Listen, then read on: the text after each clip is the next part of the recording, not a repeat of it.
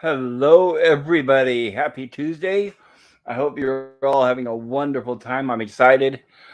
I first must apologize. I'm running a little late. We're having really bad weather, so the traffic was delayed for me getting home to set up the stream. So I hope it's not too late for some of you. I know usually there's a pretty good turnout. I hope if you're listening. Hello, Nemesis Eden. How are you doing there? I'm I'm doing well, Pop. How you doing? Fantastic. Great to see you. Sorry I didn't start a half hour earlier. Oh, it's all good, bud. I need to stop being a slacker. So I need to start being prompt and on time from now on. So I'm going to shoot for that goal to start being right on the hour. I hope you had a Okay, chance yeah, to sure, see we this can do that. movie. Yeah, next week I promise I will be on time. Did you get a chance to see this movie ahead of time? I literally finished watching it about half an hour ago. It was amazing. Oh my god, I can't believe I've never seen it before. Oh, it was your first time. Wonderful. I Yes. can't wait to hear what you think about it. Oh my gosh. It's Pops. Holy shit. Oh man. Yeah, this is gonna be a fun one. Yeah, I would say this is one of my top perfect movies. Of example of mid 1975 drive-in theater type movie. I saw it at the drive-in, and I couldn't imagine a better experience. I mean, I'm sure these days everyone's used to going to walk-ins, but seeing this at a drive-in was a fantastic experience. We went with friends. Everybody was having a great time. You can hear the cheering and the laughing coming from all the cars. Oh, it was Oh fantastic. man. Oh, I'll bet. I'll bet it was just a howl. It was. It was so the freedom. I mean, obviously, there's so much of this movie they would never allow in movies these days. It's so politically incorrect that Oh it's dude, yeah, refreshing. with the Nazi chick, I was just like, oh, yeah, it was, and just like the glorious shots of women, and yeah, it was just what a beautiful mix, like just everything you could want in a movie. Everything you could want in a movie that they won't show now. And women were beautiful. They Exactly, were feminine. and strong still. Like none of them, I Yep. was just like, except for like the ditzy blonde one who was just like, oh, with Stallone. I was just like, oh Yes. wow, And I'll talk a little bit about her. Um, sure. I wanted to say hello. I don't know if I'm getting all of the chats. I hope I didn't cut any off, but I see that we have Gorilla's Random Thoughts as Gorilla Raid. I hope you're still here, Gorilla. I hope you stuck with me. I know that was a little while ago. And Lemon Pie here says Lemon Raid. That's just me. Good to see you, Lemon. I'm glad you could join us as well. No worries. I Hey will Lemon. shower and do dishes. I constructed the earth. Welcome to this channel. So good to see you. This movie was amazing, said I constructed the earth. And Lemon Pie says, Hi, I constructed. And Lemon Pie says, Hello, everyone. Gorillas Random Thought says, You can't control the weather, Pop. No, unfortunately. I try my best and it still doesn't work.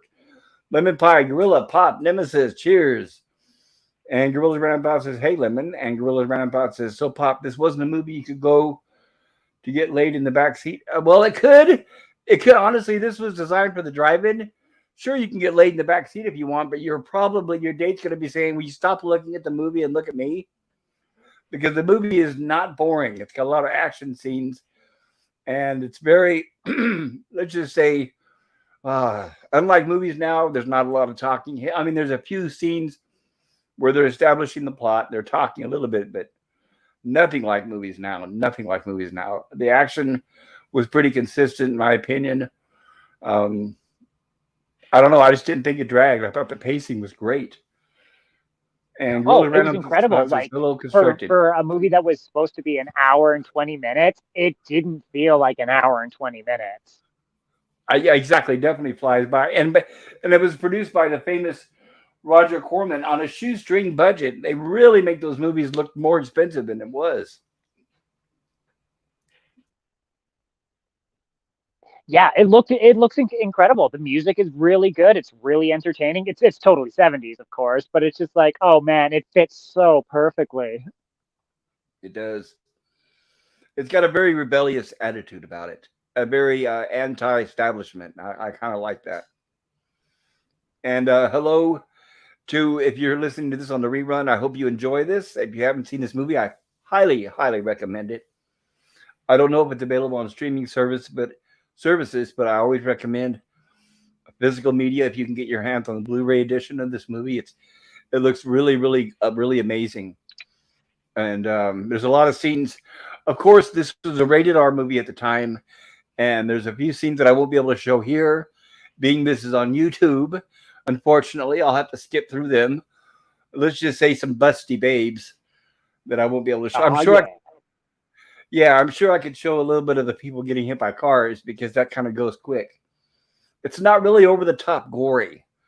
Everything goes by really quick. It doesn't focus on gore. I know some people are thinking, well, I don't want to see gore and all this happening to people, but it doesn't focus on that. It goes by relatively quickly. Yeah, and, generally speaking, it's pretty tasteful. Yes, it is. Nemesabine says, hail everyone. Thank you so much. Nemesabine says, much for being here. And Ola Greg, great to see you again, Ola Greg. Hello, everybody, he says. Let me get this queued up and ready to go. I know people are going to be coming in. And let me share my screen. There we go. Let me size this up and get us ready. Oh, Gorilla! I tried to tell you in your stream, buddy. Like, there's topless women, and not only that, the women are all drop dead gorgeous. Like, all these girls are fantastic, and there's some very risque shots, we shall say, that I believe this is what we're talking about when you can't show that on YouTube. But yeah, dude, Gorilla, seriously, check it out. Like, this movie, I can't believe, if I had seen this as a kid, I would have been floored and amazed. Like, this is so good. It's so good. Gorilla, I tried to get you to watch it, but you had pretty much convinced yourself not to. Gorilla says, Pop, you never told me there were topless women. I might have actually remembered the title then. Well, shame on you. Next time, how about this, Gorilla? How about next time I do a movie, I'll start with, hey, next week's movie is Topless Women, and the title is blah, blah, blah. Should I do it like that? And right, yeah, that might help. Yeah, that might help. Hey, Euler, says Gorilla's Random Thoughts. And Gorilla says, Hi, Euler, Greg. Well, Gorilla, you can still check it out. If you could stay for the stream, Gorilla, that'd be great tonight. But I don't want it to ruin the experience of watching the movie. I do absolutely recommend you watching this movie. Maybe not with your son; he might be a little young, but definitely for you, I think you would enjoy it. And Gorilla's Random Thought says, I forgot the title. Well, Gorilla, I've had it on my channel for a week. I posted in the community tab last week, and then about 3 or 4 days ago, I posted that it won the poll. So I don't know. And Gorilla's Random Thought says, can you DM me the movie title on Sundays? Well, Gorilla, it's right here on the screen. Can you see it? It's in the description. Let me know. If not, I can do it. I mean, I'll try to remember. But I've got a lot going on right now, but I'll try to remember. And Lemon Pie says, Pop's Topless Women Movie Review. There you go. I should have changed the title. That's it right there. And Gorilla's Random Thought says, I don't care about spoilers. I don't like spoiling movies over people haven't seen it. This is a movie that you don't want to have spoiled. Nemesis definitely not. The nipple count. Yeah. Right, like, oh my goodness. Yeah, I didn't want to have any spoilers going into the movie, so unfortunately I don't have a lot of the research and notes that I normally would. And you know what? I'm happy with that because I was laughing, I was giggling, I was shocked. It was just, I was on the edge of my seat at points. I was just like, oh no, who's gonna live? Yes, and don't you think that if you would have had spoilers, it would have ruined the experience, right? Oh, 100%. Yeah, no, I'm so glad I didn't read anything or do any research about it.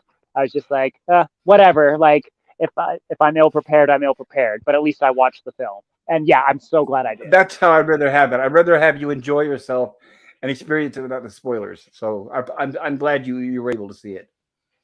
And by the way, there's probably a lot of people out there who saw the horrible, terrible remake with Jason Statham. I like Jason Statham, but the remake was horrible.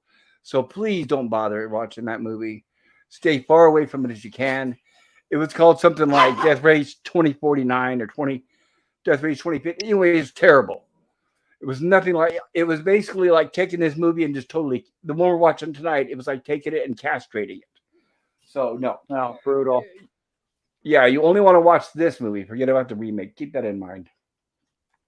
All right. So we're going to get started here. And like I said, I'm going to do my best to try to cut out any nudity here for YouTube. If you sorely want to see the nudity, then I'm sure you can find this on maybe on the high seas or certain streaming channels, or like I said, even Blu-rays if you're able to get your hands on them. This movie was directed by the wonderful, fabulous Paul Bartel. It was produced by Roger Corman and directed by Paul Bartel. And Paul Bartel is actually in the movie, and I'll point him out. Kind of an eccentric director, but a very, very talented man. Very underrated. He directed a great comedy with Divine called Lust in the Dust, and he also did another one of my favorite comedies called Eating Raoul with him and Mary Woronov, and she is also in this movie as uh, Attila the Hun. I believe she plays Attila the Hun. Okay, so without further ado, and I guess I should just shut my mouth. Gorilla's Rampart says 1, 2, 3 movies. Yes, Gorilla, I'm sure it's probably on there. I hope it is. Okay, so we're going to start with our opening titles. Oh, and let's not forget our subtitles. Gotta have our subtitles. There we go. We got a little bit of animated opening. 1975's groove and music going on. David Carradine in Death Race 2000.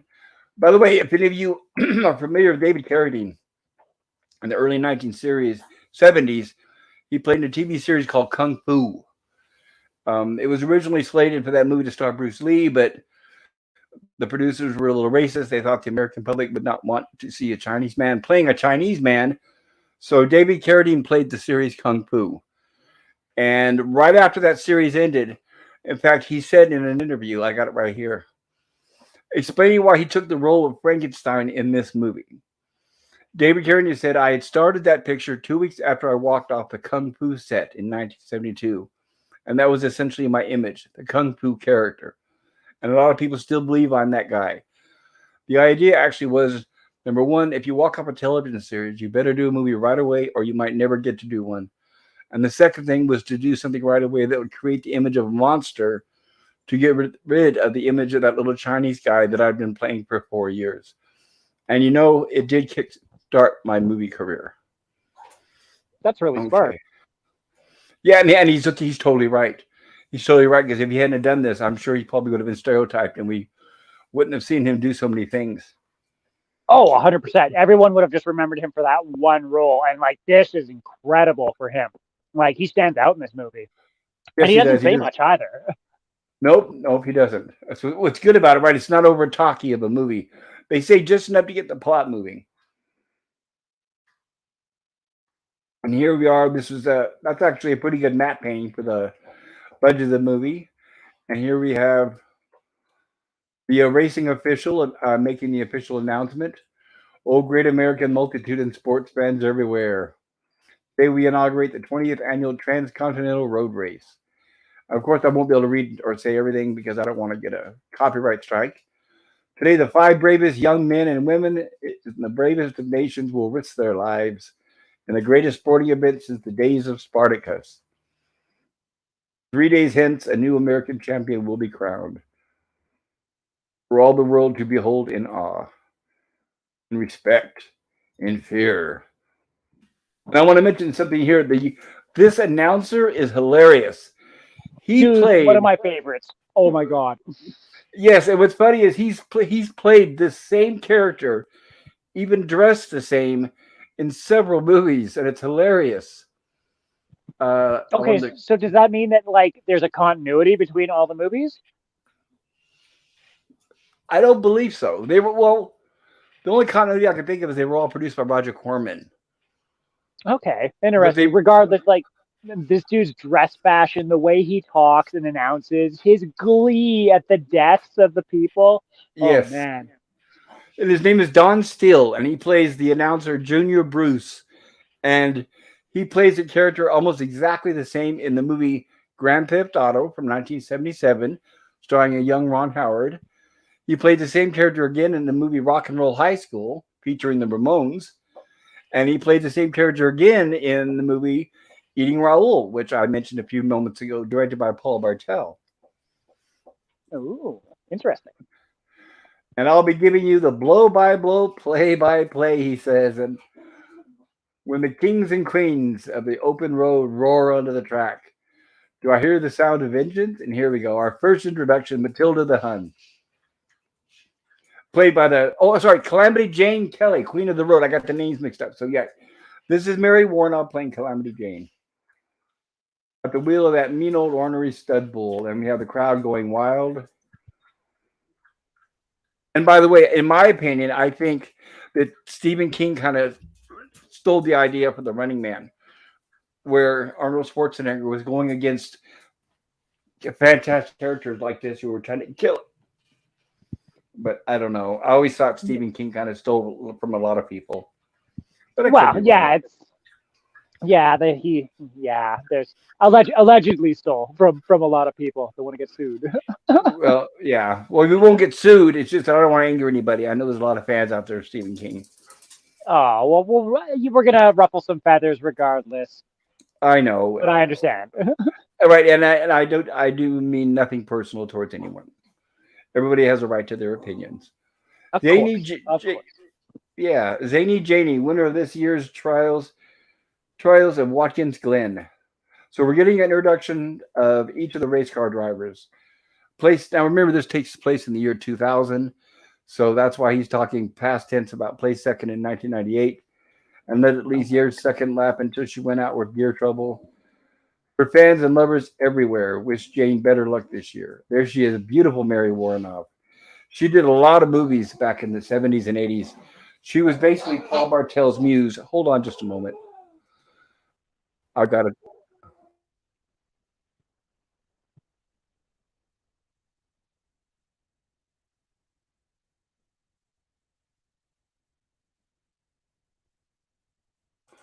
There we go. I had to deal with my dog. Okay. And her fans and lovers everywhere wish Jane better luck this year. She was so cool and so slick. And she was not afraid to do nudity, which I really appreciated. Especially I was growing up as a boy. It was like really nice to see Mary Woronov. She was fantastic. If my luck with my lovers gets any better, I'll miss the race completely, she says. Apparently in this movie, it's practically much expected and required that all the drivers sleep with their navigators. So this is her. She's the driver being interviewed, and that's her navigator on the side there, on the passenger side. So that's what she's talking like about. one of the Frankenstein's groupies is like, no, your navigator has earned her right to sleep with you, right? Like, and vice versa, Right. because we see female drivers with male navigators, so it's equal opportunity. Right. No politically correctness there. Right. Oh, Sorry, ladies. Beautiful. No offense. No. Hey, it was all equality. There's sexy ladies with sexy boys and sexy boys with sexy ladies. Like, it's great. Yes. Right, and they were treated equal, right, too. So none of them were degraded in any way. No, well, I mean, Sylvester Stallone's character did, but he's a dick. Everyone else treated everyone with respect. Even at the end, where they're like having a cat fight and this and that, and then something happens, and one of the girls is like, dude, no. You don't talk about her like that. And I was just like, oh, wow. They still have respect, even though they're fierce combatants in this death race. Exactly. Yes. And let me get caught up on the chat really quick. Gorilla's Random Thought says it is. And I don't need to stream out. Lemon Pie says that, of course, David Carradine was in the Kill Bill movies. Yes, he was. Gorilla's Random Thought says, didn't he die from a blank jammed in a gun? No, that you're thinking of Brandon Lee. Yeah, Brandon Lee from The Crow. David Carradine died in an unfortunate self-suicide hanging in a closet. I don't want to talk too much about it, but it was self-asphyxiation. Yep. Lemon Pie says no. Lemon Pie says, Gorilla.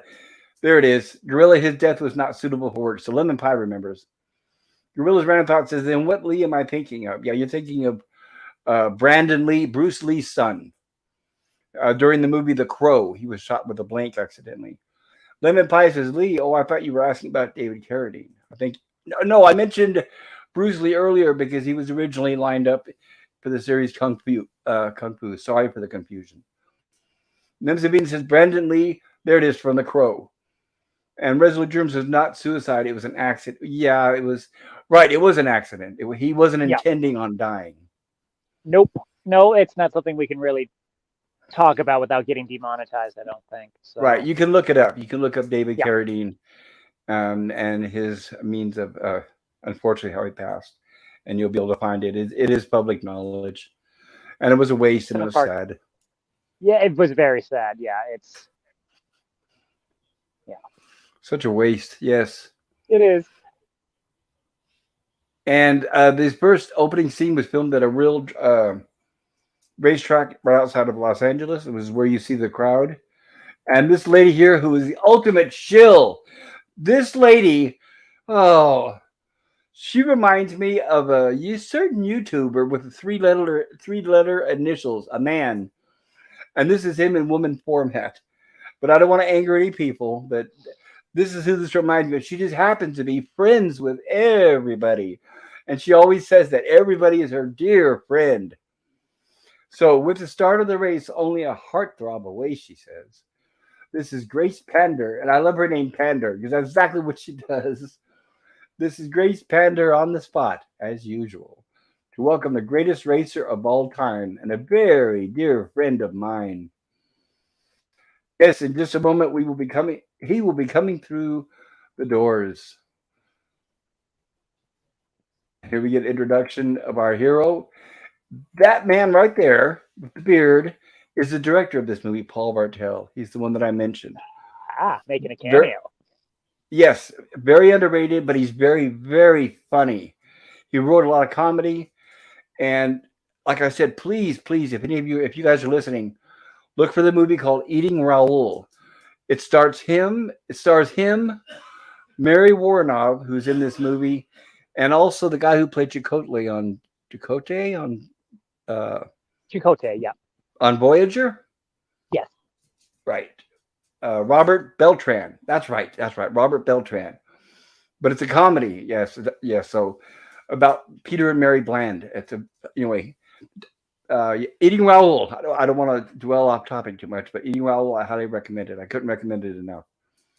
So here's where the doctor is explaining about the patient Frankenstein. The patient has been flown in from abroad in a state of suspended animation, he says, obviously showboating, in order to facilitate the healing of his recent limb transplants.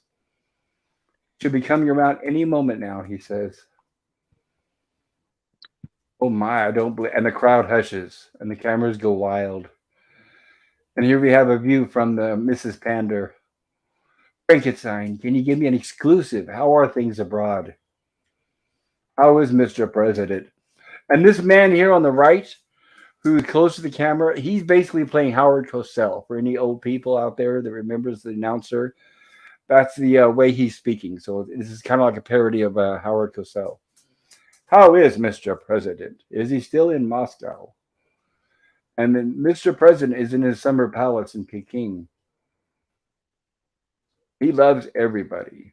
Sieg Heil, and there we have the Germans in the crowd. Yeah, that would not be acceptable now, probably. And we wait back to the announcer.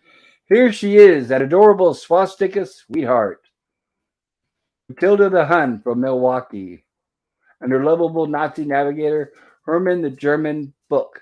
Fuck, yeah. Oh, and by the way, if anybody has ever seen the... Oh, we got a pop. Somebody's here. Let me check. I like how she has a tank cannon. Oh, Well, right, it's actually modeled after an actual plane. Hello, Captain Infinity. How are you doing? I hope you can hear us. hi, Captain. Infinity. He might be working with his mic. Let us know when you're ready, Captain. But thank you for coming and joining us. Captain, I hope you've seen this movie before. It's a fantastic movie, and I don't want to ruin any spoilers. And It looks Captain's like gone. I He's probably- honestly, Pops, I'm getting like tank vibes for sure out of, I don't know, maybe a mix of both. Oh, I think we lost Cap. Right, he'll be back when he gets his sound figured out. But I want to explain something. Right. The navigator, you'll see with the dark blue helmet with his swastika, and he's got glasses. That's the same guy who played Gopher in The Love Boat. If anybody's old enough to remember the show The Love Boat, that's him. I've heard of it. It's for the old people. And it was mostly older people that watched it. Hello, Captain. Welcome back. Okay, Hey, Cap. and the crowd goes wild as we introduce each of our drivers. You think this is your turn to be first and foremost in sunny California? There, by the way, the race is starting from New York and it runs through to California. Yeah, from East Coast to West Coast, all the way across. Yes. Today, California. Tomorrow, the world. As Herman Right? German. Classic. Oh man, I love how like just the personality between all these different drivers, right? Like you had the Nazis there, stereotypical, prototypical. Oh, people take over the world. First this, next is the world.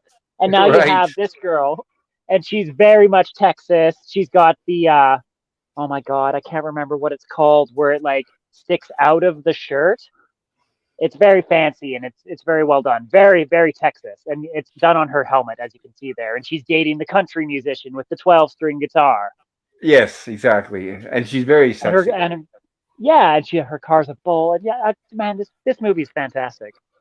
Oh, the cars are also fantastic. That's another thing too. Is Roger Corman had the cars custom built for this movie, and after the movie was made or completed, he sold them all to different museums for a much higher markup. So Oh, the man always made a profit. One thing he bragged about is his movies never lost money. So here's where she says, "I hope your buzz bomb has a little more juice in its warhead this year." right. So And I here's a little bit of competitive ribbing at each other here. Sorry, go ahead, Nemesis. oh, I was just gonna say, I feel like the Calamity Jane here may have slept with her navigator, the navigator beside him, right? Oh, Because he's right, all yeah, like blah blah blah, but she's like, you don't mess with my navigator again. exactly right. There's a little bit of that animosity going there, like they've had history in the back in previously. Yeah, And like it's sorry, great that everybody. way. Go Like ahead. you said that. Oh, so go ahead, Bob. I was just going to say, I'm sorry, everybody, that it's going to be missing sentences, obviously, because this frames, I can only show so many frames a second or a minute. So once again, I can generally explain the plot points, but I won't be able to quote this line by line without getting a copyright strike. So that's Right. Well, my luckily there isn't a lot to explain. Like they're racing from here, from New York to the West Coast. Uh, Females of And any it's not a gender are right. 10 basically plus the 10 points. introduction of the drivers. And you can tell, obviously, the drivers all know each other. They have previous histories, and there's a little animosity and a lot of competitiveness. But they do respect each other ultimately. Yes, they And do. here we have, and here we have back with Frankenstein. Frankenstein, will Mr. President fly into crown the winner of the race? And here, yes, there's a little bit of mystery here going on about the Frankenstein character.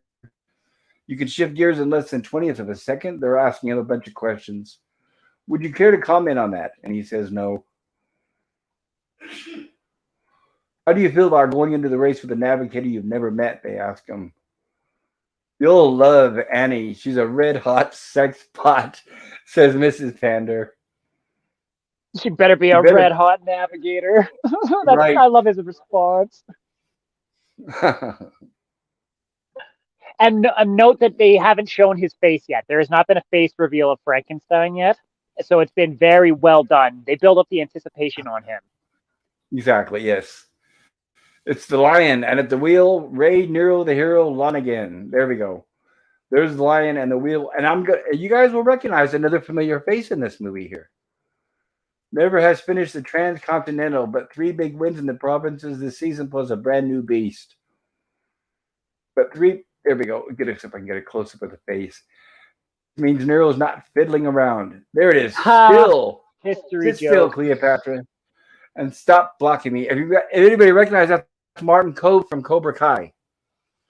So it's fantastic to see him in this movie, and him and Sylvester Stallone were both in one of the Rambo movies together. Martin Kove usually plays a bad guy. He was also in, of course, the original Karate Kid, and now he's currently starring in Cobra Kai. So I'm glad to see him in this movie. Oh, that's awesome.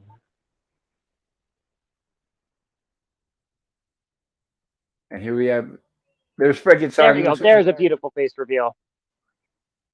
Yeah, our first reveal of the face where he meets his navigator, Annie. Annie Smith, Mr. Frankenstein.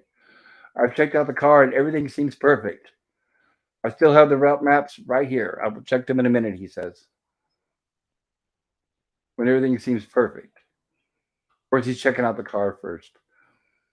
I packed some high protein capsules, she says, and as many adrenaline tablets as I could find. And I've also assembled a medical kit just in case I'm trained as a nurse.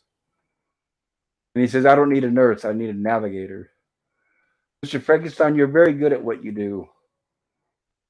And I'm very good at what I do. And now back to the announcer. It's got to be the roughest, tough guy of them all, Machine Gun Joe Viterbo.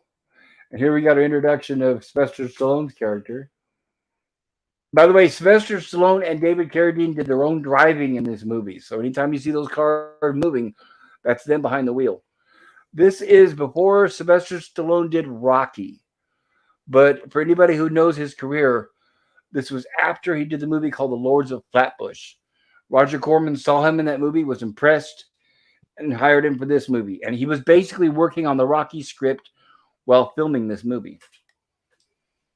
So here he comes, Machine Gun Joe, loved by thousands, hated by millions. You got to have one of those characters. There we go. Only living previous winner except for Frankenstein. So here Frankenstein have history that goes way back. Highest lifetime score after Frankenstein. I love that car with the machine guns on the front. And he's certainly getting the welcome he deserves. The crowd goes wild. Those people with the F shirts, those are Frankenstein fans. So that's what the F stands I for, if you're feel wondering. like he never really used the machine guns on his car, though. No, he did not. Maybe it was against the rules.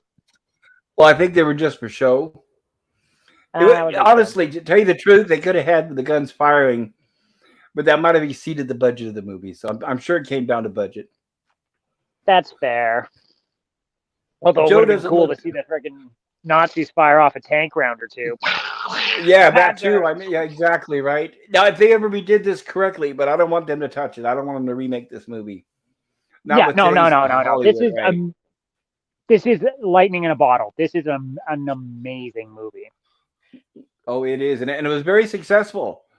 David Carradine, when he signed on for the role, he asked for 10% of the box office, and Roger Corman gave it to him, and that was very rare. The only actors Roger Corman ever gave percentage of the box office to was David Carradine and Ron Howard. So it is definitely also, not only did it help boost David Carradine's career, but he made a lot of money from it. So Joe doesn't look too happy, but you can't keep those Frankenstein fans down. And there he is. And there's his beautiful navigator, and she is hot. I'm guessing she's probably one of those most beautiful women in the movie.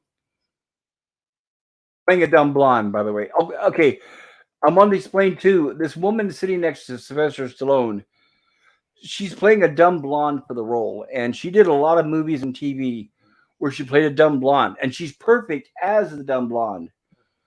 But in real life, she was a lawyer. She was actually very smart and a real estate aficionado. So that's very Isn't incredible. that She was usually how it, extremely smart. Yeah, isn't it that how it does. usually goes though, right? Like It you does. look at the girl who played Phoebe in Friends, everyone thinks she's an idiot, but she's like incredibly intelligent. And Yep. it's weird how these people get typecast as the opposite. Well, they play whatever works for them, right? That's true. Right. So if they say, "Well, you're going to pay me to play a dumb blonde," sure, I'll play a dumb blonde because she was good at it. And she had the looks that kind of fit that. You would think that walking up to her in like in a club or on the street, you would think, well, she's probably not very smart until she opens her mouth, and you realize, oh, wow, okay. And now, of course, Machine Gun Joe Paterbo is telling off all the Frankenstein fans, and that's why Frankenstein, give it to them, Joe. You want Frankenstein? He says, and of course, I'll give you a Frankenstein, and he fires into the crowd with a gun. I don't think you'll see that these days. And we have the kid on the flagpole saying, "Here he comes, here he comes." Frankenstein, and the whole crowd turns to watch. And here we got our introduction. Frankenstein, the legend. Frankenstein, the indestructible. Sole survivor of the Titanic pileup of 95. The only two-time winner of the Transcontinental Road Race. Ripped up, wiped out, battered, shattered, creamed, and mareamed. Frankenstein, who lost a leg in 98 and an arm in 99. With half a face and half a chest and all the guns in the world, he's back. In the name of Mr. President, America loves you, Frankenstein. And here we are, the lineup. So we have all the competitors, all the drivers sitting next to each other. And as you can see, they're all looking at Frankenstein. And of course, you have Sylvester Stallone, Machine Gun Joe Paterbo, especially jealous. And there we have Frankenstein standing up and posing for the crowd. Stay tuned, racing fans. T-Video Satellite will bring you every mile of thrills and spills into your living room. So everybody at home, and this, assuming that everyone is watching this race at home. Oh, of course. This is like a 3-day like treasure for them. Like they're wheeling old people out. They're like this is a big thing for people, I'm assuming. Well, I can imagine if there was a race like this in real life, I'm sure everybody would be tuned in. I mean, this would get better ratings than the Super Bowl. I'd watch it. Oh, dude, I'd watch this for like all 3 days. I'd like power binge. Right? Like, oh man, like, well, no, because right. the racers have to race. The right, mandatory 12-hour pit stops. Right, they do have the pit stops to rest. But if it was real, I would buy a bunch of coffee and just plan on being up for the next 3 days to watch this. Oh yeah, dude, it would be a party for 3 days watching this. And I'm going to get caught up on the chat here real quick before I get too far behind. And there we are. Okay. Resolute Germ says, watch the South Park episode. It's funnier. Oh, I didn't know that they dealt with it or parodied it. Nemesis Bean says, yeah, that was a great episode. Lemon Pie says, yes, I've seen Eating Raoul. Yeah, right, Lemon Pie. There we go. So we have somebody who's seen it. Let me know, Lemon Pie, what you think about it. Edge of Time says, I think you're a Yahtzee, BB. And hello, Edge of Time. Good to see you. Resolute Germ says, they're all minor leaguers outside of Frank and Joe. Well, Matilda the Hun is kind of a major player. Yeah, she was like last year's winner or something. I can't remember exactly. Yeah. Captain Finity says, I think I'll be more useful in the chat. I'm sorry, Captain. If you could figure out the sound, though, you're welcome up here on the panel. Jedi Bill, hail Jedi Bill. So good to see you. Jedi Bill says, hello, Pop Culture Curator. And I know Bill's a big fan of movies similar to this. So, Bill, let me know if you've seen this. And, Bill, you're welcome on the panel if you have. Nemesis Bean says, it was good having you on, Cap. Yes, I agree. Resolute Germ says, hi, Jedi. Lemon Pie says, welcome to the Thunderdome, Captain. Nemesis Bean says, hail, Jedi Bill. Jedi Bill says, hello, Resolute Germ. Everyone's saying hello to each other. Lemon Pie, hi, Jedi Bill. Lemon Pie says, hi, Resolute. And Resolute Germ says, the real hero of this picture. Yes, I completely agree. Jedi Bill says, hello, Lemon Pie. And Resolute Germ says, hi, Lemon Pie. Resolute Germ says, they already made an awful reboot. Yes, stay away from the reboot. Nemesis Bean says, we don't acknowledge that movie, LOL. We don't. No, we don't. Resolute Germ says, boo, Frankenstein. And Gorilla's Random Thought says, they should put politicians in this race. Well, hold on, Gorilla's Random Thoughts. I don't want to give away too many spoilers. Let's not get ahead of ourselves. And Captain Finity says, brevity is the soul of wit. I totally agree, Captain. So here we have them revving up their engines. And now we have our announcer still talking. Now he takes you to the Summer Palace and Mr. President. And here we have the president who comes out to speak. So this is how important it is. This is like the biggest event of the country. And whenever it begins, we always have the president come out and do his speech. My children, women I love whom I love so dearly. It has been my duty in the long and difficult years since the world crash of 79 to serve you as best I could. Never before in history have the masses forgone all comfort, so that the spirit of genius might thrive, and seek the golden key to a new time of plenty in the fertile field of minority privilege. And now, my children, the drivers are ready. The world is waiting. Once more, I'll give you what you want. And it's a go. So they start the race. Good morning, Americans. Once again, the race is underway, says the announcer. 12-hour pit stop scheduled at St. Louis and Albuquerque, home of the American Indian Museum. At this very moment, the cars are howling through the streets of Manhattan. During these downtown scenes, by the way, that were filmed downtown, the stunt drivers were afraid to drive the cars because they didn't have permits. And Roger Corman was what they call a guerrilla filmmaker. He didn't care. So Roger Corman, I'm talking about the producer, he actually got in the car and was driving themselves. So the actors were actually driving during these scenes. You would not see that. I guarantee you. Yeah, you would not see that in these Fast and Furious movies or any of that other stuff made these days. By the way, no green screen also in this movie. No green screen. Yeah, it was crazy. There was one or two shots where I was like, is that like a miniature model? But I'm 90% certain it wasn't.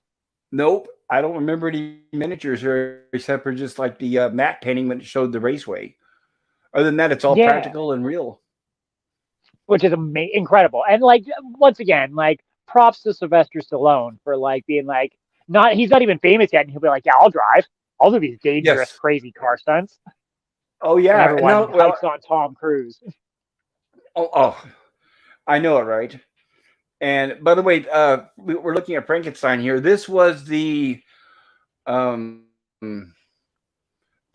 influence for the character Judge Dredd. So the guy who invented Judge Dredd got it from this here. So this came first, by the way. And it's interesting because Sylvester Stallone, right? And Sylvester Stallone ended up playing Judge Dredd in the first Judge Dredd movie. Yeah. So now we get our lineup, and it's the lion driven by, and he's going through each character and passed by Calamity Jane in the bull. And there they go. Oh, it's terrible watching a race in slide format, but that's why oh yeah, she was extremely hot. But I do recommend everybody watch this movie. Please watch it. Yeah, please watch this movie. It's incredible. Like, as someone who just watched it for the first time today, I regret putting it off for this long. Yeah, I have to say, yeah, even though I saw it when I was young at the drive-in, I was 11. Yeah, I would say if you have put this off, now's the time to stop. You've got to watch it now.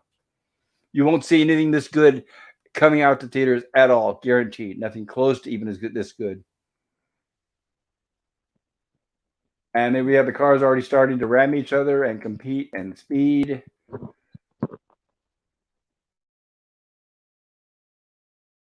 And unfortunately, Machine Gun Joe's accidentally spills. No, that's Matilda the Hun.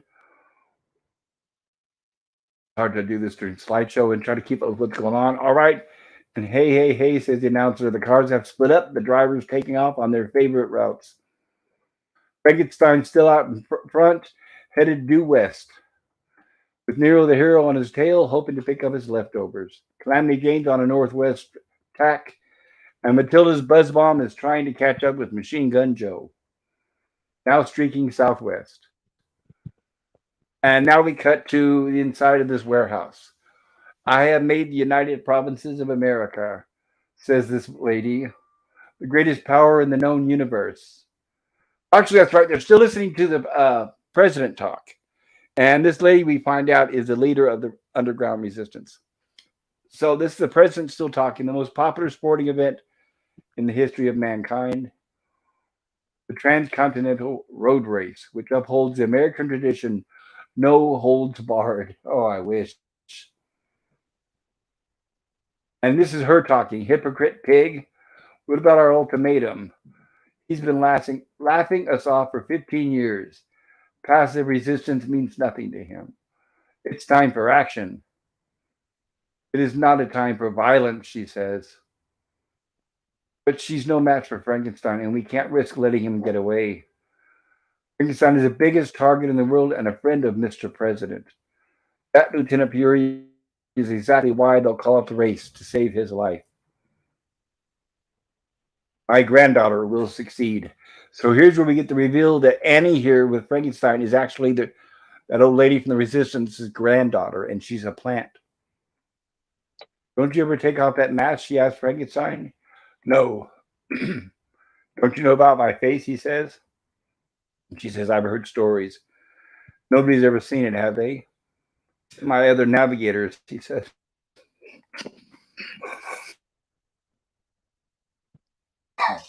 Excuse me. Got a drink. Oh, good. My And throat they're dries out all fast. dead. Yes, and they're all dead. I guess that's a hint to stop asking questions. And she gives him something to drink. They say you lost most of your jaw in the crash in 92, she says. And my right eye in 95, he says. When you're looking right at him, you can say, well, he has an eye. And my nose and my left eye in 97. So he lost both of his eyes. Okay, interesting. And most of my cranium in 98. Go ahead. Right? And like, it doesn't look like it aside from that little bit of damage. Exactly right. Because it leads you to think, well, are those eyes implants? And how is he, how is he seeing? But they'll explain all that, of course. Well, I think that's why they call him together with Frankenstein, patches, right? Yes, exactly. And it also adds to the mystery. I'm held together with patches of plastic and steel plates, he says. It's not a pretty sight. You want to see? Hell yeah, I do. Of course, she says. Why not? I've seen everything else. Remember, you're doing this on your own. I take no responsibility, he says. So she very hesitantly pulls the mask off, revealing a normal face. Oh no, he's semi-good looking. Ah! Right. Ow. What'd you expect? Another pretty face, he says. And they continue the race. It's funny because it's true. So here we have with Machine Gun Joe Viterbo and his navigator. They really love you, Joe. Yeah, he says. Then how come they ain't down here on the road to prove it? That's how you prove you love them, is by standing in the road. But how come they ain't down here? There we go. Okay. You better make this left turn. And so she tells him, hey, you better make this left turn. You'll shave off about 2 miles that way. And of course, people start messaging me as soon as I'm streaming. I need to try to turn my phone down. Okay. Yeah, all right. So she tells him to make a turn, and he says, okay. And here we have some workers doing some work on the street. Ooh, let me see if I can show that. Oh no! Taking off at the balls. Right. And of course, the host goes wild. All right, and yes, sirree. A clean hit, a perfect hit, and no pain for the target. Well, I don't know about that. Too bad the guy was only 38. Just 2 years older, and he would have been worth 3 times the points. But for the second year in a row, Machine Gun Joe has splattered the scoreboard first. Machine Gun, there we go. How did you like that, huh? Get off on that one, Myra, baby. And then that's when Frankenstein noticed that there's something wrong with the sound of the engine. What's the matter with this engine? I don't know. Sounds fine to me, she says. Amateurs.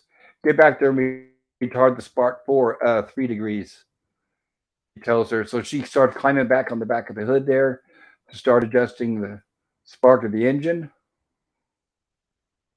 And as she's doing that, he makes a turn, but she's able to hold on. She puts the pin back in the hood and gets back into the seat. And now we have the announcer. As the cars roar into Pennsylvania, the cradle of liberty, it seems apparent that our citizens are staying off the streets, which may make scoring particularly difficult. Darn those pedestrians.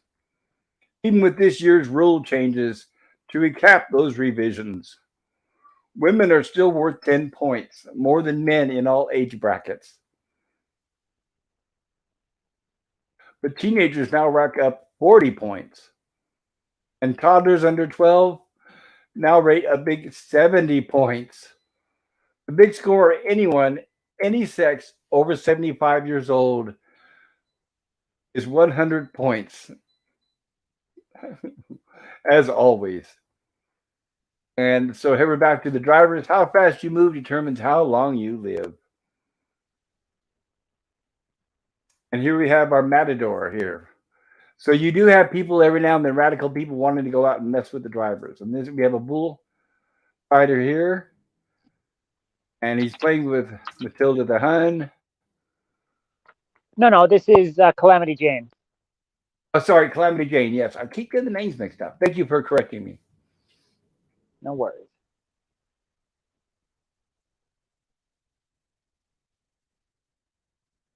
But he does pretty good here. Just olaying the moving car, I guess.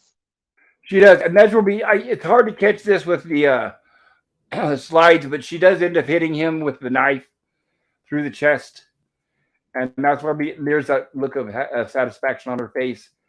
And the Right? Killed with reporter, the of course, bullhorns. yes, right. A beautiful kill, a neat kill. No calamities for Jane today, no sir. And you can bet she'll be getting both ears for that one. And here we have a little hospital scene here, Mercy Hospital. All the old people dressed up in their best to get slaughtered by Frankenstein. Right, exactly. And here's Frankenstein explaining it's Euthanasia Day at the Geriatrics Hospital. They do it every year. And of course, the nurses, they take all the old people and they put them out in the street. And then the doctors and nurses go behind the bushes and up in the balcony there to hide and enjoy the show. Here he comes. He's coming. And there they are, the old people just waiting. We're think about it, it'd be 100 points a person there.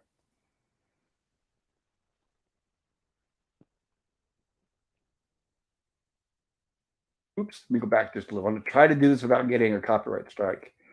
And just as Frankenstein approaches the old people, he veers off the path.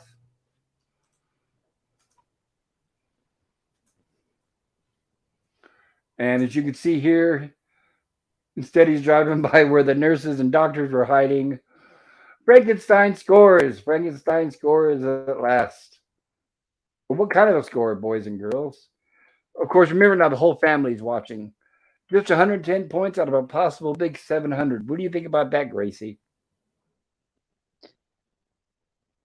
Well, those doctors, dear friends of mine, have been pretty smug all these years setting up the old folks. Frankenstein must have decided it was their turn, which only goes to show that even the fearsome Frankenstein has a 100% red-blooded American sense of humor. And he saved subverting those old expectations. people. Yes, exactly. And I'm sure it helped the ratings too. So here we are back with the resistance, and he saved those old people, and she'll deliver Frankenstein. Meanwhile, innocent people are being slaughtered on our highways. They're like Christians being thrown to the gladiators. But just remember, the Christians won. Did they, Mrs. Payne? And as he starts dressing up, I think from your attire that your sabotage operations are being carried out, she says. Despite my wishes. And he says, Mrs. Payne, we're set to hit him with everything we've got. Then, in the name of humanity, let Operation Anti-Race begin, she says. And with that, Sean Carter says hello. He's been lurking, but he is intermittently working. He's working right now, so thanks for being here, Sean. Hello, Sean. Yeah, great to see you, Sean. I hope you've seen this movie before. I highly recommend it. He says, hi, Nemesis. Resolute Germ says, damn it, Frank, those geriatrics were waiting all year to be destroyed by their favorite driver. Dude, right? They're just like, gotta hang on for one more year now. I know. Frankenstein's my hero. I want to be killed by Frankenstein. I lived my whole life for this. Ooh, I don't want to show too much on YouTube here, but yeah, there we are with Martin Kove and his navigator. Beautiful, hot navigator. And they need to make clothes like that more often. You're the navigator. That's your problem. And think of something soon, or else you're going to be out on your ass, he tells her. It isn't my fault. Everyone scored before us, she said. You should have hit that Boy Scout camp like I told you. He says, I tried the goddamn Boy Scout camp. You know how fast those Boy Scouts move? Now, here's something more your speed. So it looks like we have a little family out on a picnic. Got to be at least 200 points, he says. If they scatter, go for the baby and the mother, she says. Come on, quick, quick. And as they head towards them, the family does get up and run away, leaving the baby there on the ground. And the car Go for heading the towards them. baby. And we find out it's the actual resistance there in disguise. That's it. Come get baby. Bye bye, baby. Hello, 70 points, he says.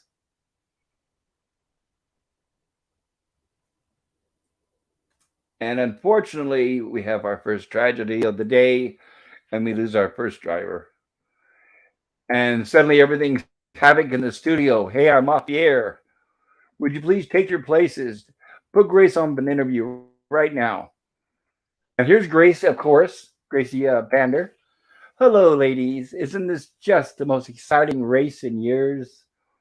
I certainly think so. And guess what? I have a surprise for you. Mrs. Rhonda Bainbridge in person on my show. The widow of Edward Bainbridge, whom, as we all know, was Machine Gun Joe Viterbo's first score. So what's funny is The that nut this was shot. the guy with the jackhammer. Yeah, the guy with the jackhammer who got it in the nuts, right? And they immediately bring his wife on, who's still mourning, but she's like a celebrity, and she happened to be there because I mean, this is an honor. So it was Machine Gun Joe. It is. It's like, oh man, like just the concept of being like, all right, come on, we need to interview you. Like, what was it like watching your husband get slaughtered by like Yes, Machine Gun Joe? right. Smile if you can. Right. Right.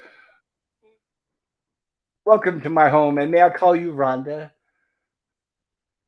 Please do, Mrs. Pander. You can see she's recently crying. And here we are back with the resistance. Are we about ready here? Yeah, just about. Listen, we have to go right away. And they got a camera ready. As the widow of the race's first score, she says, you have won a high-style 2-room apartment in Acapulco. A lot of good that does without her husband, but oh well. And hey man, I'll take a 2-room. It's a fresh start in Acapulco. I'll take it.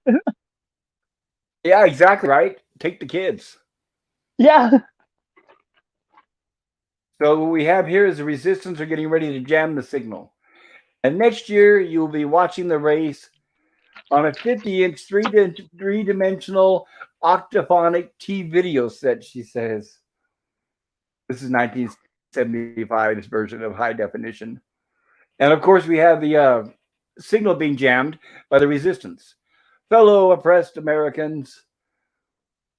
Oops, and go back there. The execution of the barbarian killer Nero the Hero is the people's first stroke against the evil and corrupt regime of Mr. President.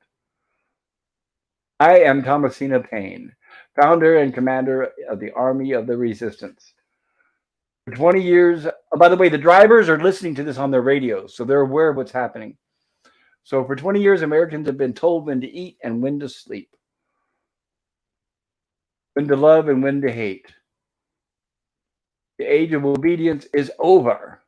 In the names of George Washington, Abraham Lincoln, and Harry Truman, I call upon you to stand up for your unalienable rights.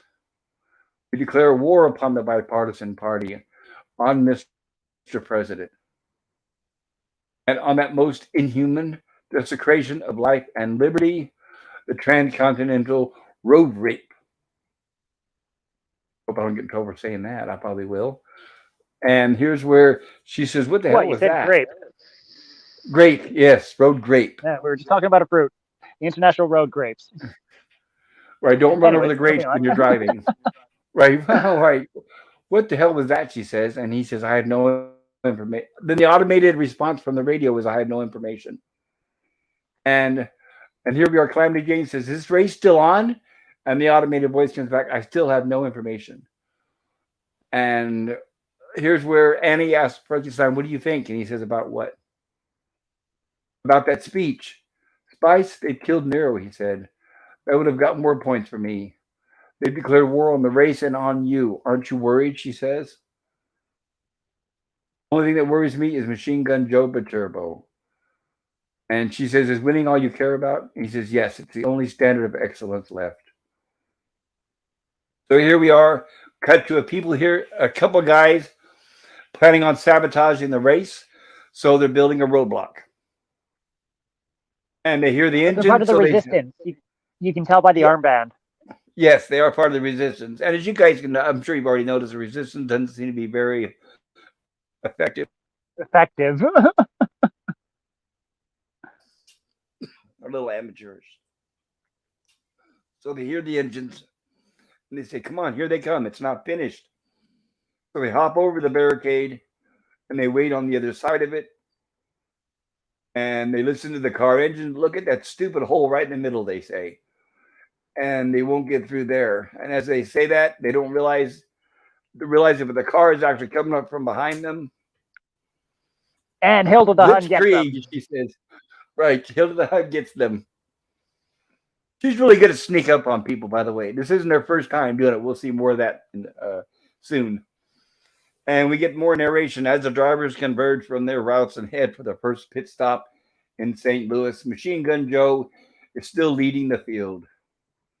With Frankenstein second, Calamity Jane third, leaving Matilda the Hun in fourth position, and Calamity Jane facing another calamity. Right now, Frankenstein's score points put him just ahead of Joe. So we have a couple of guys here putting up a sign. Hey, dummy, come on over and hold the ladder, he says. And of course, this guy's watching the road, which I would be doing too if I was out there. Right. And here's where Joe says, this aggravates me. Where's the one that says, welcome Joe Viterbo? Because he notices the sign says Frankenstein. And here's where she says, score the son of a bitch, Joe. You need every point you can get. So Joe hits the guy on the ladder, knocking him off the ladder, and he falls to the ground. And he says, I only matched him slightly. So the guy on the ladder gets up, and she says, put him out of his misery, Joe. Is that fair? Yeah, hey, I should let him go. Should I let him go? So he asked the guy. I don't know if we can catch this in the slide, but he asked the guy, should I let the guy go? And the other guy gives him a thumbs down. So Machine Gun Joe finishes him off. Sorry, like I said, it's hard to show this with slides. That's why you got to watch the movie if you want to see the kills. Here we got a good look at our cars, and unfortunately, the first damaged car from that explosion.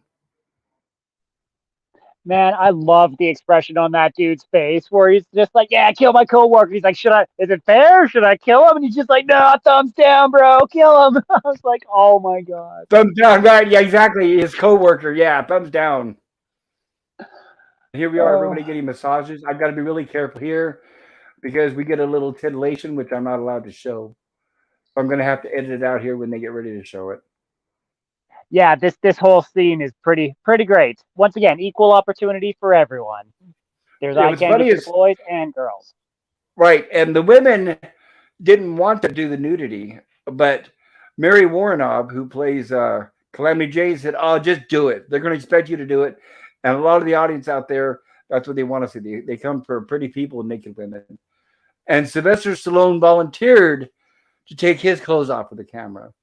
But they explained to him, no, they don't want to show naked men because obviously that'd be a little too much. Hey, good for him.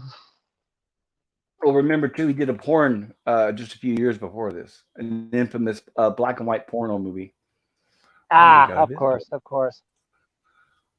PvP, welcome, sir. Glad to see you. Glad you could join us. Hi, guys. Hey, there's no way out. Hi, guys.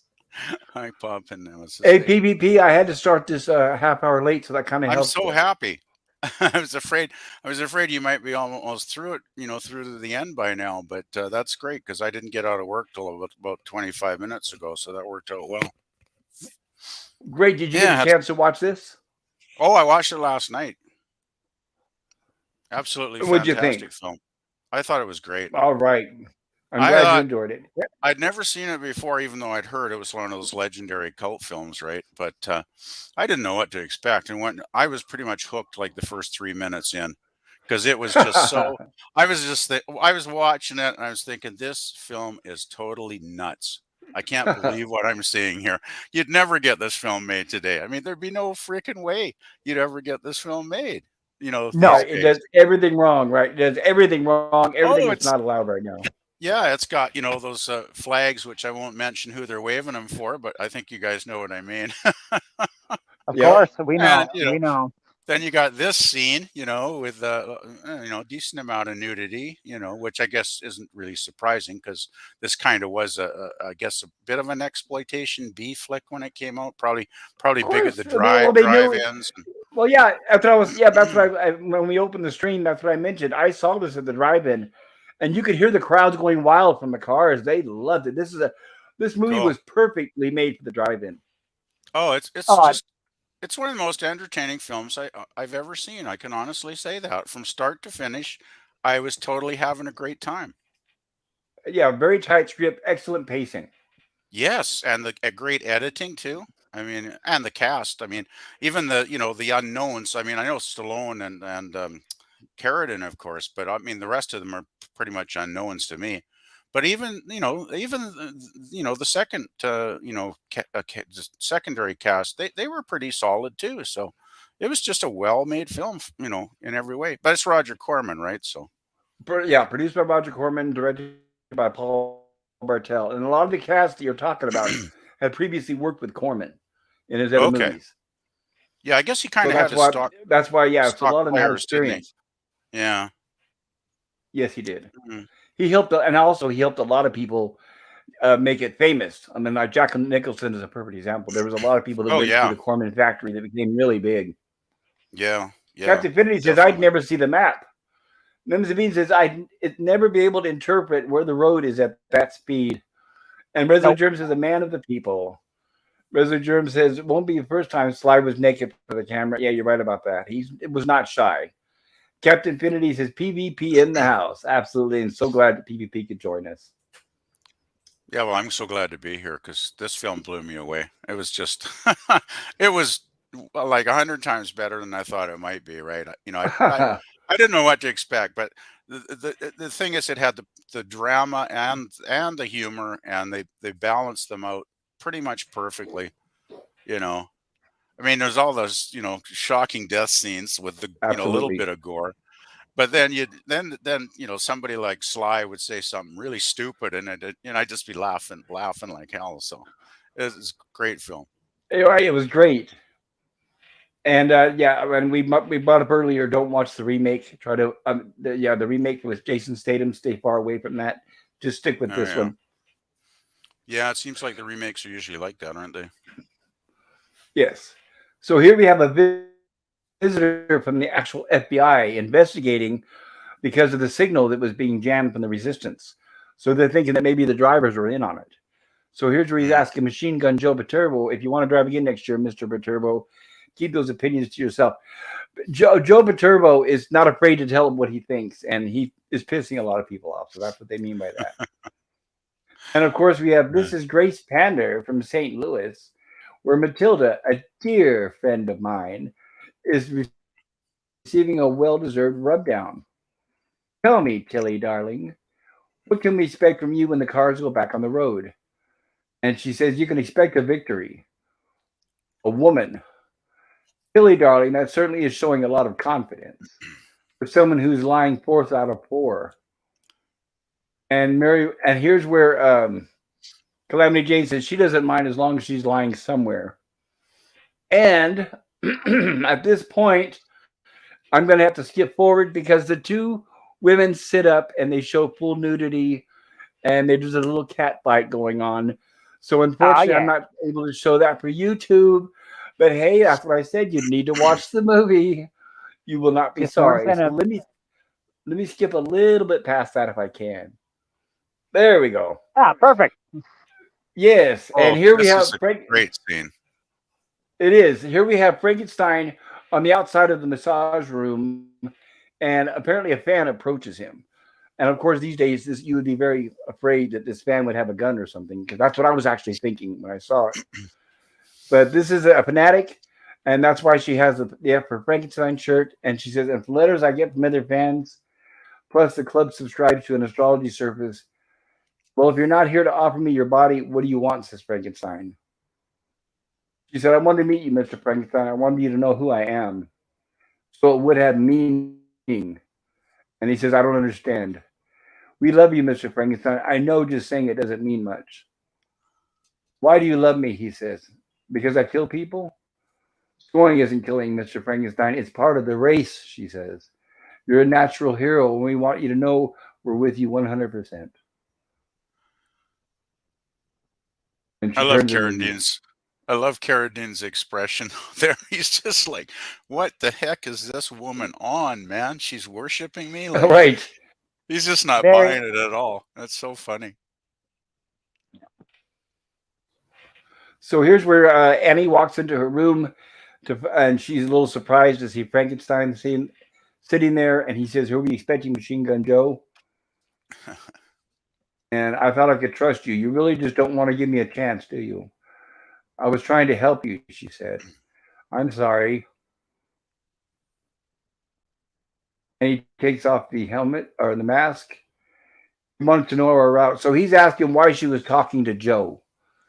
And she's trying to tell him that she wasn't trying to do anything behind his back. He wanted to know our route, so I told him to go down 54 through the Cimarron Valley. 54 is a dead end, leads nowhere, she says. That's right. And if Joe takes it, he's sunk.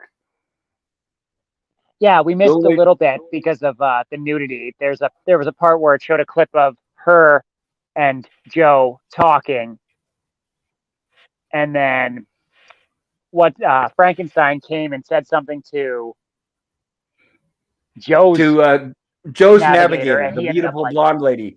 And he yeah, and ended up, whispers in her ear and says, "Tell them I'm saying sweet nothings in your ear." And then yeah, he and she walks freaks away. out. Right. And Ugh. then, of course, jealous Joe walks up to her and said, "What did he say?" He said nothing in my ear, and he punched her. Yeah, punches her in the face while she's lying down on TV. Yeah, Right. Joe wasn't the most classy guy in the world. That's for sure.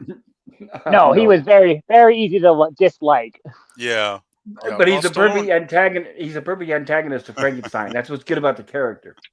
Yeah, Yeah, totally. Stallone's good at playing those sort of rough around the edges characters. Though that's for sure. Absolutely. Yeah, and like I mentioned before you got here, Totally. PvP, Yep. what got him the role was the movie Lords of Flatbush. I don't know if you've seen that, but that's what got him the role I in this did movie. many years ago. That was a street gang. If I remember the film Yes, correctly. right. He was Yeah. a street gang wearing a leather jacket and all that, Right. and he was Yeah. working. He was working on the Rocky script while making this movie. Ah. Okay. The only way Joe will take that road if he sees us do it first, and if he's ahead of us, says Frankenstein. Is that the arm that came off in '98? Mm-hmm. And which one of those obviously perfect legs was it that came off in '99? She asked. Apparently, there's nothing wrong with his legs. And he says, and the Well, left one was just broken. Go ahead. I think because like they make the joke about Swiss surgeons and whatnot. So everything's a lie, and he's fine except for his right hand because it's the one that's actually we see later in the movie. It's Right, which they actually haven't. missing. Right. They'll disclose. Yes, they will disclose that. But I think what it Yeah, is, I think they're all lies because it's to build up his character. It makes him more mysterious and more famous. It's That's that what I figured. mysterious. yeah, Well, the Yeah, first it's the time, like, mysterious. Go ahead.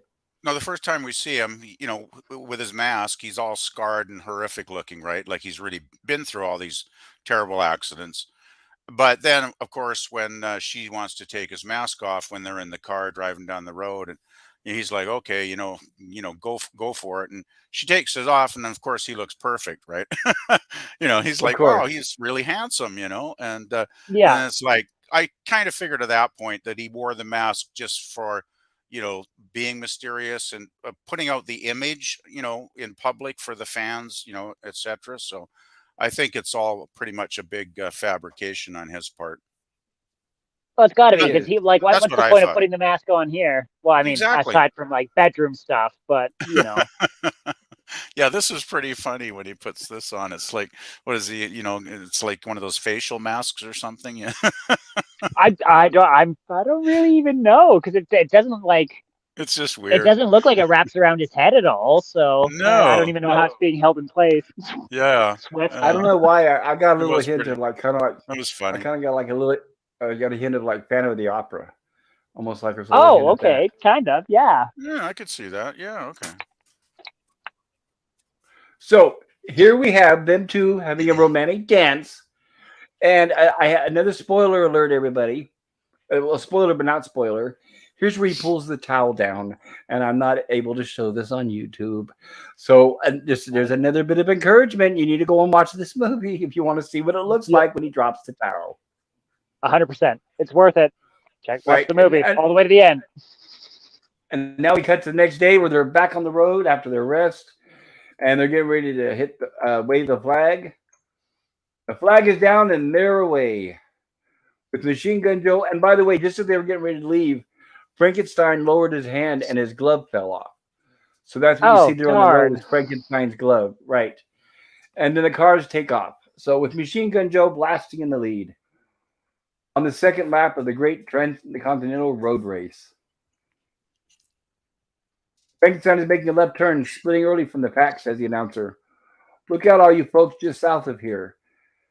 And then here's where Joe's navigator says, gee, Joe, there's nobody even close behind us. And here's where they see Frankenstein turning around, and the announcer says, where's he going? What's he doing? And she even says, and he says, hey, where are we going? And he says, I dropped my glove. And here And we here have comes the deacon. right, the man. deacon of the announcer of the race saying, let not the ruin of thy robes destruct the tires. Oops. And of course, I can't show too much. But needless to say, Frankenstein comes up behind him, and we can all tell what pretty much happens here, which leads us to, it tells us that nobody is safe in this movie. I love that scene. That was just Jesus so Chrysler. hilarious. All That right. was so funny. Oh man, there's so many funny bits in this film. It's like, yeah, nobody's safe. Jesus Chrysler, says the announcer. No respect for anybody. Ladies and gentlemen, by a bizarre accident, Frankenstein has killed our cherished colleague, the deacon of the bipartisan party. I have to give the fans something to talk about, he says. Frankenstein's score is now, or does that score count, Harold? And now they're still debating whether he's allowed to account for killing a race official.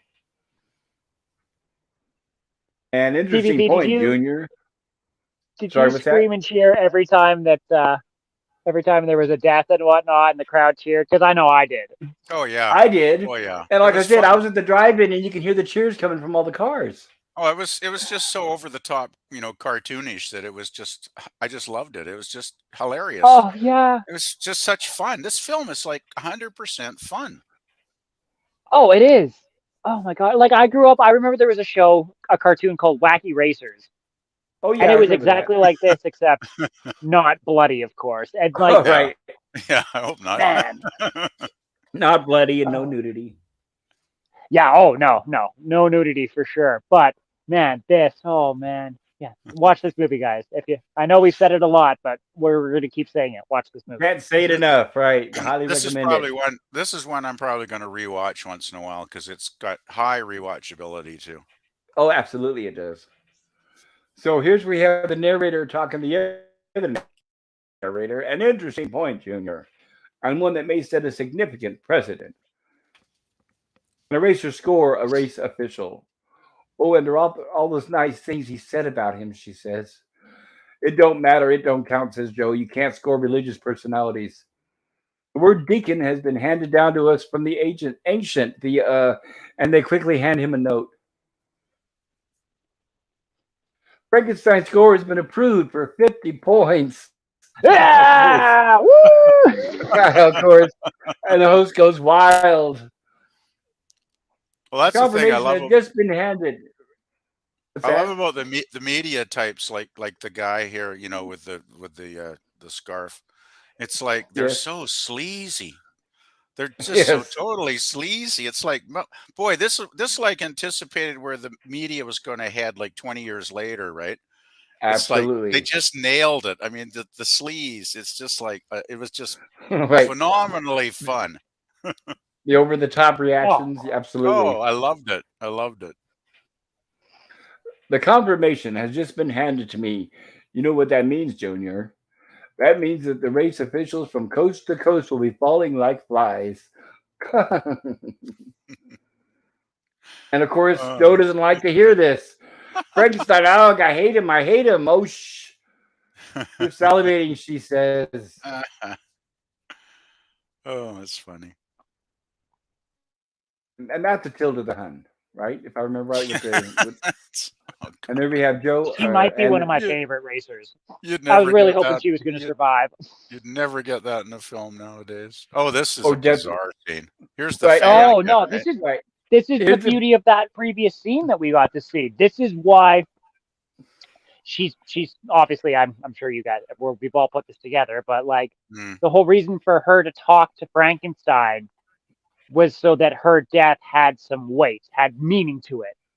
That had meaning to right. She her wanted to know who as it well. was, right? And to her, Yeah, for exactly, her, this is like exactly. it was like right. It's like a lifetime achievement for her.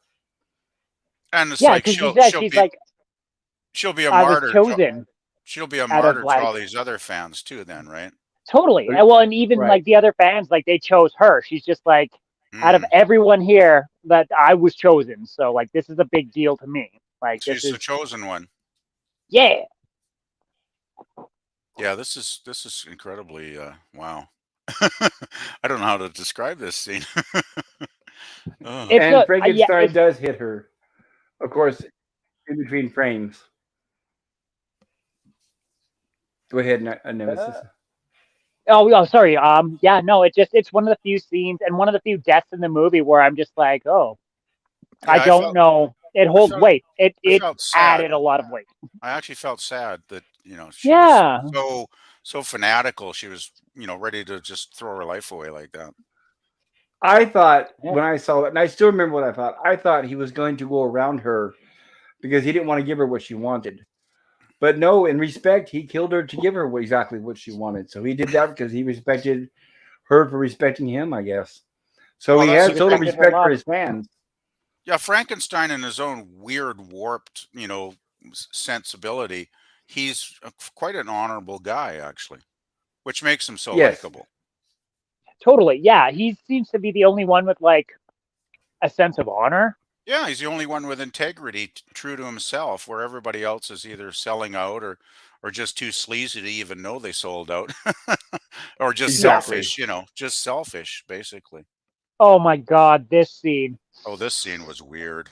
And here we have some people working on the road. We have three men, and they have the manhole cover. And as you see, they're standing there playing basically like playing possum or chicken. Oh, this is crazy.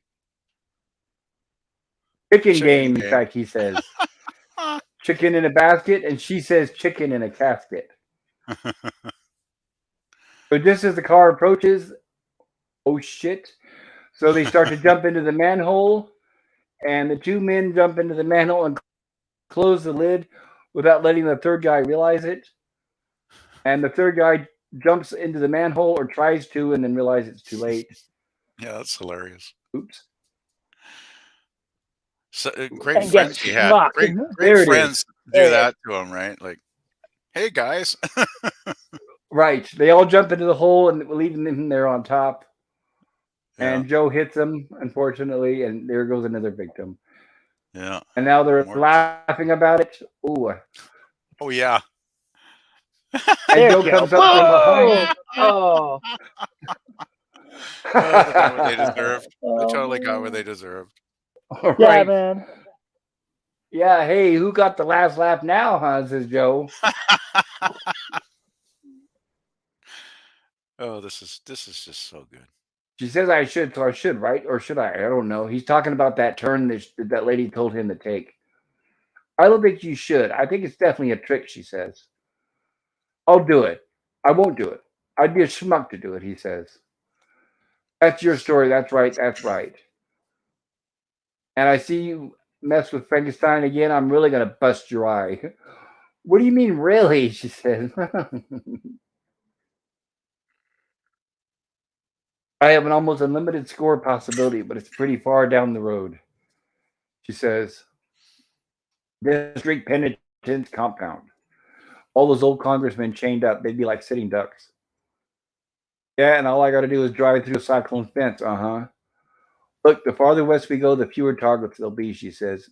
Hey, come on. Joe's already on his way to a dead end, the other two.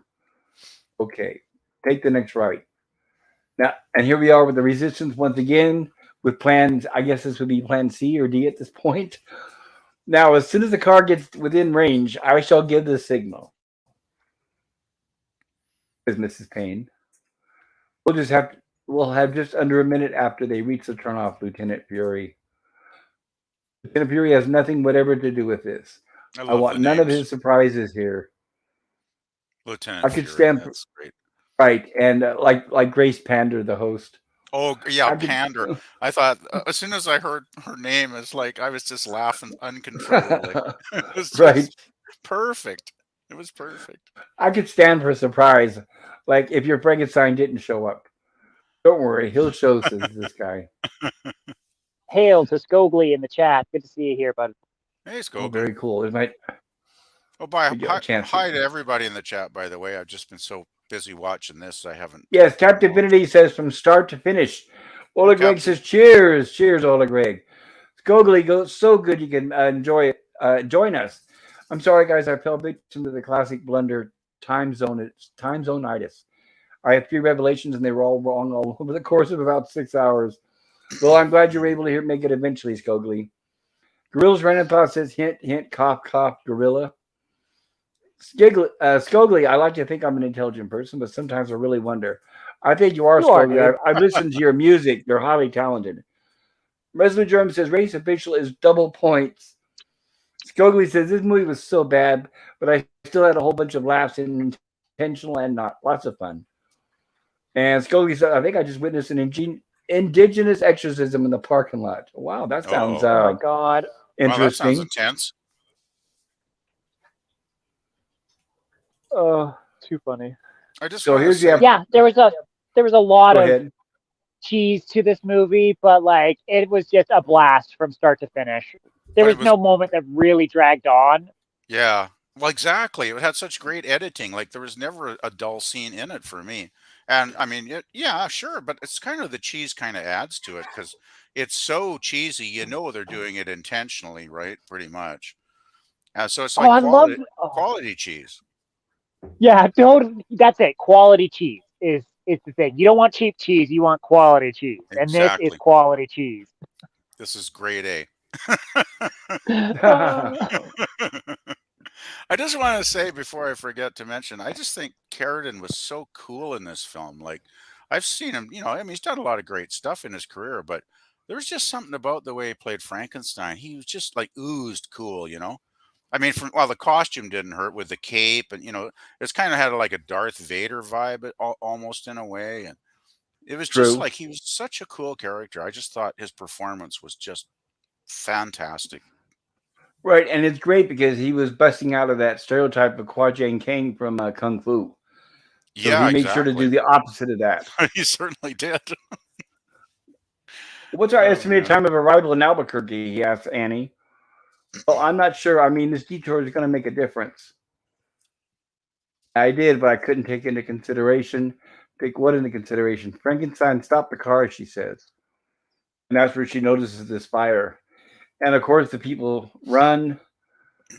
What the hell? Don't stop now. What are you doing? So here's where she starts to have feelings for Frankenstein, and she warns him about the resistance, even though she knew to expect this. Mm. And of course, Frankenstein is confused, and he says, "What are they doing?" And she's trying to signal to the man in the black suit to move out of the way. And sorry, brother, he says. So he runs them over anyway. And they rush to his aid, but I think it's a little too late. If that's the best the resistance can do, we've got nothing to worry about, says Frankenstein. One thing I can't figure out is why would they bother to dress that guy up to look like me? And she says maybe he was a fan.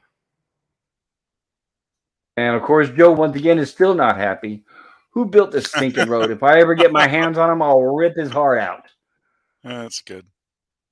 Actually, why I mean did they it. dress that guy up like Frankenstein? Come to think of it, I wasn't quite sure about that one. They were planning on replacing him. They were planning on driving the car off the road and then replacing him and having that guy drive in as Frankenstein to pose. Oh, geez. Well, I don't think that was a very solid plan, really. That was a very No, it poor wasn't. plan. Yeah. Yeah, especially for Yeah. being Plan D or whatever it was. Yeah, the resistance didn't seem too organized, really. No. And now remember, Joe took the wrong turnoff because Annie told him the night before when they were at that pit stop. So that's why Joe's upset now because he listened to her advice. And the road was, he noticed there's no other cars around and the road's getting rougher and rougher. And he says, I mean it. I'm sick of this race and I'm sick of you, he tells her, like it's her fault, which it isn't. Now here comes Frankenstein with his dragon car. I guess it must have been Joe that set us up for that ambush, don't you think? Here's where he's starting to suspicion Annie. And he starts asking her questions. Got in touch with those guys and told them where we were going? I guess it might have been, she says, so she's being coy. Then how the hell did Joe know we were going to take a detour, he says. Maybe it was those guys in the pit crew in St. Louis. Took your book out of the car while you were getting massaged. And she said, I didn't leave my book in the car. You didn't? Huh? No. Well, then I guess it could have been them. He's doing the process of elimination here, basically, right? Eliminating all the people that might have been but couldn't have been, and then he's going to narrow it down eventually. So, yeah. Right. Who do you think it was? And she says, I have no idea. Why do you care? She says. They didn't get you. Us. They didn't get us. We're a team, remember? Yeah, I think he's starting to have feelings for her by this point, too. They really are becoming a team and bonding by this point in the film. Well, you're right. Well, he's caring about her, but he's also being highly suspicious. Oh, yeah, he's still Frankenstein. Yes. I love that name, by the way. I don't know why they called him Frankenstein, but it was just... Yeah, it's great. Well, because he's pieced together after all the races. Yeah, right. Okay, yeah. Even though in reality he was just putting on an act, but yeah. Yeah, okay, that makes sense. Yeah, silly me. So here's where he pulls over. I just think it was such a funny name. Every time I heard someone say for sure, PvP. I broke up laughing every time. Anyway, please, Pop, continue. Sorry for interrupting. Oh, it's okay. Now here's where he pulls over and he says, "Come on over to my side. You're going to drive for a while." Oh, Why? right. I'm not trained as a driver, she said. Never mind why. Just do as I tell you. She gets out. She walks around. I'm counting on you to make a nice big score for us, he tells her. I think at this point he's testing to see if she's actually willing to kill somebody. Because remember, if she's a resistance, then she won't kill anybody, right? She would at least not want to kill anybody. Whether she might kill someone to just keep the front up. I mean, She did say later on in the film, right. So now he wants to find out if she's these are all people of the resistance. They're willing to do what they have to do, and that includes die for the resistance. Yeah. So, yeah. Right. Well, die for the resistance, but kill someone else is another thing. Oh, well, I mean, Yeah, we'll discuss that when it comes up later. I'm thinking of a certain. Yeah, I'll have to think about that one some more. Yeah. I'm sure that we are because the president, right, or the leader of the resistance, obviously what she does. That's the whole point. Is they're ultimately trying to get to the president. Yeah. So I'm sure that because they know that he'll be there at the end of the race to congratulate the winner. Right. And so they speed off back down the road with Annie driving. And here we have a guy, and this poor innocent man just fishing. Oh, this poor guy. Oh, this is and Machine Gun Joe comes along, and yeah, man, I feel so sorry for that poor guy. He's just out having some fun, and it's like. So here's where Joe stops. He caught a couple fish. Yeah, and what's really hilarious is when he's being chased, he doesn't drop the fish. he keeps the fish with him. Like a true champion. He's like, he's got his catch and he's running. Oh man. Yeah, it's like maybe if you dropped the fish, you might have run a little faster. Like maybe had a better chance. I'd be like, maybe drop the rod. I don't know. Like, It was so funny. That's what I think about this film. It might be cheesy, but it's extremely well written. Like I don't know who wrote the screenplay, but they just got it right. They got the humor right. They just put all the pieces together, and it was just well. I'll say it again. It's a great film. Yep, I completely agree. So here's where Joe is at his wit's end, and he's upset because he realized that he was lied to about taking that turn, and he knows that he's lost. So Jesus H. Christ, I'll kill that broad, he says. What did I do? Shut your face, he tells the navigator, poor girl. This poor guy. And now he talks to the fisherman, Cornball. What's the fastest way through here? And of course, this guy makes the mistake of hesitating. Well, actually, the only way we do it is we get a bulldozer and we trim this edge down here and we drive through. You got to go back to the main highway. And then Joe says, I'll lose 45 minutes. And then the fisherman says, wait a minute, I've seen you before. I'm one of your greatest fans. You know that? I follow the races. I got pictures of you all over the outhouse.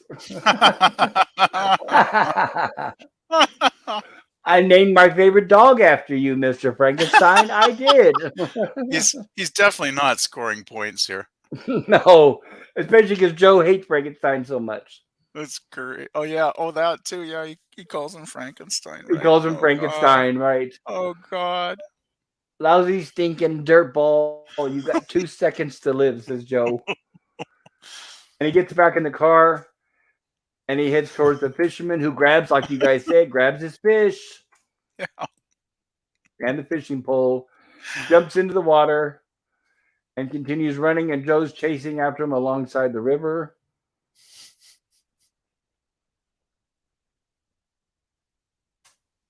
And the man falls accidentally. And of course, you got those knives, which does not help. Right in the dingleberry. All right. Oh. And right, as you can see, Joe spins out on all the wrong areas. And they say men are only being emasculated in modern films. Yeah, exactly, right. Yeah, that was painful to watch. Yeah, no I'm kidding. gonna grab a soda. Ouch. I'll be right back. I'm gonna grab a soda, guys. It'll just take me a minute. Sure. Yeah. No, Sure. no worries. Oh, here's another classic scene coming up. Oh my God, this was amazing. Like, this was one of the scenes that made me really like Matilda. It's Matilda, right? The Hun, regardless. I can't Yeah, remember.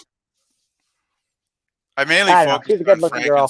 Frankenstein and Sly were the main two characters as far as drivers went that I focused on. But yeah, I can't remember. I guess she's not the certain lady with a flag waving fan. So I guess she must be the other one.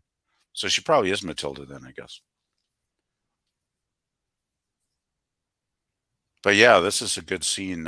It's like don't be working under the car. Well, I mean, one of the things that I've noticed about all these cars is like none of them have rear view mirrors. Interesting. Like point. nobody looks behind them and goes, "Oh yeah, someone's coming up on behind me." Like, yeah, you think? Yeah, that was a common thing. Yeah, you think it would be handy? It was a common thing back in the old days on movies and television. Like I remember, I used to watch an old show called Adam 12, where they did a lot of driving around, and also the show Emergency. When it showed the camera on the hood looking at the drivers through the windshield, they always removed the rearview mirror in order not to obstruct the driver's faces, the stars' faces. Oh. So a lot of times it got to where they just got rid of the mirror altogether because they wanted to make sure that it wasn't covering any faces. That's pretty much the reason why. But of course, in reality, yes, the cars would all have rearview mirrors. Yes, Gogli makes a really good point here. He's like, and nobody can hear these loud race cars coming up behind them either. And I'm just like, yeah, good call, Gogli. All right. Yeah, that's true. That's true. Welcome, They Call Me Nobody. So glad you're here. Great movie, Pop. One of my all-time favorites. I agree. They call me nobody, and I'm glad you could join us. Yes, I love it. We're having a great time. Resolute Germ Hail, says they he call me always knew nobody. Annie was right. Resolute Germ says he always knew Annie was a rat. Right, I would not be surprised. Or Greg says she is the prime suspect. And Resolute Germ says he's giving her a chance to come clean. Exactly. Ola Greg says your sacrifice for the cause is appreciated. Splat. And Skokie says anybody who can't outmaneuver a car while on foot, I don't know, man.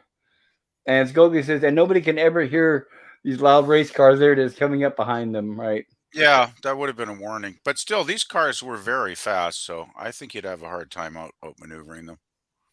And the drivers are all pretty good drivers too, right? So, by the way, speaking of the cars, not only do they look fantastically weird, but I mean, it seems like a lot of this must have been like actual practical real road driving. I mean, it's even seems like they're actually going that fast a lot of the time because it doesn't seem like the film is sped up or anything. Well, what they did is they did undercrank the camera to make the appearance of the cars Oh, going faster than they did. okay. I was wondering because And it looked pretty but realistic to me. right, thank you for bringing that up because this is a good time now to talk a little bit about the cars. Okay. The custom built cars used in the film did not run most of the time, so they had to be pushed down hills in order to get them to move at all. Wow. Moreover, the cameras used to film the cars was undercranked in order to perpetuate the illusion that the cars were going faster than they actually were. Hey, Pop, Yes. what does that mean? Under crank. Uh, Here's what happens when a camera cranks at normal speed. For example, let's say cars are driving, and the camera Hmm. cranks at normal speed, and then they play it back at normal speed. The car's moving at the same speed that the camera filmed it at. If Okay. you undercrank a camera, you're making the crank turn slower as it films. And then when you play it back at regular speed, it makes it appear that the film is going faster than it was because you filmed it kind of like in slow motion. Does that kind of help make sense? Yeah. So that would Yes, it have does. to do with frame rate then, I'm guessing. Well, it's always filmed at 24 frames a second, but well, yeah, it is frame rate, right? It is frame rate. So, for example, if it's 24 frames a second, when they undercrank the camera, it's good. They're probably going to be filming at about 20 frames a second. And then Hmm. when they play it back at 24, it looks like they're going faster than It they looks actually fast. are. Yeah. Yeah. Okay, that makes sense. So if inversely, if they overcranked the camera, it would look like it was going in slow motion. In slow motion. Okay. That's why if you guys ever see those YouTube videos where it shows like a bullet going through glass in slow motion, those cameras are running like 1,000 frames a second. And then when they play it back That, in 24 frames, you can see every single detail of like a slow motion, like a bullet going through glass and stuff like that. Oh, okay, that okay. makes sense. Skogley's just mentioning that's why high-speed cameras are used for slow motion. That's called Yes. overcranking back in the day. Okay. Yes. Hmm. Okay. Good to know. Thanks, guys. Frankenstein's Dragon car and Machine Gun Joe Viterbo's machine gun car were rebodied Volkswagens. Matilda the Hun's Buzz Bomb car was a Volkswagen Carmen Ghia. Nero the Hero's Roman Lion car was built on a Fiat 850 Spider chassis. Hmm. Calamity Jane's Bull car was a Corvair. The White Resistance Army car that we'll be seeing here soon, that chases Frankenstein very briefly before crashing, we don't want to give it away, but it's either a 65 or a 66 Ford Mustang. Huh. But basically, both of them were they're all modified VWs, right? Whoever did the cars, by the way, did a really cool job on them because I mean they look kind of silly and bizarre, but it kind of works because that's the kind of film it is. Right, over the top, menacing, Yeah, right? And I exactly. Well, mentioned, Yeah, they're all a reflection of the driver's personality and yeah, style, right? Like they're that all too. just so fitting. That too. Yeah. Like you've got Nero driving the lion, and well, they made the joke about him playing a fiddle, and I'm just like, haha, because Oh, playing a jeez. fiddle while Rome burns and Uh-huh. whatnot, and just yep. history jokes. And it's like we're looking here where it's a bull and she's Calamity Jane, The thing is, though, Nemesis, even for a like B movie drive-in, exploitation flick or however you want to label this thing, it's got some smarts in it. Like, I mean, assuming that the audience is intelligent enough to know anything about history, right? You know. Well, we're right Oh, because the audience was smart. The movie didn't talk down Yeah, to the audience like they were that's dumb, it. like modern movies do. Exactly. I appreciate those little nuggets, that they threw in there, because it's like, thank you guys. Like I acknowledging the agree, audience has PvP. brains, right? Yeah, yeah. It was slight little winks and nods. It was just beautiful little tidbits for those who catched it on, and for those who didn't, it just looks good. It's like, oh, each car is unique and different. It has its own personality, and you can root for what. If you don't even like the drivers, you can hope the car survives, and well, we see how that turns out. But Yeah. Yeah, because when you think about it, regular races, it's just cars with a bunch of stickers, and the only way you could tell them apart is by the color of the car or by the stickers, right? Yeah, it's more about the advertising with the real race cars, it seems. Yeah. Right. oh As yeah, you see, yeah. right as you see here, it's the design of the car, and there's no advertisement on the cars, which Yep. I prefer. Me too. And I don't know if Well, you I ever like to heard think that all of these drivers have their own merchandise, and like because everyone's like, they have their favorites. Everyone loves Frankenstein, but some people love, well, lots of people love right Machine Gun. Machine Gun Joe, and right there, like they Yeah. probably have like toys and action figures and all that, right? Yeah, they All probably do. kinds of merchandise. They probably sell tons of it to the fan bases. Yeah, that would make sense. And also, I don't know if it was before you got here, PvP, but I mentioned earlier that after the movie was completed filming, Roger Corman sold all these for a profit to museums. No, I was not here when you mentioned that. So he sold the cars off. That's pretty cool. For a very good profit. So I wonder if can you still see them somewhere? Like, do they still exist in a museum then? I'm sure they would, or private collectors possibly at this point. Wow. That'd be cool. Yeah, that'd be kind of cool to see them. Okay, so here we have Calamity Jane, and apparently her car needs a little work. Come on, Pete, honey, you got to take all day with that. So she's got her navigator under the car working on whatever the issue seems to be.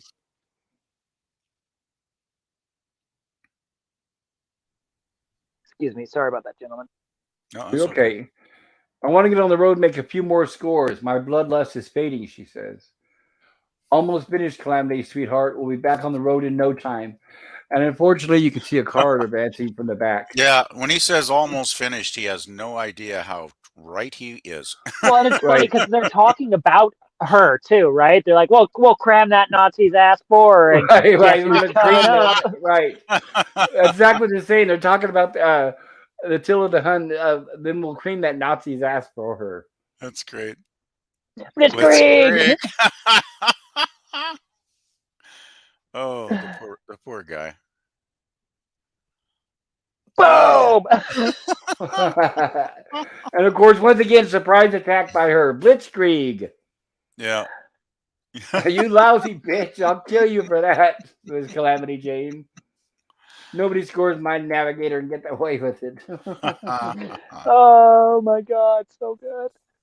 You would think that would be extra points for that too, by the way. Oh, you'd think, right? Like, oh, you somehow scored somebody else's navigator. That's got to be like double points for whatever gender it is. All right, gender or age. You'd think so, yeah. Here she comes, and boy, is she pissed. What does she expect? You leave your navigator lying around. Naturally, somebody's going to run over him. So here we have a little race between those two, and Calamity is really pissed off. Another thing I love in this film is the scenery. Like, there's a lot of nice shots of the landscape here. There's absolutely really cool. I'm guessing it looks like California. Yeah, well, I imagine it was probably filmed there, I would think, right? So, mostly, yeah. Yeah.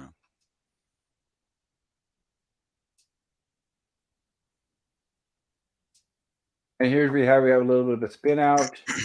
And here we are with the Resistance once again, creating a detour. That's good. All right. On 3. 1, 2, 3. And the old Roadrunner Coyote joke. Oh, that's good. So they're putting up a fake facade of a tunnel.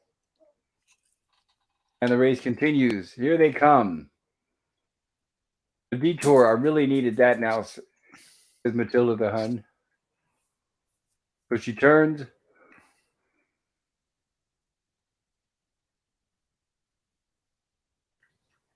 And unfortunately, there goes Matilda the Hun off the side of a cliff.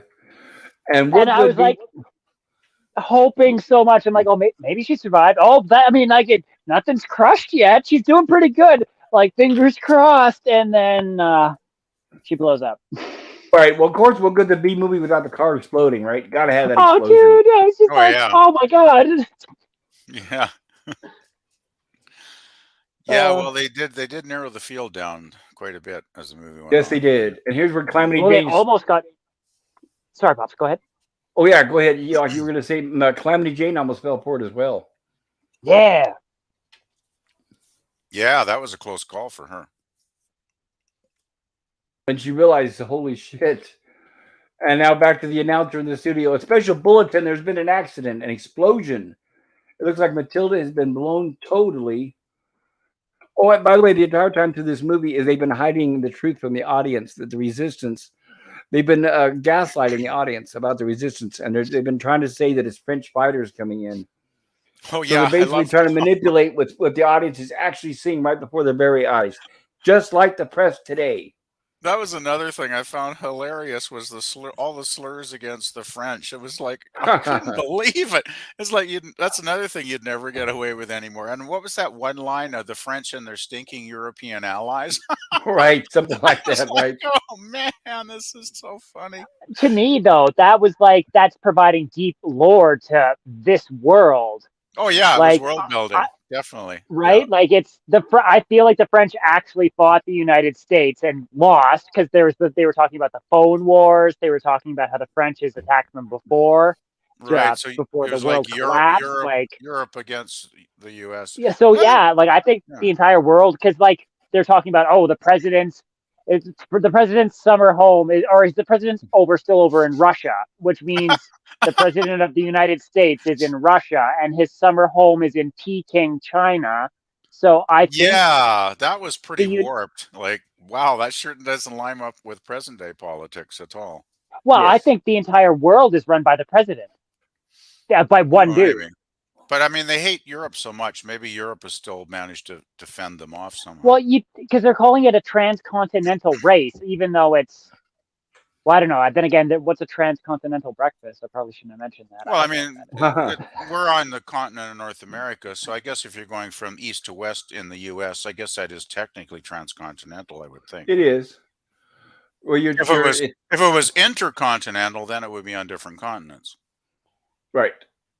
Oh, by the way, one bizarre thing I noticed in the film was early on, I think they mentioned it was the United Provinces of America, which seemed really weird. And it's like, okay, so now I'm assuming the U.S. and Canada have merged into one North American entity, basically, right? And for some reason, the Americans decided to label themselves as provinces, which is really quite bizarre. Right. I took that to mean that all the world had been taken over and were being counted as provinces. Yeah, I don't know. I'm not sure about that, but because if it was in Russia, because at the very least, Russia has been belonging to the president, and China does. So that's East Coast Asia. Yeah, it just seems so weird. Asia? Like the real world politics, of course, don't match that scenario. The United States of Canada, yeah, that's right. Well, yeah, we wouldn't think of naming our provinces into states, and I can't see the U.S. Americans wanted to name their states into provinces. So I kind of thought that was pretty funny when I heard that line too. But but it's such a weird film. It kind of makes sense in a strange way, I guess. Right. Sure, Gorilla. I'll take that that old French rifle you have. I'm assuming that being dropped twice is them dropping it in retreat and running away twice. Skogly says that's why high-speed cameras are used for slow motion. It's called overcranking back in the day. Right, there we go. Captivity says, I love slow-mo. So trippy. Captivity says, my particular favorite for slow-mo is Hare Krishna chanters. Awesome and beautiful. Resolute Germ says, real cheapos. Skogly says, cheers, Infinity. And Captivity says, cheers, Skogly. Resolute Germ says, probably got all the cars for less than $200. And Ola Greg says, cheers. Skogly says, for some reason, I'm reminded of the original Jackass movie. I think I hit a dog. Oh, man, the Demolition Derby? Hell yeah. Resolute Germ says, the French deserved every word. Gorilla says, hey, Nemesis, I got an old French rifle to sell you. Never been fired, but it has been dropped twice. And I'm transitioning from bacon to egg, says Captain Kennedy. Scogli says the United States of Canada. And I wanted to note here a quick note about the writing of this movie. You guys were asking about it. Roger Corman wrote the original screenplay treatment of the film, which was serious in tone, but thought it was not quite right, and in his words, was kind of vile. He decided the dark material of the story would be better served by making the film into a black comedy, and had Robert Thom write the screenplay treatment. Was it Robert Town, you said? Thom, Tom. Oh, okay, I different think person. I'm guessing the H is probably silent, like Thomas, but without Okay. the AS. Yeah. I never heard. I wonder if that writer ever did any other screenplays. I never heard. Oh, I'm glad they went with the black comedy versus just a serious dark film. Oh yeah, if it had been serious. Oh yeah, we probably wouldn't be talking about it right now if it was serious. Yeah, we wouldn't be talking about it right now. Yeah, exactly. Now we're back to the sleazy announcer again. Oh, the best person. One of the best dressed in the fucking movie. Of course. Oh, yeah, that's quite a costume. Now, even though we saw Matilda, the costume designer deserves a nod of respect too. Like the costumes in this film are just this is awesome. this is when this is the day where polyester was in its heyday. Remember that, so don't forget, right? I remember people wearing polyester back in the day. I try to forget that as much as I can, but I do remember it. I was there, so. Right. Everybody was there. You'll never forget, right? I never wore it. I was a jeans and jean jacket kind of guy. So. Yeah, I wore Levi's and t-shirt, that kind of thing. Me too. Yeah. So here's what we have. Clearly, as we all witnessed, Matilda went off the side of the cliff and died. But of course, they're changing and twisting the story for the audience. They're gaslighting. Correction: Matilda has made an impressive score. Stand by. Don't you want to take over now? I'm afraid I'm making us lose an awful lot of time, said Annie. You're doing just fine, says Frankenstein. Meanwhile, we have a poor innocent little boy here wheeling a tire down the street. Oh God. Looks like an easy score. Yeah, it does. It's always best to start small, says Frankenstein. Literally. And of course, what does she do? Swerves and misses the boy. I missed him, she says, and Frankenstein says it takes some practice. Okay. Well, he knows what's going on now then. That's exactly why he put her in the driving right behind the wheel, is now he's really suspicious. Yeah, it makes sense. Right, and she says before it comes easy, and he says it never comes easy. Keep your eyes on the road. And here's where he says, how far is it to the penitence compound? Remember, that's one she mentioned earlier with the politicians. And she says, oh, maybe 20 miles. And he says, stop the car. So she pulls over. And he says, get out. And he crawls back into the driver's seat. Now he says, walk around the car. And he says, around the front. Yeah, and this was a very tense moment. Right, when she gets in the front of the car here, he starts revving the engine. Yeah. So she freezes and she looks at him. Where is the penitence compound? He asks her.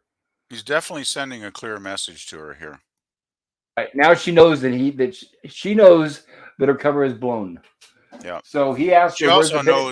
She also knows that he's on to her, and she better not try any more tricks because Right. If she wants to stay alive. Exactly. And he asks her where the penitence compound is, and she says it's in Japan, which means she's been lying about it the entire time. But he says, get in. But he's not totally surprised. He pretty much knew what to expect. Mm. I could just push you out of this car and pick up a quick 30 points, he says. Who are you? Who are you working for? And she says, I'm Thomasina Payne's granddaughter. And of course he laughs. So you were going to capture me and replace me with that goon back there. What for? And she says, he was going to deliver our ultimatum to Mr. President. Your life in exchange for the permanent abolition of the race. And he laughs again. Yeah, it does all make sense there. And now that I remember, I think he laughs. Scene, yeah. The writing is really good in this film. Yes, it is. But I think the reason why he laughs when she says that is I think he realizes the race is more important than him. And I think even if they pull him out of it, they're not going to, they're not going to stop the race just for that. Yeah, just because he's a fan favorite doesn't mean they're going to stop the race. Well, I mean, Right, exactly. don't they mention that a lot of races he's been the only survivor? So obviously, a lot of drivers have been sacrificed over the years, and they still keep the race going no matter what. Yeah, So only Frankenstein and Joe are the only two surviving racers to return to the race. right, Yes. yeah, that's it. Yeah. Which reminds me, I don't know what made me think of this, but one of these days we need to cover the movie Battle Royale. Okay. Sure, I've never seen it. I have a sealed copy downstairs. Yeah, I haven't seen that either. So if it's as good as this, Right, the Japanese movie, right? Yeah, it's fantastic, fantastic movie. The one with the school kids on the island. Right, the one with the school kids, and unfortunately, the American version they pissed on it, chewed it up, shit it out, and they called it Hunger Games. So yeah, don't watch the Hunger Games. Just watch Battle Royale. Watch the real thing. So here we have the reporters, and here we are. The drivers are having a little break there, dancing. So she was a great, dear friend of mine, says Mrs. Vander, and I shall remember her forever, howling down that freeway in the sky, knocking over the angels. How nice. Oh, God. Wow, she really does pander, doesn't she? Literally. Right. And of course, we have the narrator, the valiant Hun's demise was in fact caused by enemies of the people.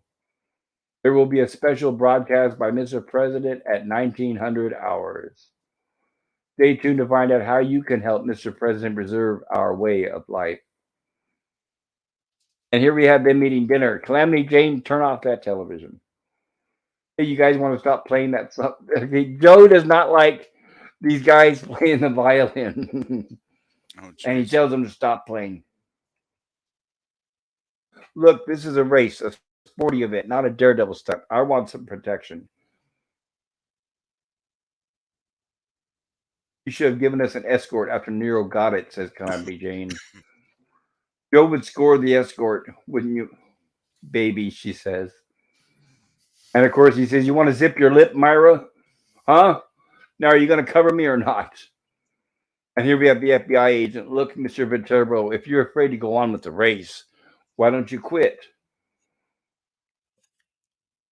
If you ask me, you're all making excuses. Well, of course, we skipped it because of the frames. But Joe Viterbo says, you calling me a quitter? And now we have Frankenstein saying, if you ask me, you're all making excuses for poor driving. Poor driving? Listen, honey, Matilda the Hun was a champion driver. Nobody could have scored my navigator and gotten away with it.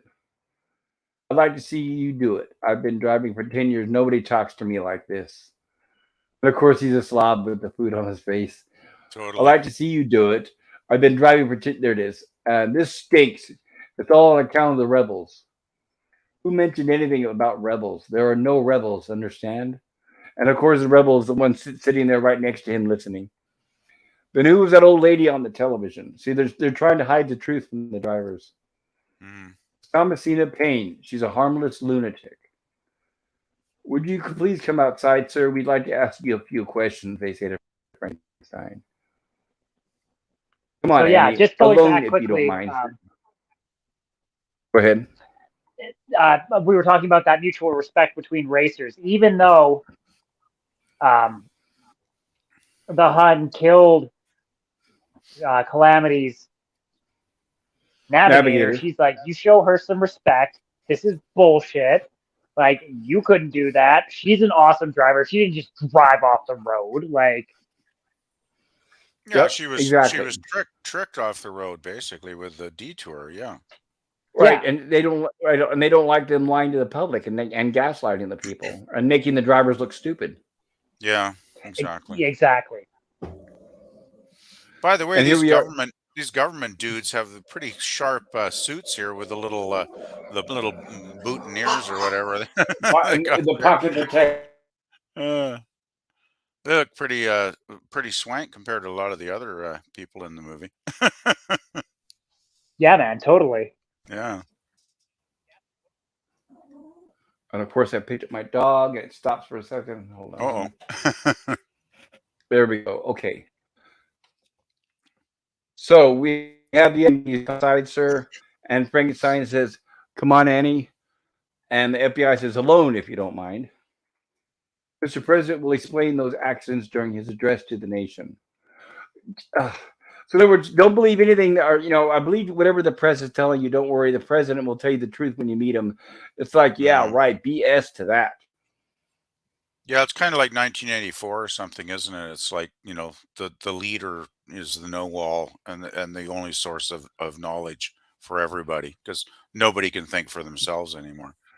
Well, what's interesting too is, and especially like you, PvP, and for us older people that around the audience, we never thought we would live to the day where we are now, where the majority of the audience does not trust the president anymore and what they say. Because back in the day, people used Yeah, to hang on every word the president would say and believe everything they said. That's long gone. yeah. Well, Paul. I mean, I hate talking politics, on here, but yeah, I won't argue with that point. I mean, politics. Well, especially it seems in the U.S. the last number of years is just toxic beyond belief now. And Well, it's it's not, not in not that it Canada. isn't. Oh, Trudeau, yeah, it's come on, think toxic, about it. but oh no, I'm not saying it isn't No, toxic here, but I'm just talking. I'm just talking about right. What I'm talking about is I don't people think we get is the us. extreme name calling that you guys do down there. I Well, don't think no, it's quite at that no, level yet. no. But what I'm talking about is the distrust and us Oh, knowing that totally. Well, that we're yeah, being manipulated and lied to. between the politicians and the general population, yeah, there's definitely distrust in both our countries for sure. I don't trust my government at all. I don't think if we live in a It's the democracy, we whole. shouldn't It's have actually to the whole trust our world. government. Right. It's actually the Well, whole yeah, world. the whole world's kind of gone Right. down It's the actually path, the whole world. Yeah. The last couple of years, especially, everything's came to light. Oh, I'd But say it okay, started how did changing she at least 10 jam the years net? ago. Anyway, Well, it did, back to but the I'm movie. saying it really, really sped up. So how did she jam the networks and bump off her friends? Says Joe. She didn't bump off anybody. She walked into a television station waving a gun. They're lying because remember she had their own equipment and they jammed the signal. Right. Forced them to put her on the air. We've taken her back to the asylum. That's it. And even Annie knows she's lying because that's her grandmother. Hmm.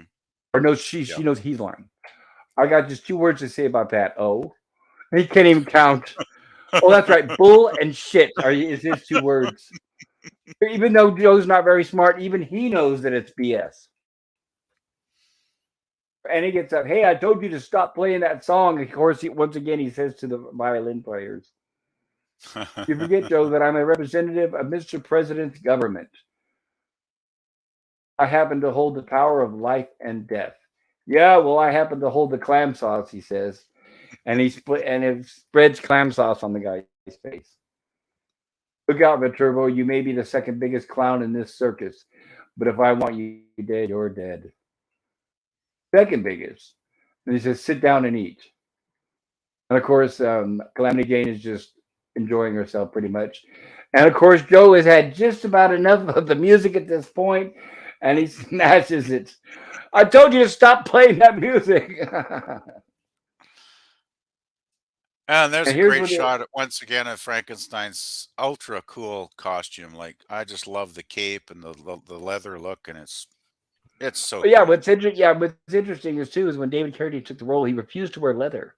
So the costume designer had to make a suit that looked like leather.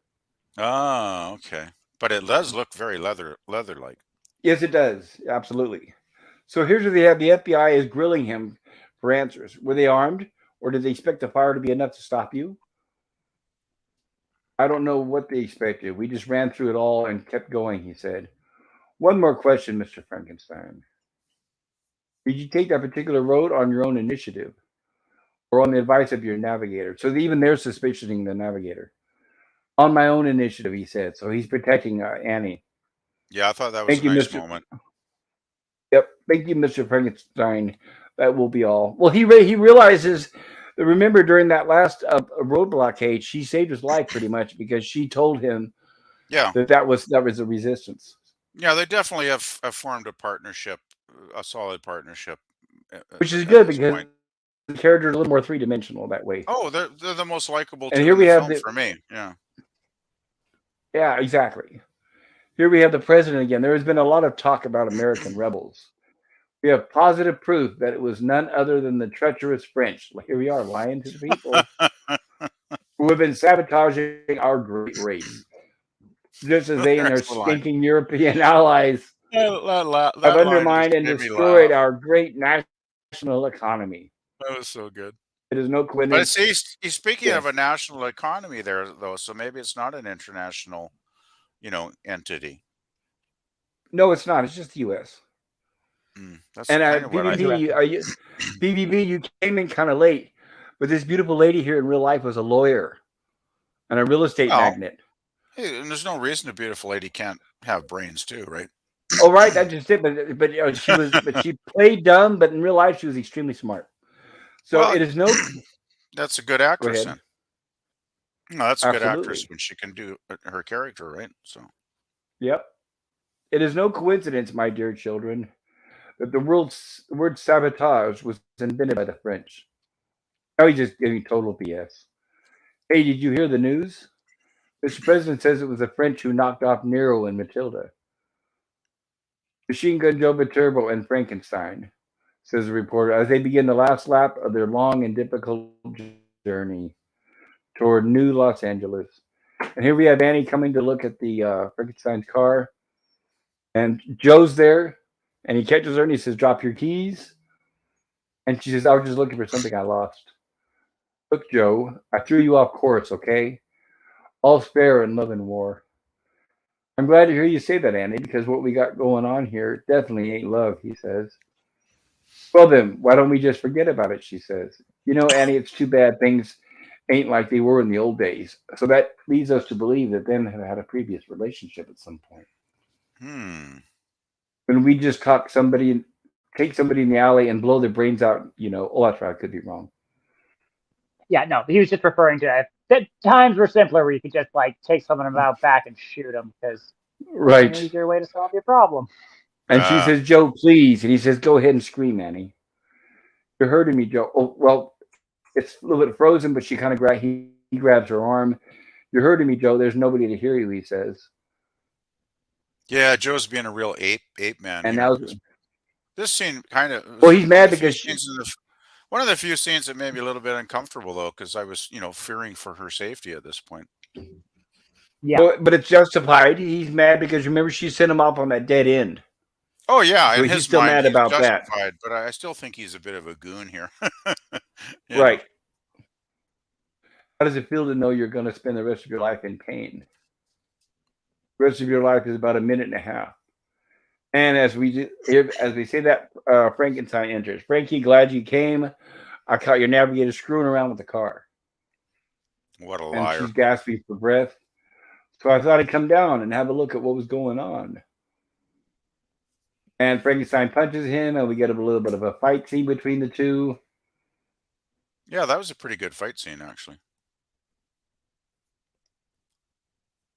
Yeah, it wasn't bad.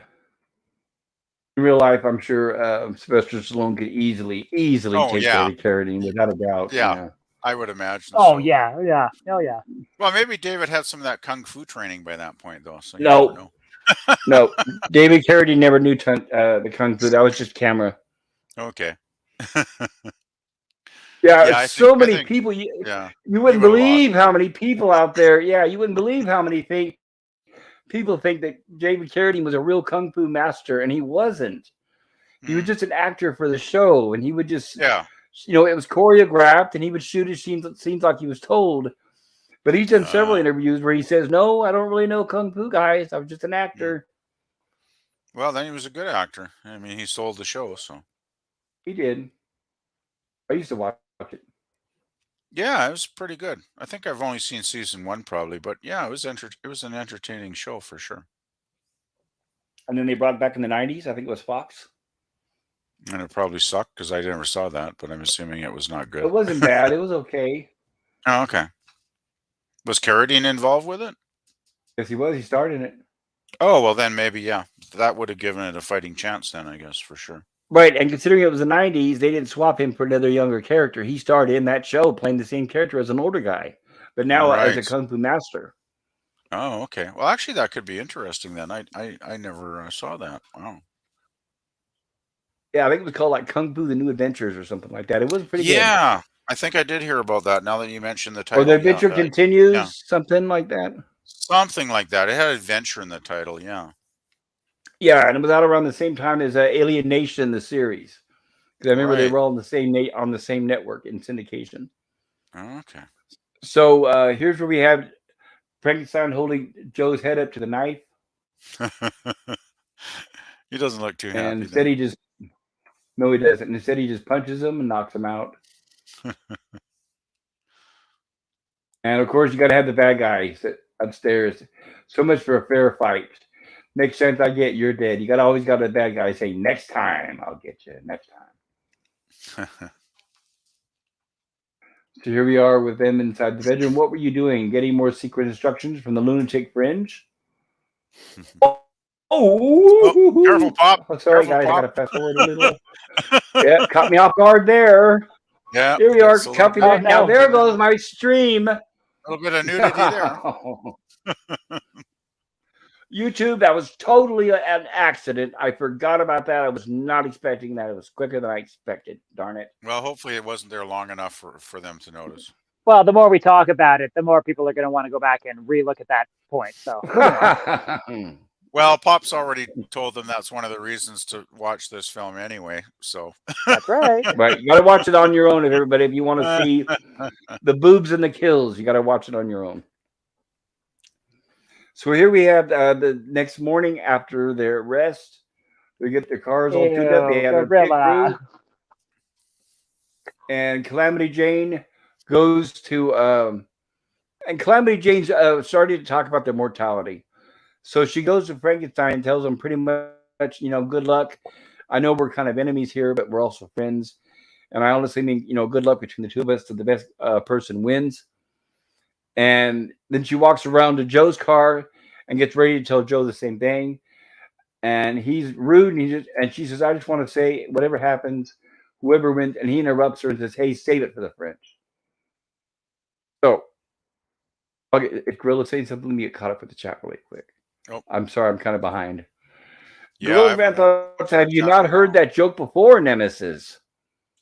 And Captivity says, in Europe, it was retitled Battle Royale with Cheese because of the metric system. And Captain Benny says, arguably, our governments have been lying to us for decades or centuries. At last, the era of honest dishonesty is here. That is true, and it just took so long for the public to realize it, right, Captain?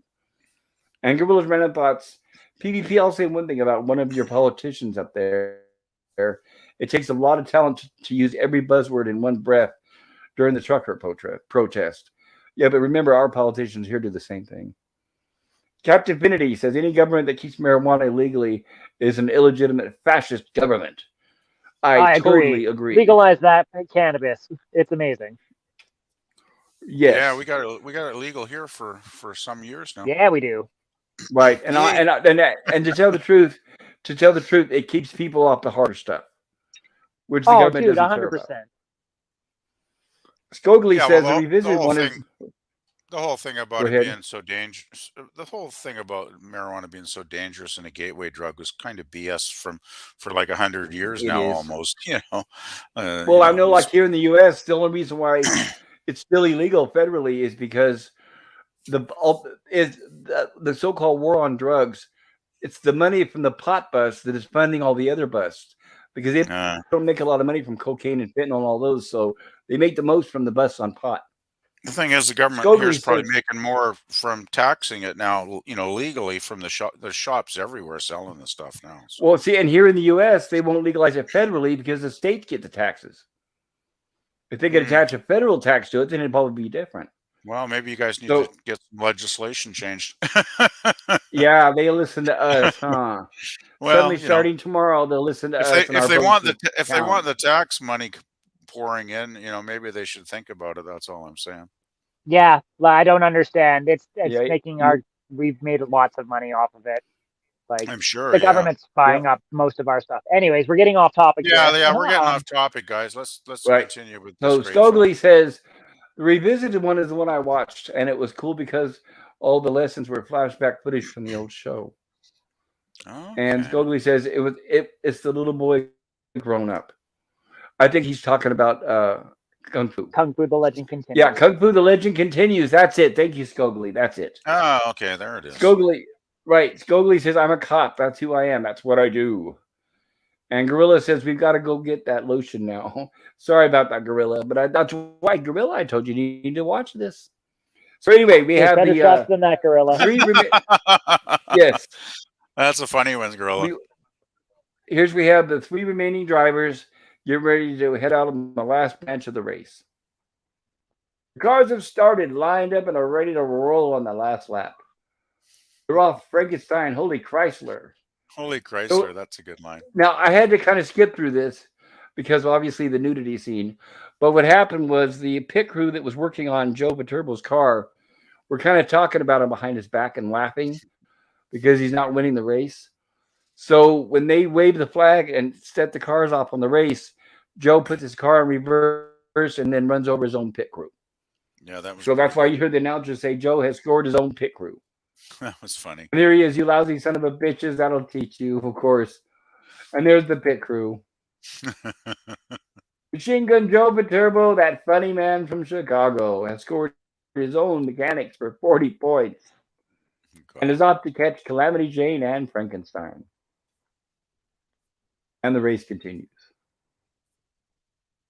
And the cars are ramming each other. Screw you, Joe Viterbo, and your mother, she says. We'll see who gets to New LA first with the highest score, too. Forget it. I'm keeping Frankie in my sights. He's got 5 minutes on us, and he's stretching. So what? If there's trouble ahead, he'll find it first, she says. Oh, yeah, take a look at your face. You'll find it first. You know, Myra, some people might think you're cute. With me, I think you're one very large baked potato. Roaring down Motorway 66 towards California. Frankenstein looks certain to be first across the line. But Machine Gun Joe is still way ahead on points. And he could win the race even by arriving second in Los Angeles. What's your prediction, Grace? Well, you know, Junior, when Machine Gun Joe was just a little boy in Chicago, he had a pet snake that he used to love to ride over with his tricycle. Jesus. And of course, more BS. And now we have the Resistance setting up the next trap. So we have a little mind going on there. This was a bit of suspense here. And here they leave. And here we have Calamity Jane. And we have the motorcycle riders pop out from nowhere and they hop into the car and they start trying to strangle her and make her lose her driving or make her crash her car. So the guy jumps in and starts strangling her. And I admit she puts a very good fight up. So she knocks him out. And she even smiles as she knocks, and then she even knocks the other guy off his motorcycle. Well, there it is. There's the other guy on the motorcycle. She whipped those guys pretty good. And here's where he leads her into this area here, and she stops. Oh, yeah. So much suspense here.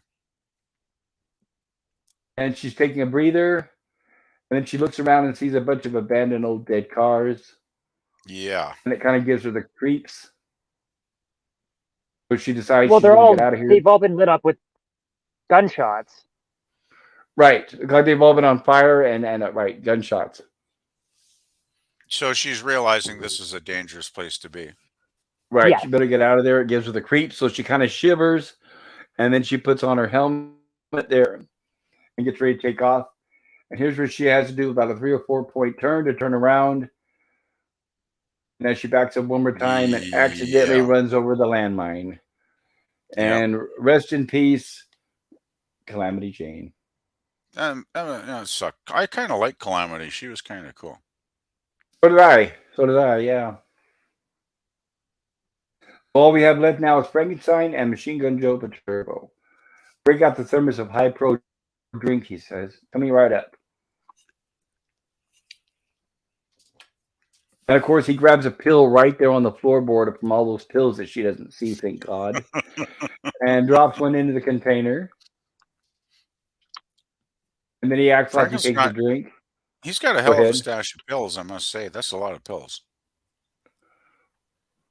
I think what Well, she made the they're, comment earlier in the movie that she's like, I stocked up on all the like high protein pills and like sleep pills and anti-sleep pills that I could.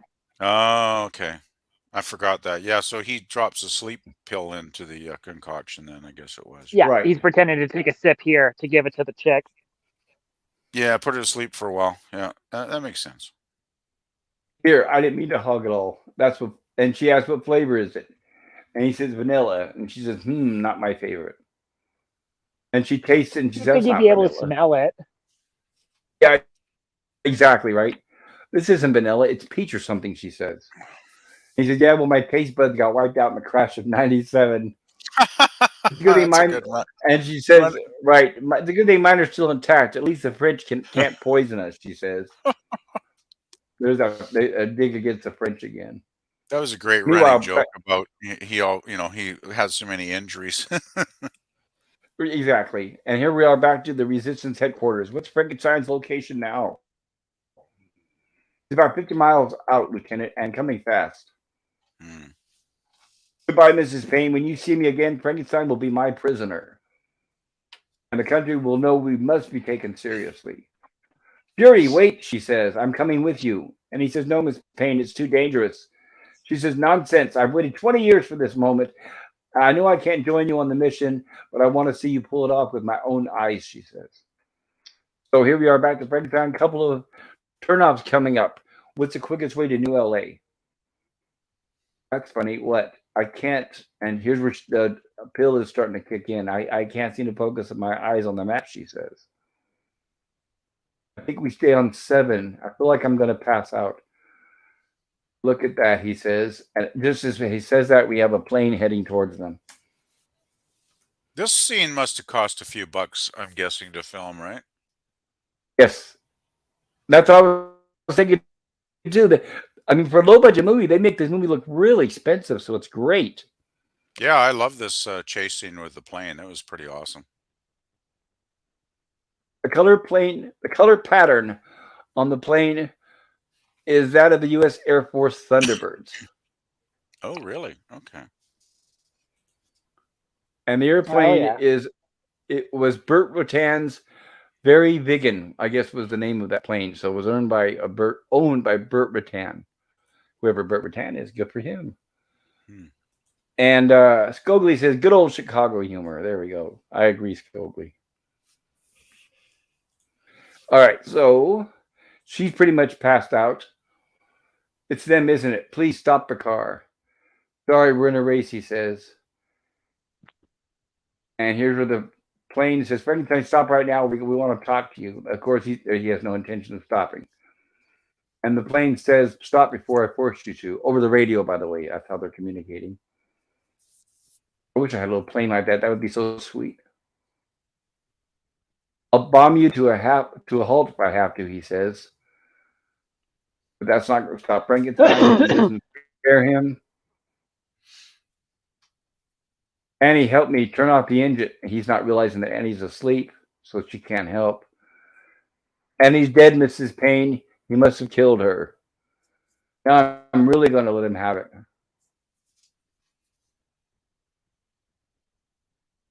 And here we are, and he starts firing. Look at that. The rebels are sure giving it to Frankenstein, says Joe.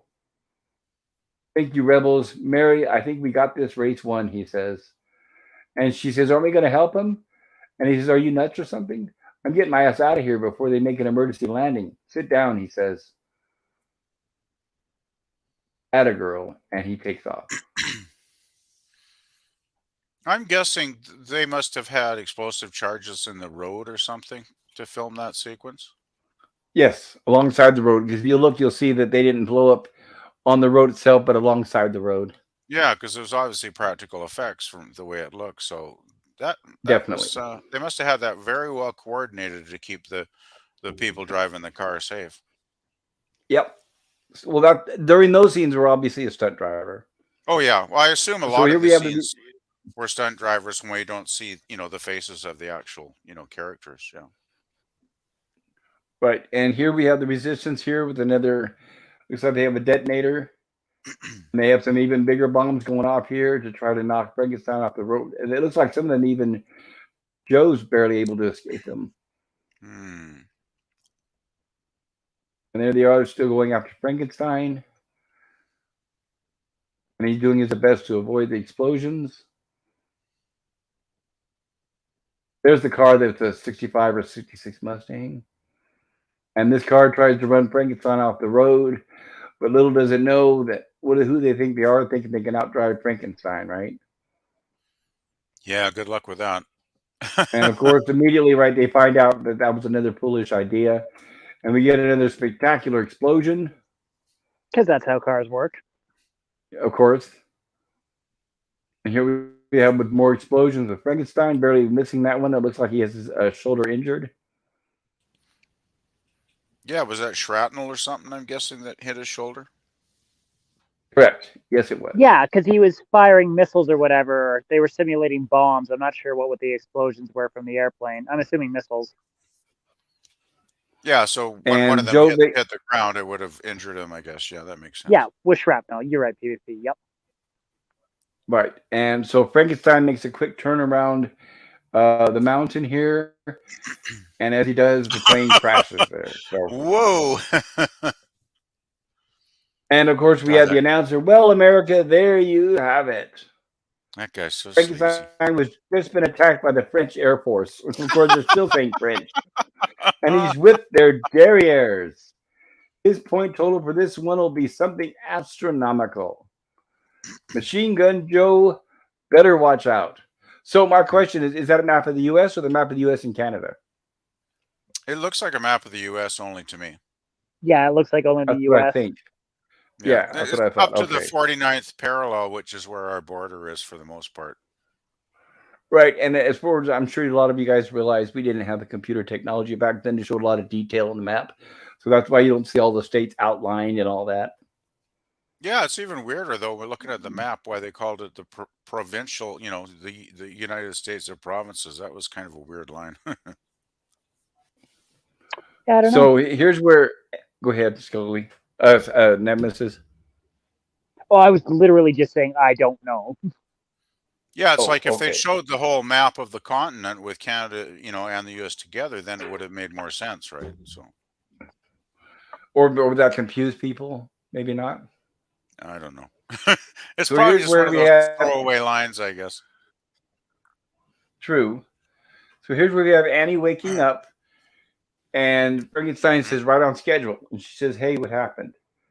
And he says, I slipped you a 30-minute sleep X. Didn't want you doing something we would both regret, he says. According to the radio, we were attacked by the French Air Force. Even though Swiss doctors couldn't have helped them. I'm sorry, I know they were your people, but I can't let anything stop me now, says Frankenstein. He didn't expect you to give up easily, she says. They were prepared for whatever happened. Oh my God, you've been hit, she sees his shoulder. He brushes her off.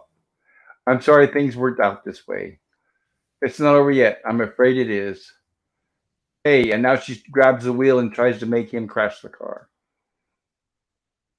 And there they are struggling at the wheel and they go off the road. Yeah, I wondered about this scene. Do you think it was just because she realized some of her, people in the resistance had died due to him? Like, did she just kind of was she angry? Did she freak out? Like, it seemed a bit odd. Well, I was thinking maybe I could be wrong, but I think that plane and that white car was their last ditch effort. So I think she's thinking that I think she realized that they failed in all their endeavors to stop him. So she's trying to do it herself, maybe No, it because could she be. feels it's her Yeah. duty. Thing is, I feel there's kind of like a dichotomy going on there because she has bonded with him and they have formed like a real partnership too. So it's kind of like two things going on at once there. It is, but Oh, still, ultimately, she's still dedicated to her grandmother. Mm. Mm. Right, the grandmother, of course. Right, Thomasina Payne. Yeah. Who's a pain, of course. Another great name. So the car comes to a stop. They get out. Hmm. and they casually walk, and we get a little bit of romance here, and a little bit of being honest. What the hell do you think you're doing? That is the dumbest, sorriest thing I've ever heard you say. I don't believe you've got a drop of Thomasina Paine's blood in your body, he says. The minute things get rough, you close your eyes and try to drive us off the cliff. If you just stop trying to kill me for a minute, I need your help, he says. How can you possibly expect me to help you, she says. He says, you're my navigator. I mean, whose side are you on anyway, she says. I thought the only thing you cared about was winning the race. Sure, only the winner of the race gets to shake hands with Mr. President. And now he shows her his right hand. And it looks like it has a grenade in it. Is that a grenade? And he says, a hand grenade. That hand, That's right. The great. handshake is all I've lived for as long as I can remember, he says.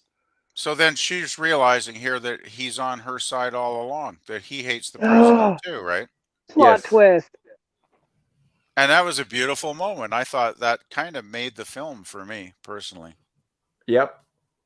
Right? Like you were just saying about the dichotomy between the two characters there, PvP. That certainly strengthened the bond between him and her. Well, yeah, she realized at that point that he really was a good guy. Yep. They both have the same goal. They're just going about it different ways. Her group, for the Exactly. most part, aside from like these attempts now, had been trying to do a peaceful protest for like 15 years and nothing had been achieved.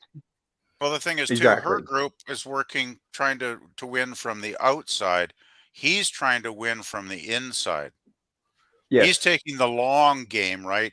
He's like, okay, I'll be in your dumb races and kill hundreds of people for years just to become like, this famous Frankenstein guy, be a big cult hero to the fans and work my way into the favor of the government by doing that and providing the entertainment and, the media that they can talk about me. But all along, he's been plotting to basically kill the president eventually. Exactly. Well, right. Yeah. Right, They're because they both know playing that the it's long game, right? right, Yeah. and they know that's the only way to get close to him. But the thing is, she's on the outside, he's on the inside is the main difference, right? So, but they're both working for the same purpose ultimately. Right, and I I'm thought gonna it's be a right. that I'll be was a right back, brilliant guys. bit of writing. Okay, Mhm. but I just thought that was Okay. a brilliant bit of writing when they kind of tied it all up here, and it was like this is really a solid script. Like there was just a lot of thought that went into this film, really. Because a lot of people could probably write it off as an action flick or a bit of a surreal comedy, but there's definitely an intelligent center to this film. Oh, there's lots of intelligence hidden. There's lots of subtext and Hmm. Exactly. what's Yeah. yeah. No, there's a lot more to this movie than just tits and gore and cars, Well, that's right? the Like thing. there's substance here. It's kind of got that, but it's got the deeper stuff too, right? Which is probably Oh, why it's right, so like much fun because it's working on all these different levels at once. exactly.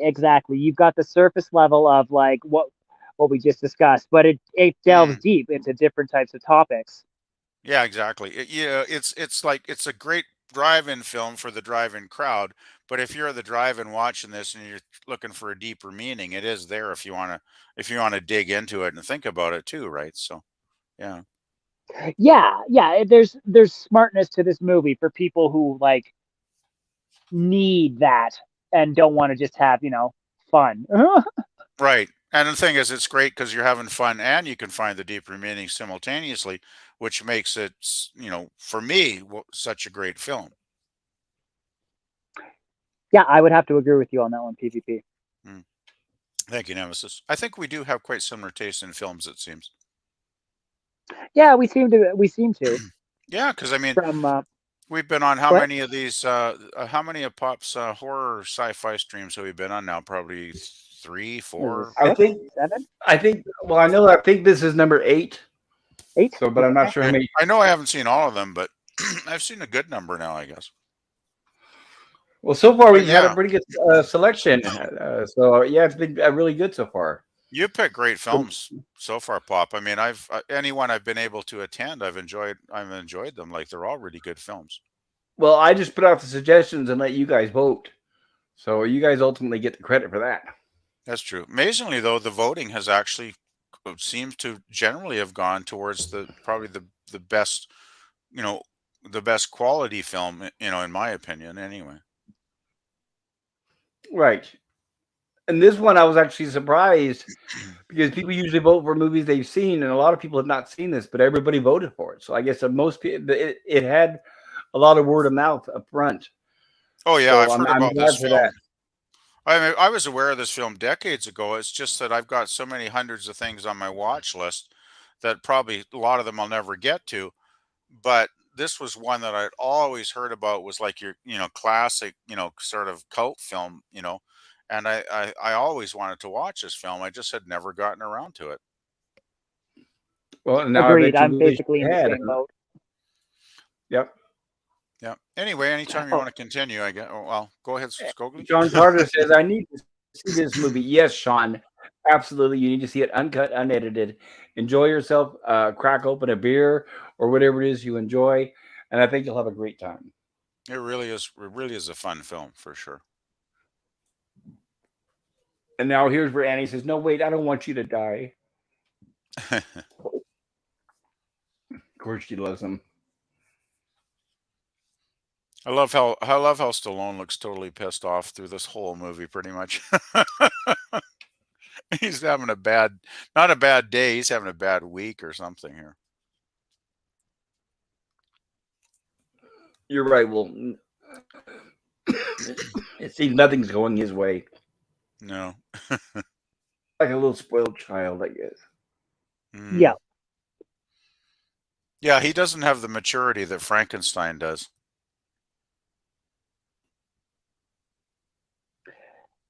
No, because he's very much a douchebag. Yeah, You he's can not tell a he's deep. overcompensating. Where Frankenstein's a pretty deep thinker, he's basically not. You know what's funny too is when I'm sure you guys have heard the story, but when Stallone submitted the script for Rocky and said he wanted to play Rocky, and the studio loved it, and they said, "Yeah, we'll buy your script," and he said, "The only way I'll sell it to you is if I get to play Rocky." And they said, "Well, but all you've ever done is bad guys, dumb guys, and thugs." And he wanted to prove to them that he wasn't as dumb as he always played. So the studio finally signed him on, and the rest is history, right? Yeah, well, it's lucky for him, that he actually got to play, you know, do his own film with such a great character. Because otherwise, he Oh, might have dude, been. yeah, he sold his dog to be able to there's a ton of stuff behind the Rocky film.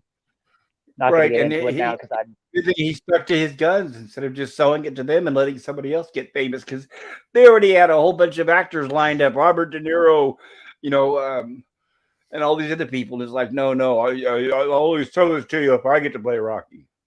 Well, the thing is, So I think why smart move. Rocky worked so well and became such an enormous film was that the audiences could tell that it was totally authentic. It was coming from Stallone's heart, and he was playing a character he really totally related to, on a basic human level. And I think that's why Yep. the audience connected with it so deeply.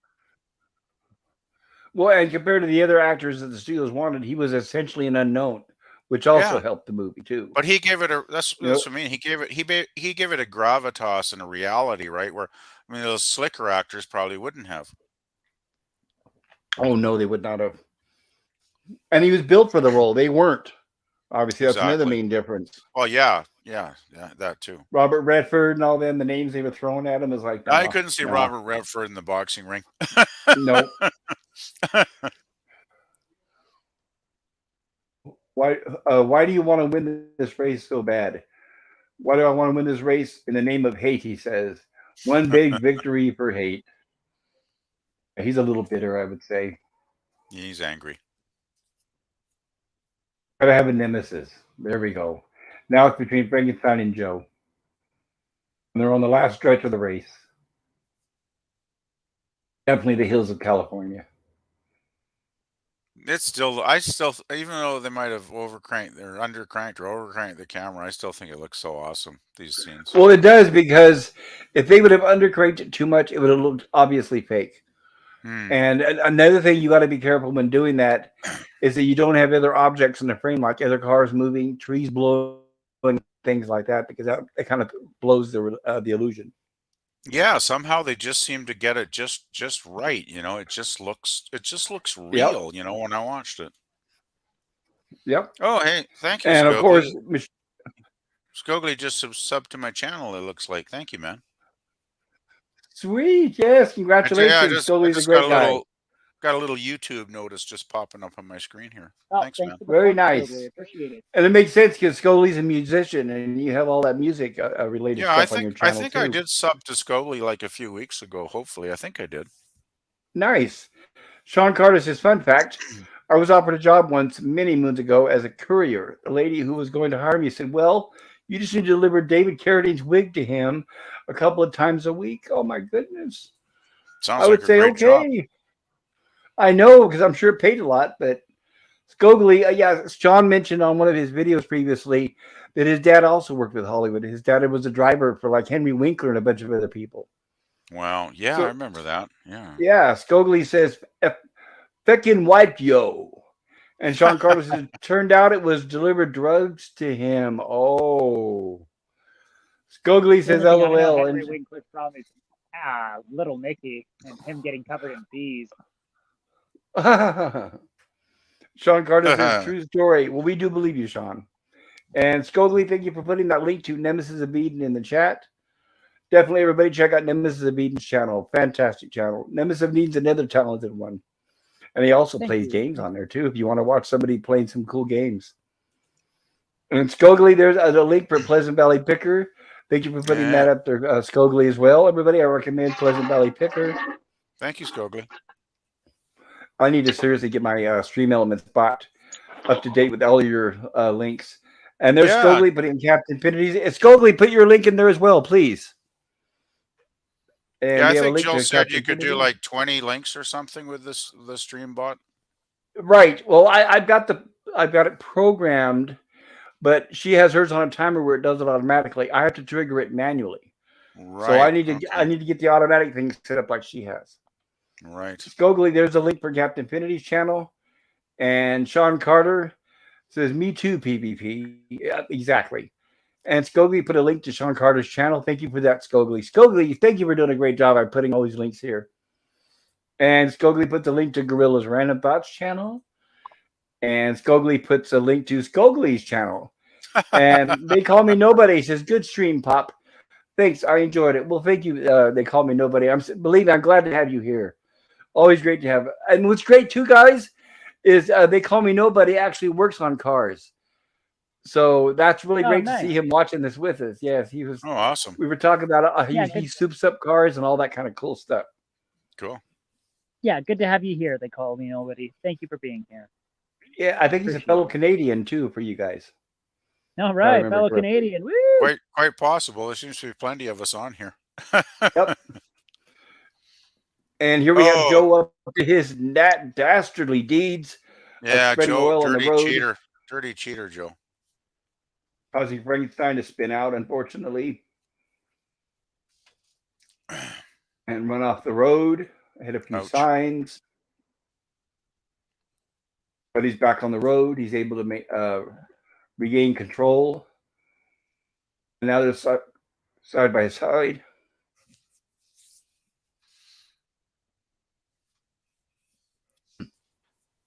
All right. So the race is neck and neck. Oh, thanks for like shoving. Thank you for subbing to everyone, Sean Carter. You're the best. Sean is a fantastic guy. And by the way, everybody, check Sean. out Sean Carter's channel. The guy is doing some excellent, fantastic model builds. Yeah. And Sean Carter really says, cool. my actual channel is here. There it is. There it is, the sci-fi model guy. Yeah, please check that out, guys. Excellent channel. And help him grow. I think he just reached 100 subs. Scogly says 88 Seanster. So there's a link there for that channel. And Scogly, There it is. Noted, Sean. And Sean says, I sub to all. Well done. And thank you, Sean. We all appreciate it. And Sean Carter says, thank you, Skogly. And Sean says, Thai Screen Names channel just has a couple dog videos. Well, that's okay. We all start somewhere. So that's totally fine. And I love dogs. I'm a dog owner. I just subbed to you, Sean. That's what I love about these videos is the community. Everybody gets to come together and meet each other. I think it's nice how us little channels can help each other out by subbing to each other, you know. Exactly right. I think that's fantastic. And especially whenever you're all nice guys and we all have the same interests and comments, so it's fantastic. Exactly. Okay, so here's where Joe and Frankenstein are fighting neck and neck, and Annie says, Frankenstein, give me your hand. Give me your hand. So she unscrews it off of his arm. And there it is, the hand grenade, and she tosses it into Joe's car. And it lands in the lap of Joe's navigator. I can't believe I can't remember the Joe's navigator's name. I feel terrible. It's such a beautiful woman. So she panics and tosses it into the floorboard. Hey, stop. Will you stop the car? And of course he says, shut up. What is that? And she's, the hand, will you stop? The goddamn car. Stop the car, she says. And he comes to a stop just in time for the inevitable. And you got to have a grandiose explosion for the bad guy, right? I must say the explosions in this film were all very much quality. Definitely. They they weren't stingy there. You're going to have to shift the gears for me now, he says. Exactly. You're going to have to shift the gears for me now, says Frankenstein. The only thing that worries me is how I'm going to shake hands with Mr. President. Mr. President's the one who should be worried now, she says. And they continue. Exactly. And they continue towards the finish line. Very nice scenery. Of course. And then we have the super hyped up announcer once again. He's coming. God. Can you hear that engine? Still in perfect tune. Here he is, the one and only 3-time winner. The sole survivor of the 20th annual transcontinental road race. Oh, it is transcontinental. Okay, so that leads credence to a Nemesis theory that it's a multi-continental world now. Possibly, yes. Thank you. Possibly, yeah. None other than Frankenstein himself. And here we have him pulling in. He gets out.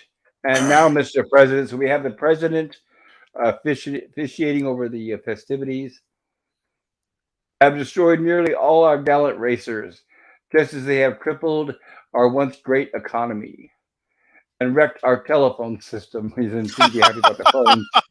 But even they, in all their evil power, were not able to destroy Frankenstein, who is the embodiment. You know what that said right there? That I never realized that you could tell, obviously, when the president was talking about the phones being taken down, is what happened was the government took them down, and he's lying to the people because he didn't want them communicating and banding together.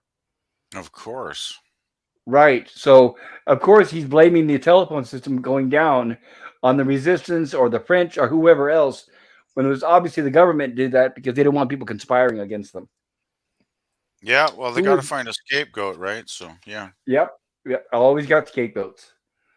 Who is the embodiment of our national virtue and therefore indestructible?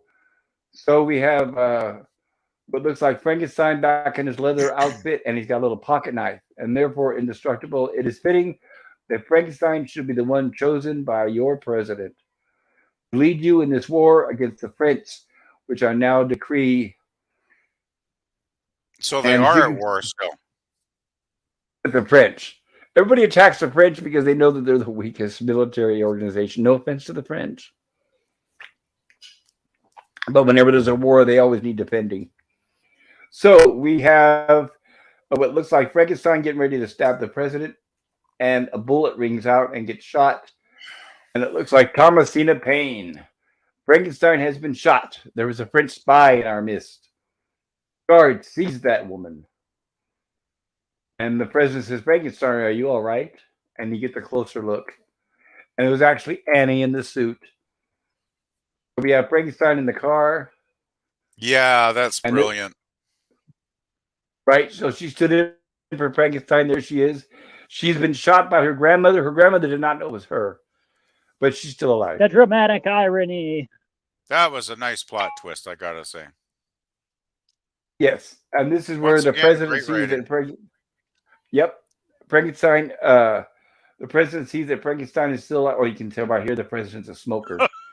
So the president sees that Frankenstein is still alive because he sees him in the car, and Frankenstein starts the car up and drives to the grandstand with the president, What a classic scene. and comes out with the president on the hood dead. There he is. So he was able ultimately to get to the president and kill him. And he runs to his side and helps him out of the car. And she holds up his hand because he's still officially the winner. And the crowd cheers, Frankenstein, Frankenstein, Frankenstein. Yeah, I want to bring that chant up later once you're finished going through the film here. Okay, which should be soon. And here we cut to a later scene where he's laughing. Mr. and Mrs. President Frankenstein, dear friends of mine, can you tell us what your first official acts will be? And he says, I plan to pension off the secret police and restore free elections. End minority privilege, oh God, and move. Yeah, I love that line. I love that line. Yeah, that definitely would not be allowed these days. So ahead of its time, though. It's like predicting the future by 30 years or something, right? Yep. Seriously, hilarious. Because that's all the government does. That's all the governments do now is pander to minorities. So that's exactly what it. Yeah. End minority privilege and move the seat of government back to New Los Angeles from Russia. And they're cheering. Right, Mr. President, is it true that you are now accepting rebels into your government? And he said, well, since I have accepted one into my house, he jokes. President Frankenstein has appointed my great-grandmother, Thomasina Paine, in view of her experience in the field as the Minister of Domestic Security. Great ending. And I plan to deal very harshly with rebels, she says. Anybody who is unhappy with happiness can go find someplace else to live. What about the race? The race is abolished, says the announcer. Abolished? That's right. We feel that the country no longer needs this gratuitous display of violence. And the narrator to show the world that its virility is still intact. But of course, this announcer does not like that because, as we all know, this is his career. So he says, Mr. President, isn't it true that this is as a racer, your popularity depended on violence? I'm afraid I shall have to let my press secretary answer that question. He's becoming a politician already. Yep. And now we find out. And we find out who the press secretary is. Stop annoying Mr. President with impertinent questions, Junior. It's the race man. Of course, this guy is not done yet. It's the race. And of course, now he's in full panic mode. President Frankenstein, you can't call off the race. The American people won't stand for it. The race is a symbol of everything we hold dear, our American way of life. Yeah, that's stand in front of the car as you're saying all this. Of course. I mean, this guy's been covering this for like years, and he's dumb enough to stand in front of the car, right? Right. Sure, it's violent, but that's why we love it, he says. Violent, violent, violent, and that's why we love you, he says. And he says, "Frank, do we have to listen to this?" I gotta clap. And of course, he runs over the narrator. Got to do that. As to this matter of violence, the technique of violence was first developed in 2 million BC by the Australopithecus. Thank you. A tribe of 4-foot primates who had no brains to speak of. Hey, we're getting more history lesson here. Awesome. But who nevertheless invented the tomahawk and used it on each other. This practice led to the enlargement of the brain, another useful weapon. Yes, murder was invented even before man began to think. And we got our cast. Directed by Paul Bartel. Totally awesome. Produced by Roger Corman. Those 70s. Yes, Robert and from a story by the great Ibn Melchior. Oh. Yes, and from a story by Ibn Melchior, guys. In case you don't recognize the name, I did a video on my channel. Check it out. That Ed Melchior claims that he came up with the ideas for Star Trek and Lost in Space, and that Irwin Allen and Gene Roddenberry stole the ideas from him. Okay. Wow, I have to check that out. Yep. He took it to his grave. He tried to sue, but he didn't have the power. Now, photographed by what was the name? It sounded Japanese. That Fujimoto. Fujimoto. Now, was he a famous cinematographer? I'm just wondering here, because the I'm not sure. I'd cinematography of have to this look film that was up. really good. Really like the It was, cinematography. especially for a low budget movie, because usually the Yeah. cinematography is kind of poor and claustrophobic. Yeah, no, the cinematography for me looked like an A picture all the way, and especially the car scenes, when they changed the frame rate and all that, it's like it was so well done. It's like this guy, whoever's doing the cinematography knew what he was doing for sure. Absolutely. I completely agree. And there's the And designers of the there's the cars. cars. Yeah, very cool. And there we go. Okay, I'm just going to step Beautiful. away. We're 1 minute, guys, And and I'll be back go for as it. quick as I can. Go for it. I'll get caught up on the chat. Well, we've hit Let's see. finished off at Okay. 3 hours even. That was beautiful. Yeah, not too bad. Ty Screen Names channel has just a couple dog videos. This screen name, says Sean Carter, correcting. And John Carter says, thank you, PvP. And Scogly says, this one is They Call Me Nobody. Yeah, thank you for putting that up there. Ah, very cool. And They Call Me Nobody says, through you a sub, Sean. Very, very nice.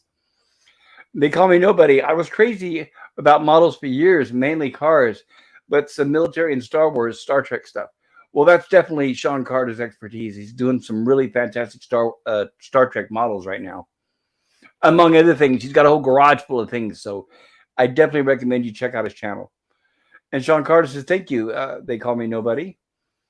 And They Call Me Nobody says, there was a Space 1999 Eagle kit that I always wanted but could not find. Yeah, Captain Infinity has several of those. They were very sweet. And Sean Carter says, They Call Me Nobody. I think some were re-released. Yeah, I think you can find them. They Call Me Nobody says, Sean Carter, I will look it up right now. And Sean says, They Call Me Nobody. There's a channel called Trekworks. He's done some Space 1999 stuff. The guy is really good and was my inspiration to do the channel. Oh, very nice. And They Call Me Nobody says, I found the Eagle kit. 130. Wow. I'm ordering one. I have not built a model in years.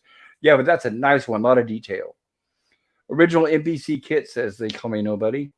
And Sean Carter says, sub back at They Call Me Nobody. Very cool. This is fantastic. I love when you guys sub to the other channels. And Sean Carter says, Pop, have you seen Herc 130's garage? Wow. Let's see. I'm not sure. I think I'm subbed to Herc 130's channel.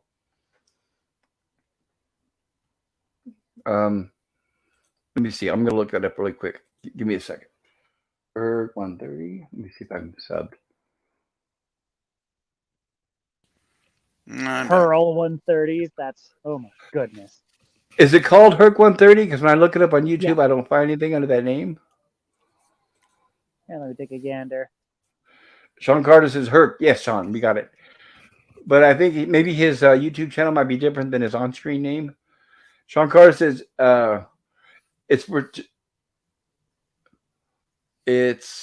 Sean's got a misspelled word. It's Floor to Ceiling Models. There it is. Floor to Ceiling Models. There it is.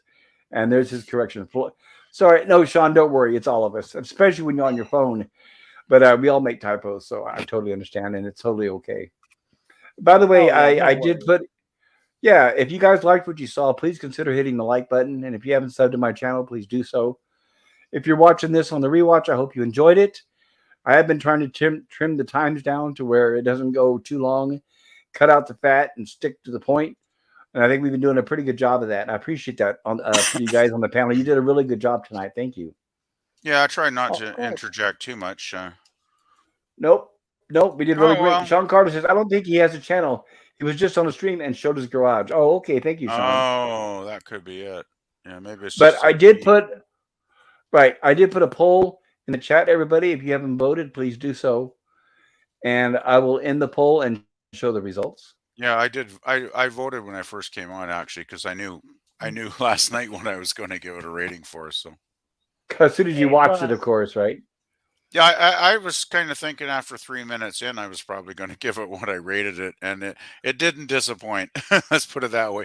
It just got better and better as I mean, the whole film, right to the end, when he became president, that was like the icing on the cake there. That was just perfect. Yeah, it was definitely a fantastic ending. Mm. It was a happy ending. Okay. Yes, it was a happy. Even with all that death and destruction, by the way, body count was 33. Okay. Nice. So, Well, the so thing is, here, seeing that cheesy announcer get it at the end, that was really perfect icing on the cake. yes, definitely the icing on the cake, like you said. So, according to our poll, what grade would you give Death Race 2000? And it looks like 40%, 46 gave it, 46% gave it A plus to A minus, 30% gave it a C plus to C minus, 15% a D plus to F minus, and 7% gave it a B plus to B minus. So it looks like it was kind of spread out throughout the board there. Yeah, I'm a little disappointed. I thought it would get better ratings, but oh well. Well, some people may have voted who have not seen it. I don't know. If you gave it a low Uh, rating, everybody, I know I do appreciate the honest votes, and I invite them. But if oh yeah, you that's have not fine. seen the movie, please watch the movie. I think it might change your vote if you didn't like it from just the stream. I'm saying because going by the stream, it's going to look like a crappy movie. You've got to actually experience the movie itself. Still, when you Oh yeah, when you when you add the A's and the B's together, that's still over 50%. So that's still pretty good. It is. It is. And Scobie said, I laughed so hard when he drove over the announcer at the end. Gold. I haven't Oh, seen it, but I give it yeah. a nine total kung fu gold. chops out of 10, says Sean. Nice. So, if I may ask, Nemesis, what would you say about this movie? What rating would you give it? Oh, A plus, 100%. Like, I literally stopped watching. I finished the movie, saw it for the first time today, like half an hour before the stream started, and I enjoyed myself the entire way through. There was action, there was Beautiful, drama, there was gorgeous women naked, stuff we can't show on YouTube. right?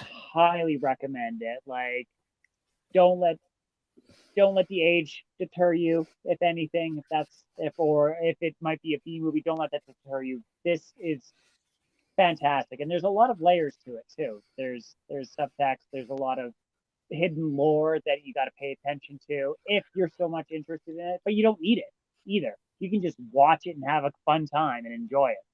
Absolutely right. I completely agree. And while we're at it, Scobie, tell us about your channel. I mean, Nemesis. Sorry, tell us about your channel, Nemesis. Sorry, I was No looking at problem. Scogley's chat. Sorry, go ahead, Nemesis. Oh yeah, yeah. So on Nemesis of Eden, I'm primarily a gaming channel. I've been doing lots of Cuphead streamings, Elden Ring, Oh yeah. The Outer Worlds, anything really that I feel like playing, I'm gonna stream. If you wanna stop by and watch me play, that would be greatly appreciated. Yeah, Yes, and I recommend it, everybody. He has a fantastic channel. Please check it out. He's a great guy. thank you, Pops. As are you. Oh, it's my pleasure. Thank you for being here too. You guys are great. You guys make great panelists, so I really appreciate that. And PvP, what grade would you give this movie? Yeah, I like a Nemesis. I gave it an A plus. I just think this is well for me, just like Nemesis. It was like from beginning to end. It was total fun.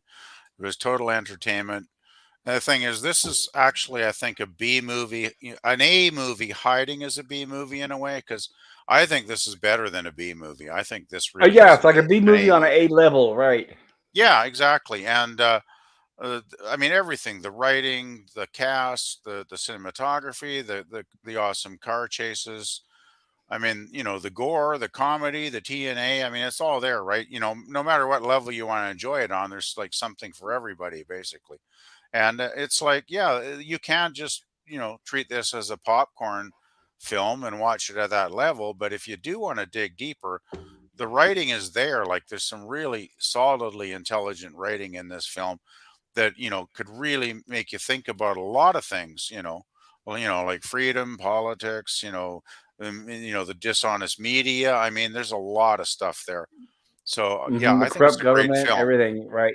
Yeah, but I just wanted to mention, I brought it up before, and I didn't want to, go into any deep discussion until we were almost finished. But thought that end scene when the crowd is chanting Frankenstein, Frankenstein, Frankenstein, right at the end there, right Uh-huh. after he's just killed the president. Now I started thinking that reminded me a lot of the. These films were both made in 1975, by the way. Yes. And there's another film that year called Rollerball, where at the end, Uh-huh. James they, Caan. a guy that's kind of an underling, kind of in control by the government, he wins the match, and at the end, everybody's chanting Jonathan, Jonathan, Jonathan. And that made me think, did these films like feed into each other? Because I looked up, I've got them both here actually. Death Race actually was released in, it says April 27th of 1975. And Uh-huh. then I looked up Rollerball, and it was released on June 25th, 1975. And I couldn't help Interesting. but think, did Norman Jewison happen to see, you know, Death Race and see that final scene and think that's a great scene, like a great final scene, and maybe I'll incorporate that chant into the end of my film? And I Well, it's mean, very likely. I It's have very no way likely. of It's hard proving to that. keep. No, but it's hard to keep secrets in Hollywood. Many, many times Yeah. we've seen, right? Many times we've seen two movies come out almost simultaneously that are so close to each other, like Armageddon and the Sleep Impact or Deep Impact, and Yeah. Yeah, the lava movies. There were two lava movies about LA being ran over by lava. Well, the oh, thing is too, volcano. Right, they're Volcano, and the other basically one I can't remember the name. their release dates are basically 2 months apart, right? Yeah. Basically. And I'm thinking, well, I mean, even if Jewison had basically completed most of the production at that point, if he saw this, I mean, since it was just Jonathan, Jonathan, Jonathan, just a chant in the soundtrack, he could have easily gone back right at the end, in post production and dubbed that dialogue into the soundtrack, right? Where, the chant is going Jonathan. So I'm thinking if he had seen this film, he might have been so impressed with it that he actually incorporated it into his film. Because as soon as I saw that Frankenstein chat at the end of this, I automatically thought of Rollerball. And I thought, Oh, I don't know if this is a coincidence, but I don't know if it is. It seems awfully, if it is a coincidence, it's one hell of a coincidence. well, like I said, it's hard to keep a secret in Hollywood, and a lot of times when they're making movies, they have to rent out studio facilities, um, what do you call it, sound stages, and also production crews. So it's Yeah. not like so there's obviously a whole bunch of secrets flying around. So I'm sure it's very possible. Yeah, and that's the thing. I don't know if Roger Corman and Norman Jewison knew each other in real life. If they talked to each other on a regular basis. But since they were both like pretty well known directors at that in that era, I can't help but think maybe there was some level of communication back and forth amongst them. So I just wanted to throw it out there. I mean, I have absolutely no evidence that that's what occurred, but as soon as I watched the film, it struck me that that was a possibility, right? So I thought that was a very interesting occurrence in both films. Absolutely, absolutely, I completely agree. And while we're at it too, PBB, tell us about your channel. Still basically a music-based channel. I have a lot of music playlists with albums that I enjoy. I've also got a lot of video playlists. I've got a lot of videos of. I've got one of like Canadian bands. I've got one of punk rock. I've got various playlists, and yeah, please check those out. Very Yeah, cool. for Yeah, sure. It's a everybody, musical I highly selection recommend. with the PvP. Yes, Well, I've PBB got has a like fantastic I think channel. my Canadian playlist of Canadian bands, actual videos is probably over like I think it's over 120 videos. So you could throw that on and spend a lot of hours, listening to Canadian bands that you might never have heard of. So, that would be fun for anybody that wants to check it out. Fantastic. And I have a bit of good news, everybody. Roger Corman is still alive at the ripe age of 96. That is awesome. Yay. One of the great directors in history, in my opinion. I think Roger He Corman. did. He made a lot. I mean, going back to the original Little Shop of Horrors. I mean, go on and on and on. We can list all the movies that he's made, And and the he was a influences and the genius. actors, and And he the never thing lost was, money. Right? he must be the king of movies where you do a lot with a little, because Yes, he he was was. generally working with low budgets through a lot of his career. And his movies, he might have had a minuscule budget, but they'd look like $1 million movies. Like, I still remember his Poe films. Yep, My favorite of those is Tomb of Ligeia, if I'm pronouncing her name correctly. I I think think so. it was the Yeah. last Poe film he did with Vincent Price, and he filmed Yep. that a lot of that on location in England, with the ruins, and it was such a beautiful looking film. The cinematography, the location shooting, the color was so fantastic. It looked like a much more expensive film, and of course Vincent being in that, gave his usual impeccable performance, and Vincent Price. was Vincent Price could sell anything. Right? He was very yeah. convincing. And the writing, I think that might have was that written by Richard Town, who went on to be an Oscar winner. I think it might have been. I'm not 100% sure, so don't quote Oh, the me on that. screenplay. I'm not sure. Yeah, but anyway, I just wanted to mention that I think Roger Corman is truly one of the great directors in history, and I don't think he gets enough credit for the incredible work he did over the He decades. doesn't, and I always wanted to meet him. Even when I was a kid, I was familiar with his name, and I always wanted to meet him. It's like when you're a little kid, you dream about growing up and joining the circus. I always wanted Yeah, to grow up and join Roger Corman's production company. I didn't care if it yeah. was pushing a broom or whatever. It would have been fun. Well, that's the problem. Like back, when I was a kid in the '60s here, there was no film industry at all, right? That didn't really start to happen big time until the '80s, and by then Yep. I was off to college, and I was just too old to even think about, having a career in that. Well, I So, remember when I and I'm went to fine. college, I wanted to sign up for film study, and they were like, "What's that?" And now it's at every Uh, school, every college, everybody's taking it. but the problem now is I wouldn't want to do it because if you did go to film studies, they don't want you to be, woke or something, Well, probably. yeah, So, that's just it with the color of your skin now and your yeah. race and your sexuality. They won't even So you I'd won't I'd even feel yeah, graduate I'd the feel like it class. would be an uphill battle anyway, unless you went totally It would independent. be. But even independent films have a hard time now because how many small movies ever get financed anymore? Really? Well, remember now, there's still a chance there might be a turnaround. Top Gun still did well. I hope so. So, right, there's still that need, and the audiences are, as we all see, especially with Disney, woke is failing. It took a Oh, long time for them to slowly. realize it, but It's it is. it's So, yeah, it's eroding slowly, but I think I don't know how many years it's going to take for it to completely, go under, but it's going to happen eventually. I think. Yeah. yeah, what's interesting too. That'll be I don't know if I'll be around still, but what'll be interesting is that when woke is finally killed and dead, then they'll have to look back and say, wait a minute, we just made 10, 15, 20 years of nothing. Stuff Yeah. that nobody wants to watch. Nobody will buy the DVDs or whatever the format is. Nobody wants to watch this stuff. It'll be a big gap in entertainment, pretty much. I think in 50 years from now, the last 20 years of a lot of stuff will be totally forgotten. Forgotten. Like, yeah, it'll be like, like a black spot, like a Black blank spot hole, in Hollywood, right? black It's hole like, in well, Hollywood. everything Yeah. was good up until 2000, and then right around 230, then everything started getting good again, right? 2030, Yeah. somewhere around there. Well, the thing is, what another thing that Death Race made me think about was since it was made, in '75, I remember as a teenager then, the 1970s was an incredibly rich period in filmmaking, for cinema. Like there were so many fantastic little and medium budget films being produced then. Yes. Well, that But was back in the days where the studio would just tell the director, "Great idea, run with it," without yeah, all the interference. it's like here's $10 million, go create something, right? And Exactly, and they that's how and they they got Spielberg and Lucas and all that stuff, which will yeah, never and happen these days. they could because they had brains and they had you know a natural ability, that they developed. They just had a gut feeling for what was good, and they would Yep. run with it back then. But now you have studios with constant interference because every movie has to make $1 billion.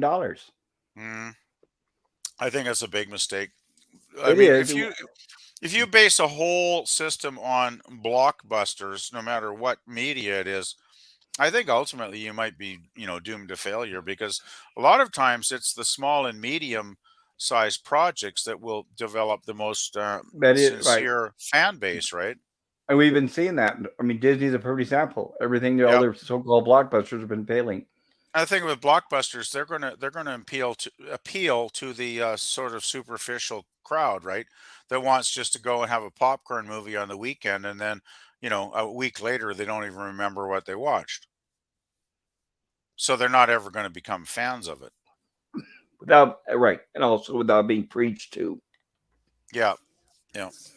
Skogly says, Right, the only "I time laughed so you're gonna hard get, when he drove." I'm sorry, what's that, Nemesis? I was just gonna say the only time you're gonna get a fan base that's as loyal as you can be is gonna be like being an independent filmmaker, setting up a GoFundMe or whatever, Mm. and having the fans fund your movie. That's the only way you're gonna Yep. have something. Yeah. And you're gonna have to hold true to these people too. It's like, I've taken your money. I can't just. Well, I mean, you could be a scumbag and just take their money and do whatever you want, anyways. Well, maybe But one time, but that'd be the only time you got exactly, away with it. yeah, and no one's gonna ever support you again. They'll be like, "Oh, that." But Yeah. it's like Terrifier 2, like super minuscule, not a big budget, Yep. made millions of dollars. We are willing to take a chance, right? Well, that's Exactly, the thing. and it paid off. If the concept Oh is yes, solid, if the writing is good, if the direction, the acting is all there, then people are going to find it eventually, right? And they're going to support yep, it. So, exactly. I wanted to mention here, Skogly in the chat says, "I laughed so hard when he drove over the announcer at the end." Gold. And Sean Carter says, "I haven't seen it, but I'll give it 9 kung fu chops out of 10." Well, oh, Sean, please, yeah, please watch it. yes, please. All right, and I hope what we covered tonight didn't spoil too much. Nemesis, I laughed at your post earlier about Cuphead and dying repeatedly, says Sean. I constructed the earth, says, "Thanks, Sean. I'm glad it made you laugh." And Nemesis says, "Thanks, Sean. I'm glad it made you laugh. Sorry, what logs into my other account? Shh, don't tell anyone." Sean Carter says, "Pop, can I pop on when you're done with the reviews?" Well, absolutely. I have the link in the chat. I have a link in the in the chat. There should be, Sean. Sorry, Sean wrote that like 11 minutes ago, so I'm sorry about the delay, Sean. Nemesis of Eden says was logged. So thanks, Sean. I'm glad it made you laugh. Sorry, was logged into my other account. Yeah, Don't tell anyone. So Sean, the link to join the panel is still pinned to the top of Pop's chat in the YouTube chat here. So There he and is. look who we have Okay. here. Welcome, Sean, in Hi, his Sean. magician's toy shop. Yeah, Oh, there we go. No, I didn't want to pop in. Like, I knew the link was there. I didn't want to just interrupt the reviews. So that's one away for a while. Well, I'm glad you stepped by to say hi here, Sean. So good to see you again. Sean is the man, I think, with the million model kits. I'm so jealous. I had that right. I remember seeing your wall of models. Man, look at that. About a week ago. Yeah. So this is an old one that I did. This is the Enterprise C, but my next video is going to be on this kit. So I've got it all here and ready to start filming. But I popped on the ask. Sorry. No, go ahead, Sean. Oh no, I popped on the ask. So this movie looks great. This Death Race 2000. I was going to say, have you thought about doing a theme of maybe like 70s B movies, dystopian movies like this one, Logan's Run, Westworld, Rollerball's a good one. I don't know, because I was listening to Midnight's Edge, and they were talking about like what genres is set to come up, because it seems like the superhero movies are going away. Yeah, unfortunately, run their course. Yeah. Right. It's not because we're sick of superheroes. It's just because we're sick of bad movies. Yeah, it's true. But maybe there is a little bit of fatigue there with the cape movies too. I mean, we've had 20 years of them. You know, I guarantee you, if they came out with an authentic Fantastic Four and X-Men, they would make at least $1 billion each. So it's the bad movies, but that's my opinion. They call me nobody. Welcome to the panel. How are you doing? Hi guys. And I just want to agree with Sean.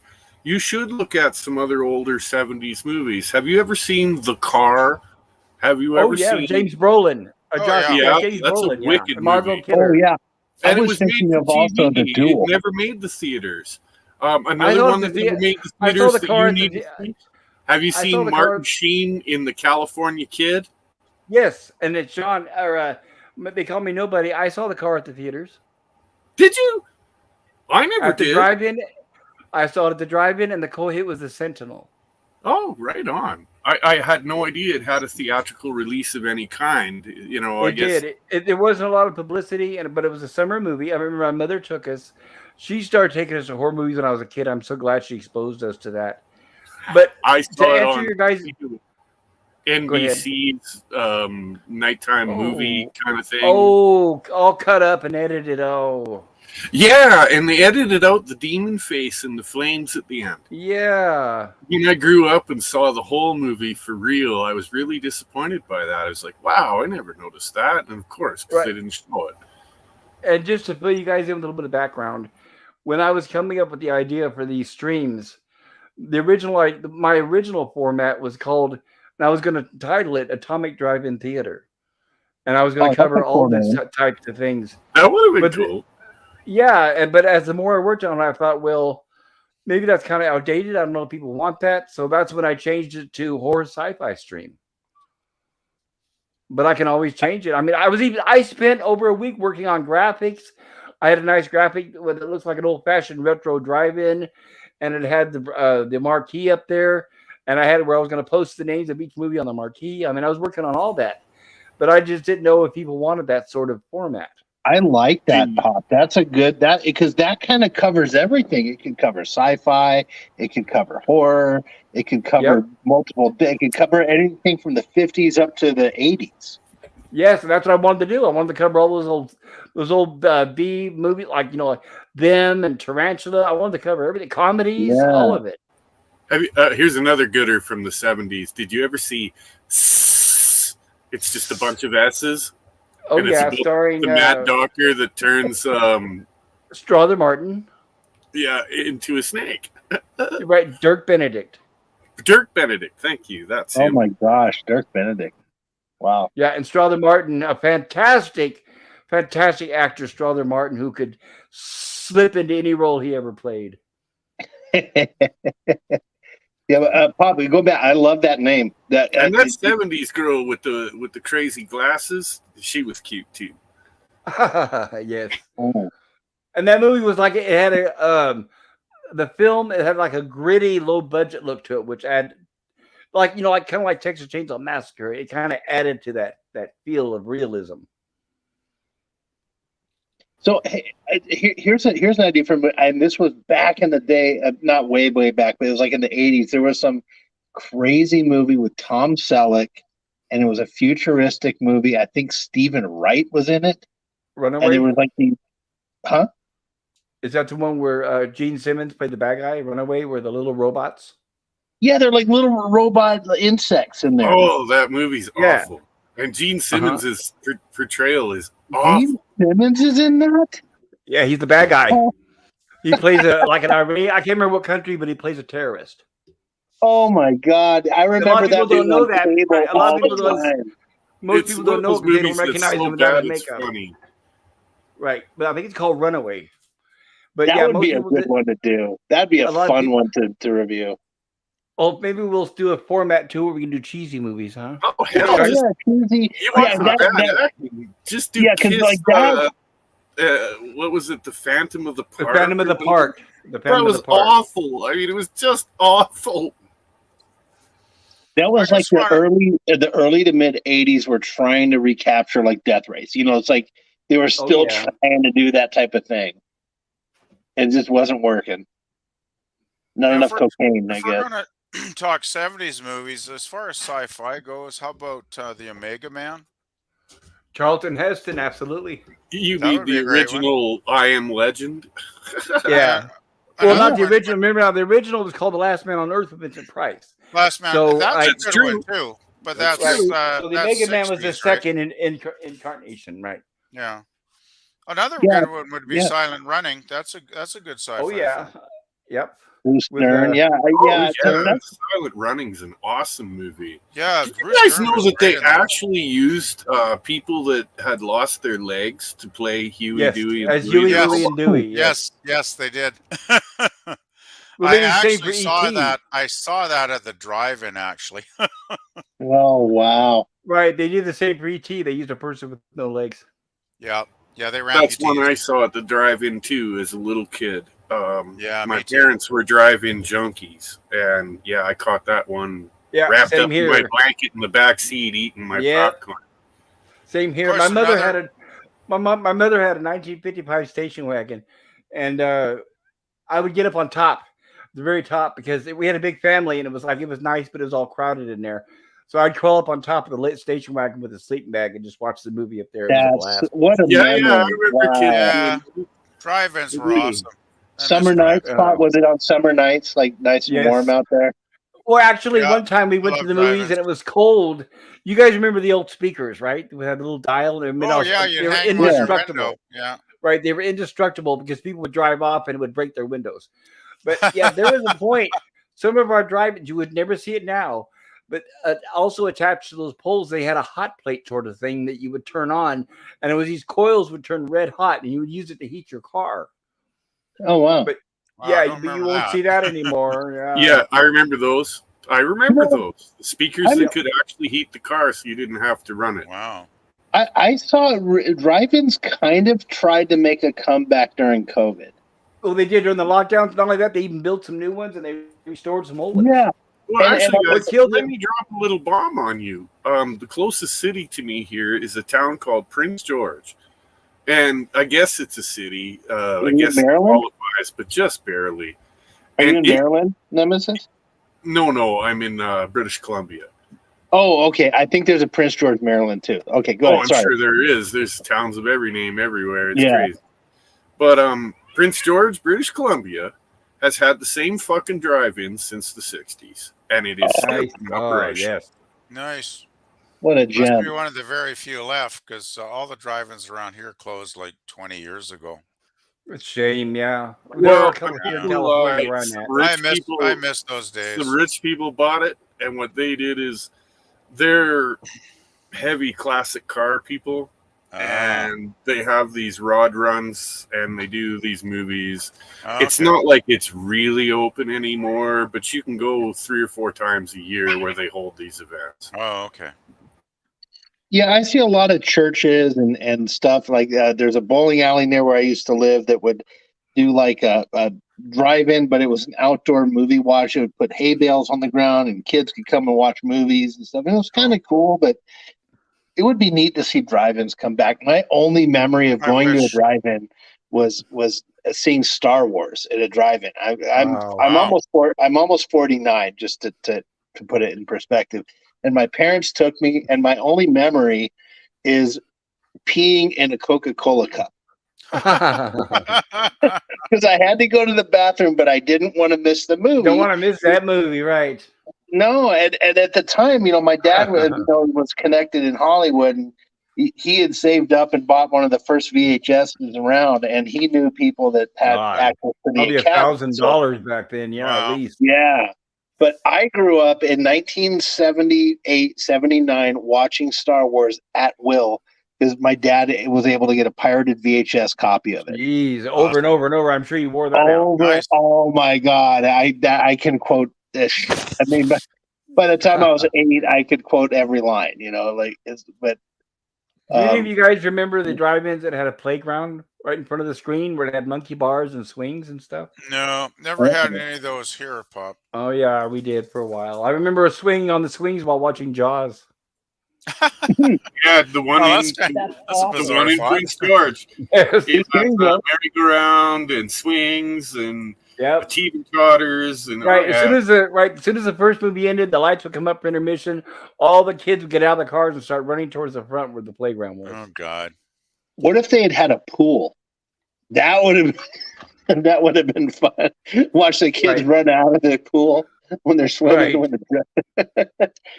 To this Hey, day, Bob. I cannot swim in the swimming pool if the light's not on at night. If that's- someone turns on the light, get out because there's a shark in there. I know it. Hey, Pop, have you done Westworld on the channel here yet? Not yet. That's Yul another Brynner, one to James put on. Brolin. Yeah, right? that's another one you should really put on your list. Yeah, that was what Yeah, there's caught me like a to whole come bunch on, we like want to cover. Westworld and Rollerball and Logan's Run and Seriously. There were so many great sci-fi films in the 70s. It's kind of mind-boggling, really. Oh, how about Zardoz, for instance, with Sean Zardoz. Connery?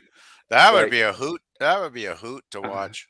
Can we show his costume on YouTube without getting banned? I think you can get away with it. I think you can get away with it. It's only awful.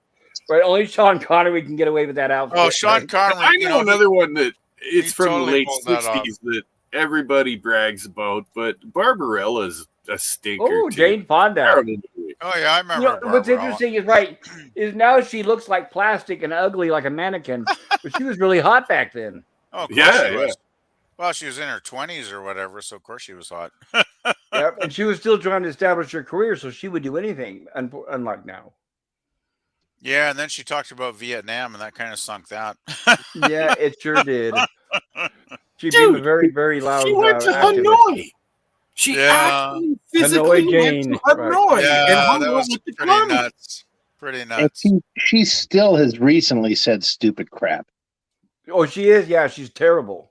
Yeah, well, Jane's pretty extreme left, I think. Basically. Yeah, she is. She's way over the top.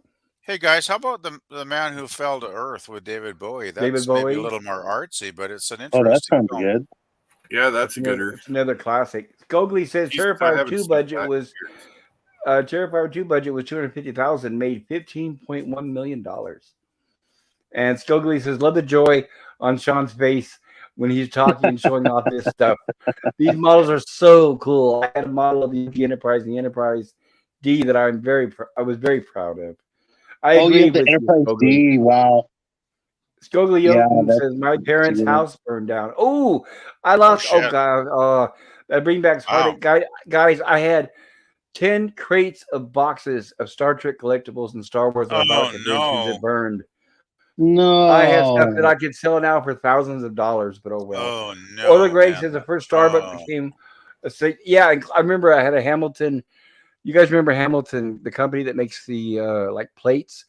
I had like all the start. I even bought a USS Enterprise, the Connie Constitution, for like $500, and then the cells were actual rubies. Oh, if I had that right now, oh my God. Jeez. Oh, that's It was horrible. rubies. That's horrible. Man, that's harsh. Yeah, the nacelles were wow. actually rubies. Yeah, Oh my lord. that's when I was. It was in the '80s. Man, It was. that sucks. The conventions were in full force, and that's when I was going, and I met the original cast. And I was going down, and I was single, and I had the money, and I was just buying stuff like crazy. I mean, oh, so many things I had. So I had some of the original communicators, Wow. the big bulky You lost it all. battery operated ones that use channel 14. Oh, that's horrible. Yeah. They all got Oh, believe burned me. up. Yeah. Jesus, that's I know, and I think about it often. Skogly says, have Well- a good night, guys. I'll see you around on the web tomorrow. See you, Skogly. Right, Thank you for Skogly. stopping by. Yeah, try not to dwell on the loss. That we all have losses at certain you points. got to get over it. Yeah, that was like over 20 years ago. So I've gotten over it. Oh, hey, here's But- something that'll take your mind off that. How about we do Kingdom of the Spiders with Shatner one day? Yeah, if I could do Night of the Lepus with DeForest Kelly. Wait, That would be fun. what the hell is Kingdom of the Spiders with William Shatner? Yeah. I've never heard of this. Oh, yeah, I it's about saw- a small town overran by tarantulas. yeah, it's pretty Oh, good dear. actually. It's a B movie, but it's pretty damn entertaining. Of course, Shatner is, Right. Shatner, right? Right, He's right always in the flop. mid 70s, right in between Star Trek the animated series and the motion picture. About 75. Oh, I gotta look that 76. up. Yeah, it was 1977, so we're talking just 2 years before the motion picture. So Well, Shatner there's was another. still he was still looking for money back then. Right. Yeah, he had And- alimony and- payments to Here's a make. shot. Here's a shot movie. Have you ever seen the Western called The White Apache, where he plays Yes. two different people? No. I've heard of it, but I have not seen it. Yeah, no, he plays these twin brothers. One's white, and the other one's really tan. Oh, wow. Right. You know, But he did a good job in it. He always and had good it's acting chops. priceless. You really have to see this train wreck to believe it. Oh god. And also in 1974, And I saw at the drive-in a movie called Impulse, where he was basically like a gigolo and he would hook up with rich women and kill them. He played a bad guy. It was Wow. fantastic. Oh man. I saw it Well, at the drive-in, and right on I'll the never list. forget. Right, and well, you can't find it. And the other Oh. movie that was showing with it, I cannot find either, and that was the Mad Butcher with Victor Buono, where he played a sausage salesman. He had a sausage factory. Victor Buono, the big fat guy he played King Tut on Batman, and he was in whatever happened to Baby Jane. But he was a butcher that killed people and made them into sausages. Oh my God. And they were two That great eccentric That movies. sounds And worth a watch. I have a very dim memory about that movie. I do. right, very low budget. But yeah, it took place like in Vienna, and it was kind of corny. And he was a butcher. Everyone loved his sausage. And he had this factory where he would kill people and then take them in the back and then put them into the sausage grinder and all that stuff. I don't think I'm Wow. buying sausages anymore. Hey, I don't- Pop, have you thought of doing any comedy movies? Because I just thought of a great Yeah. 70s one to do. The Hey, Villain. Oh, with Kirk Douglas. Jet Kirk here. Douglas, Arnold Schwarzenegger, and Anne Margaret. Yeah. That was one of Arnold Schwarzenegger's early roles. Yeah, they almost dubbed him. Like it was so Yes. bad. But That Kirk, was 'cause a basically live action Looney Tunes movie. exactly. Yeah, it was a Coyote and Roadrunner, and Yep. there was, with Kirk Douglas's horse named Whiskey. Yes. And Nemesis, And you Paul, going to say Paul something? Lynde is in that. Paul Lynde plays an Indian chief, Oh my God. Yes. and Kirk Douglas is sitting there. And I'm Yeah. going to turn on my I'm out camera. of here, guys. It's been Okay, wonderful Nemesis, sorry seeing you. about that. We didn't mean to talk over you. Oh no. Oh my goodness. Thank you for thank you for being here, Nemesis. Thank you. It was great. You were here Yeah. from the beginning. Oh, you heading out, Nemesis? Oh, dude, guys, thank you so much, Pop, PvP, Sean. They Oh, call my me pleasure. nobody. It's been Night- wonderful. Thank you so Night, much. Nemesis. Have a good Awkward one, man. angle here, guys, but it's been wonderful. I will see you next time. Thank Okay. you so much. Sounds good good, night. Absolutely. Have I'll a put good up a night. poll. Yes, I'll put up a poll in the next Night. couple days. It was good to meet you. Good night, Nemesis. Good to Take meet you guys, care. too. Night, Have a good Nemesis. What a great guy. I love that. Hey, Pop, I was just going to suggest if you want to branch out into comedy on these streams eventually, one that kind of mixes comedy with sci-fi might be Woody Allen's Sleeper. Ooh, well, I'm very, ooh, I'm not a fan of Woody Allen. I like Woody Allen's movies. I separate the The man only from one I the can art. remember actually, what I did see Even Sleeper though he when I might was be a young. bit of a creepy guy in real life, I do like a lot of his, especially Well, his early films. I saw Sleeper when I was young. The only movie that I remember enjoying with him in it was Take the Money and Run. Yeah, But that the was other a good one. movies, Yeah. the other movies I didn't like, and I can tell you this: it's the same with Mel Brooks. I Alright. think they're funny writers, but when they act like themselves, and they act the same way every time, and I didn't like that. He's always the wimpy, neurotic Jewish guy, and that got old really, really He does fast. kind of Even as play a that kid, it got old. character. Yeah. I just thought Always. Sleeper And was pretty I just- good for, it kind of did the sci-fi theme, and I thought it was actually pretty entertaining. But it was just a suggestion if you ever wanted to, get people into the comedy stuff, with a sci-fi entrance, so to speak. Well, I do want to do comedy movies. I love Can comedy I ask you movies. guys to maybe identify a movie? We were talking about drive-ins, and I've been dying to ask this question. When I was a little kid, I don't remember much about the movie. I think it might have been a Hammer horror movie from the early 70s. Uh-huh.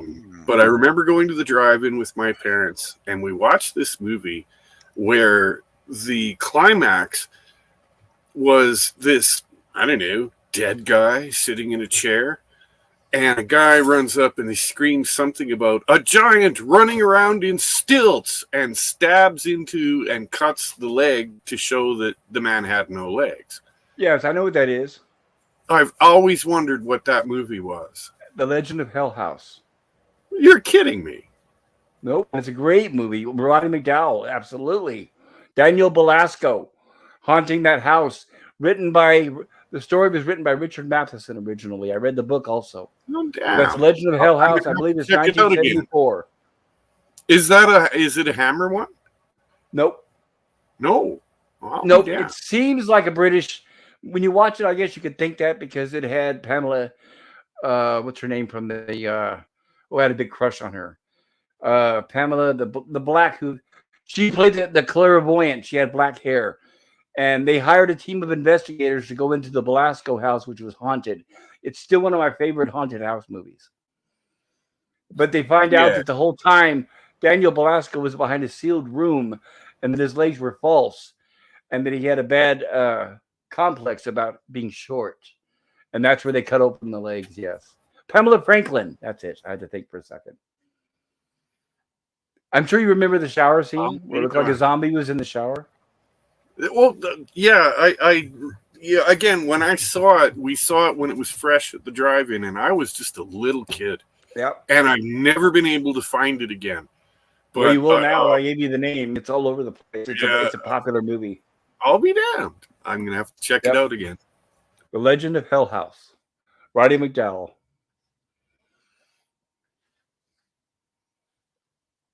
In fact, what's funny is I pretty much have been able to find almost every movie I've been looking for. Except who doesn't one. like Roddy McDowell? I know, and seriously, right? And this was he was really big because of Planet of the Apes. It really helped his career. And in 1974, not only did he make The Legend of Hell House, but he made a great comedy horror called Arnold. That with Stella Stevens, a fantastic movie. And the only copy I can get is like a VHS low budget thing. You might be able to find it on YouTube. I'm hoping someday they'll remaster it and put it on Blu-ray. Stella Stevens, Elsa Lancaster, Jamie Farr, Roddy McDowell, great cast. Oh, Jamie Farr. Yes, wow. He was playing like an Indian guy with a turban. This is before MASH. Oh, it was before MASH. Yeah, I don't think he ever did anything after, really. He might have been in a Columbo or something. Well, it's interesting. The reason why is because he didn't have to. They were all so rich they could retire off the residuals from MASH. Oh yeah, absolutely. Yep. And I think who played BJ? He went on to do some stuff. Gary Burghoff, the guy who played Radar. He did play one odd low budget 80 movie where he was a killer. It was strange. It was they had that show after MASH that lasted 2 seconds. Yes. Yeah, exactly. Not even a season, right? Yeah, David Ogden Stiers went on to do quite a bit of stuff, a lot of theater, a lot of voice acting. He was in Lilo and Stitch. He had that great bit in Next Generation. That was one of my favorite. You want to talk about actors that did good on a comedy TV series, a sitcom? Barney Miller, its entire cast, enriching their asses big time. That show was super popular. Look what it did for Abe Vigoda. I mean, that launched his career. And it was funny because Abe Vigoda played all heavies and bad guys and gangsters and all that before that. Yeah. Abe Vigoda. Abe Vigoda was like one of the first memes. You know that? Like he was mafia, you know. He really he's was. Always in that mafia movie. Right? He always looked old, but he always looked like he never aged. He always looked the same 20 or 30 years later. Yeah, and Conan O'Brien made a big thing of him. He was like the first meme before that word became a term. I'm not surprised. Abe Vigoda. And he did all these stupid little cameos on the Conan O'Brien show. But I think comedies would be great. The villain. All right, well, let me ask you guys a question. All right, because I did want to do comedies. I do want to branch out. I like all those. So shall we say add comedies in the mix with this stream, or make a separate comedy stream? It's hard to get a time free where there's not somebody else streaming, and where I can get all you guys with your time together because I know everybody's busy. I think do series. I loved your idea of the Atomic Drive-In Theater. Yeah. I think that is a perfect name. It encompasses everything, and you could do the Atomic Drive-In Theater, and you could do series where, like right now, you did this great sci-fi movie. You can do a sci-fi chunk series. You know, Logan's Run, all those other ones we mentioned, right. And then you could go into some comedies. That's why I did Death Race tonight. I wanted to kind of introduce comedy a little bit to the mix. Yeah. Good idea. The Duel. The Duel is another one. Oh yeah, would have been Dennis Weaver. Yeah, Dennis Weaver. Oh, that's a great film. Oh, you Yeah. mean just Duel with Dennis Weaver? Yeah. I love Yeah, that. that movie. was Steven Spielberg's first one. That's how he got the Jaws, right? Yeah, that was great. Yes. I actually had an experience like that one time when I was on the road. It was quite creepy. Yeah, I have to. I got some truck driver behind me who must have had a bad day, and he kept riding my bumper, right? So after a few miles, I pulled off to the side of the road. You know what the fucker did? He just stopped and waited for me to get back Of on the road. course. Yeah. So Lemon pie, hello, lemon pie. I Good to drove see like you. for an hour with this guy riding my bumper till I finally got into town. And once it was back in the populated area, he just pulled right Backed by off. me and left because he knew I was going to report him, right? I'll Hi, never Picker. forget that Sean though. says, yeah, hi, So Picker. I can totally and relate to Sean. that film. I'm sure it's happened to many people actually over the decades. Well, Lemon Pie I- says, who is I'm the gonna other drop person a on the little- panel? Lemon Pie, we have myself, we have PvP, we have Sean Carter, and we have They Call Me Nobody. Why isn't it showing their name? I don't know. Hey, I'm gonna drop Lemon, a come on in. I've never met you, Lemon. That's Yeah, going to come on, frighten you. The FBI a few years ago released some data, and they figured that there's at least 10,000 people out there that are serial killers at any given moment. I wouldn't be You surprised. have walked past one in your lifetime. Yep. There's probably Yeah, a lot I'm of sure missing they're out people there. who've never been Yeah. found as well. Yeah. Oh yeah. Damn straight. And they know what's going on, but they just, what do you do? I mean, Yep. these fuckers are smart and they just keep going. Yep. And a Lemon lot Pie of them, says, what we're starting to find out is a lot of them are traveling salesmen, truckers, etc. Yes. Guys that get from state to state to state. Yeah, Yeah, this they keep- trucker exactly. definitely, Shit. this And trucker definitely had some psychological problems because I don't know why he didn't just pass me. I'll never understand it, but yeah, that was a very, very weird night. I gotta say. Lemon Oh, Pie yeah. says Picker Oh, was yeah. in a dual scenario, and Lemon Pie says I don't take panel form yet, but thank you for the invite. We're glad you could join us, Lemon Pie. Oh, that's cool, Lemon. but PvP, I just wanted to say, be careful Yeah. out there. People are Oh crazy. yeah. Oh well, there's just driving around town, going back and forth to work. I've had some crazy incidents with drivers because there's some totally nuts drivers out there for sure. Yeah. Maybe it was Rod Thunderheart. Old road rage. I don't know. I'll never understand it. Actually, driving home from work one night, I had a guy in a red sports car, one of those really souped up sports cars, and he came flying up behind me. I must admit, I was in the fast lane, and I was doing fast enough because nobody else was around me. And all of a sudden, this guy comes out flying out of nowhere and rides right on my bumper. So, Jeez. after a minute, I just pulled off, to the slow lane to let him go by, and it's like, man, like drive like an adult, man. There's no reason to get like, that close to my bumper. Like, I'll just pull to the other lane if you give me a chance. But this guy was nuts. Yeah, it's too bad people live their life full of rage like that. It's just not worth it. I could tell when I looked at him as he drove by me, he was like maybe 20, 25 at the oldest. So it's like, well, you're a kid. You're driving a hot, expensive sports car, but you won't be driving it for long if you keep driving like that. Yeah, exactly. But yes, next time someone does that, you could just say you have some uranium in the back of your car that you stole from Mr. Burns. I just wish I had. I wish I had that oil slick as in Deathrace 2000. I know, right? That would have been handy. Right, oil slick, maybe a few tacks here and there. Yeah, maybe a flamethrower or something. Yeah, I don't Right, know. the old James Bond tactic. Exactly. Or Matt Hey, I Helm. want to mention another. Since we're talking about 70s films that might be worth checking out, since we were thinking the 70s. How about Time After Time with Malcolm McDowell, Mary Steenburgen, Yeah, and David that was a Warner? great movie. Yeah. I love that film. Pop, I have the perfect movie to follow this one with. What's that? Cannonball Run. Oh, that's a good Oh one. yeah, Oh, the first yes, one was the good. Yeah, the original. second one Oh, was so-so. yeah. No, the first one. The OG can't, because that's a perfect movie to follow this one. That's Death Race. Yes, That is. I That agree. would be good. I loved it. I laughed. Believe it or not, of all people in the movie, The one that I really laughed at the most was Jack Elam as the doctor on drugs. Right. I mean, he I was so laughed funny. and laughed. Oh, the He cast was great. They were all great, though. I mean, The Burt big Reynolds finger. was great. I'm a Yes. proctologist. Right. Dom DeLuise. Dom DeLuise, he was in a superhero costume in that, right? Captain Chaos.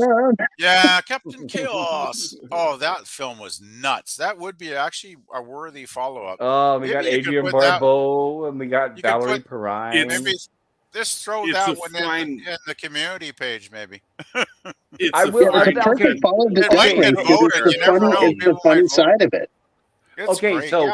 then I need to either change the name of the stream to horror sci-fi comedy or No, Atomic Drive-In I guess, or Theater. something. Atomic Drive-In Theater covers everything. I think that was perfect. What a great name that was. I have to agree with Sean. I really like that. I don't know why you're not using it.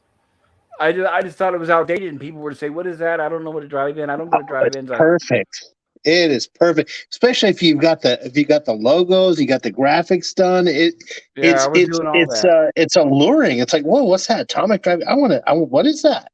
Well, the Sounds thing cool. is, if you put horror, sci-fi, comedy, before the theater thing, that'll kind of take precedence in the title that people might Yeah. consider in, right? You're locking yourself into a genre that way, but Atomic Drive-In Theater kind of can be anything, and you can just go in different Well, series and and right, different but chunks. I didn't want people to think it was just old movies too. I wanted to cover everything up to Oh, modern day. That's So one. Yeah, if you do Atomic Drive-In, it might they're going to turn think off it's just a lot of old younger movies, and folk. Yeah, right, the modern audience is going to say, "But I don't want to watch those old movies."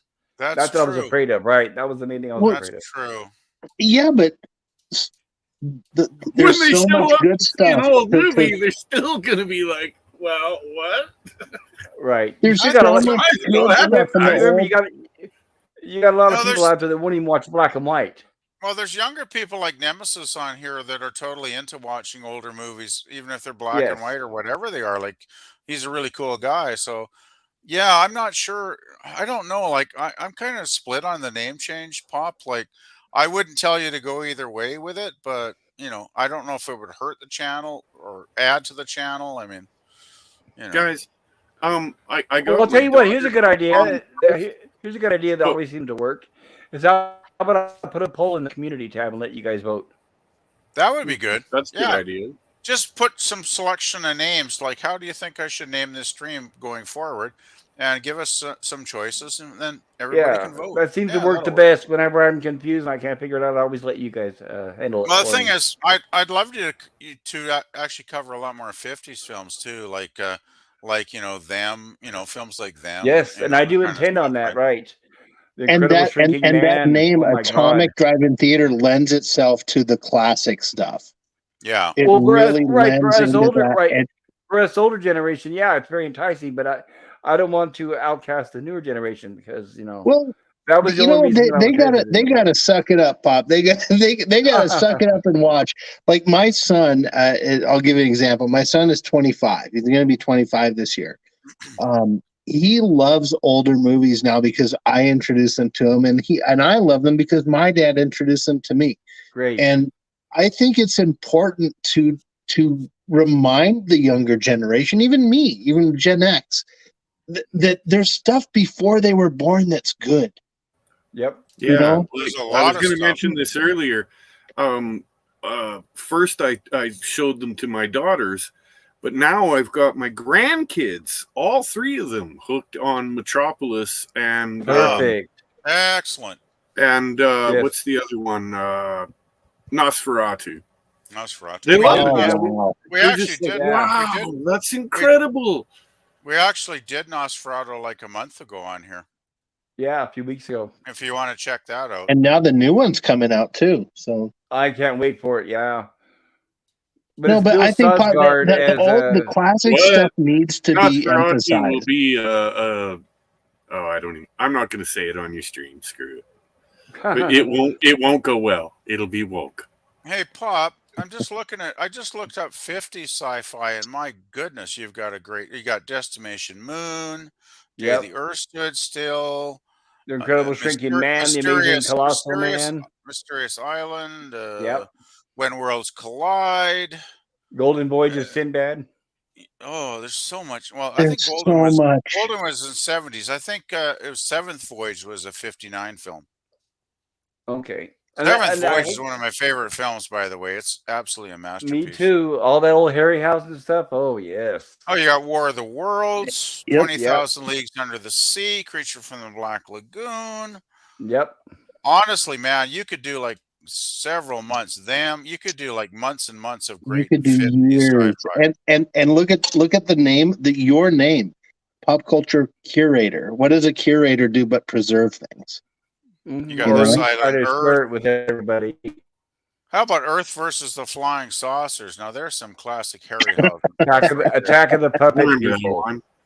Invaders from Mars is one of my favorites Yes. of all Oh, time. there's so much. 20 Million Miles to Earth. Amazing. Yes. How about the Amazing Colossal Man? Oh wow. Oh, huh. And War of the Colossal Beast. Bert I. Gordon. Yeah.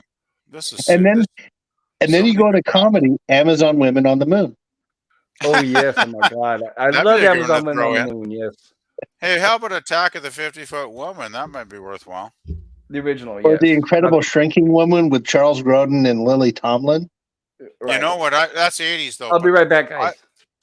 I think that was that was like 78, 79, I think. Okay, I know. but it wasn't 50s. I'm thinking of 50s. Oh, yeah. How about the Incredible Shrinking Man from the 50s? Now that was an awesome. Oh, yeah. I love that film. That film was really quite bizarre for its time. Like the ending of that, when he's just shrinking down to nothing, and it gets like all metaphysical and stuff. It's like, wow. Was For a that when 50s he goes, film. help me, or was that The Fly? That was The Fly. Oh, The okay. Fly. Yeah. Yeah, The Fly was where Vincent was in the web and he's going, help me. That was one of the creepiest scenes I ever saw. No, the That was darkest. great. If you want to get into dark movies, watch the actual Japanese release. It's better with the subtitles so you can understand what the fuck's going on. But watch the original 1954 Godzilla, the original cut. Without Pretty Raymond dark Burr. movie, man. Godzilla? Without Raymond Burr in it. Okay. Yeah. Yeah. It gets Yeah, hot. wasn't it really called Godzilla? U.S. release. It's Gojira. Godzilla, yeah, and the Americans thinking that they didn't pronounce L's called it Godzilla. Something Right? like that. Yeah. Yeah. He's still Godzilla to me. Yeah, it sounds better. It sounds more reptilian. Oh, here's one. If Pop wants to do sci-fi with comedy, how about Plan 9 from Outer Space? That would Oh Lord, yeah. that would screw people's minds up. Well, that's been covered a lot. I mean, you can look up a lot of reactions to that shit on YouTube. Okay. Well, maybe not a great choice then. It's such a terrible movie that it's Oh, gained God, this it's awful. crazy cult status. It's And awful. Yeah. if you can sit through this thing without falling asleep, I'll There's bet one- you can't. $50 is you can't get through it without going, I don't want to watch no more of this. or there's falling asleep. actually one film worse than that, in my opinion. I think it's a '60s film though, called The Creeping Terror. Oh, I know the one you're talking about. It's basically the rug monster that devours people. Yeah. Sorry, I just got back. What was that? The Creeping Terror. That film is. Oh yeah, nuts. yeah. Horrible. I have a question for you guys. Not I awful, need to. but it's so funny. It's like every time I watch that, I laugh my ass off because it's so funny. I have a question for you guys. I need to let my dogs out, so it'll take me about 10 minutes. Should I mute for 10 minutes, or should I go ahead and end the stream? I don't know what you guys have planned.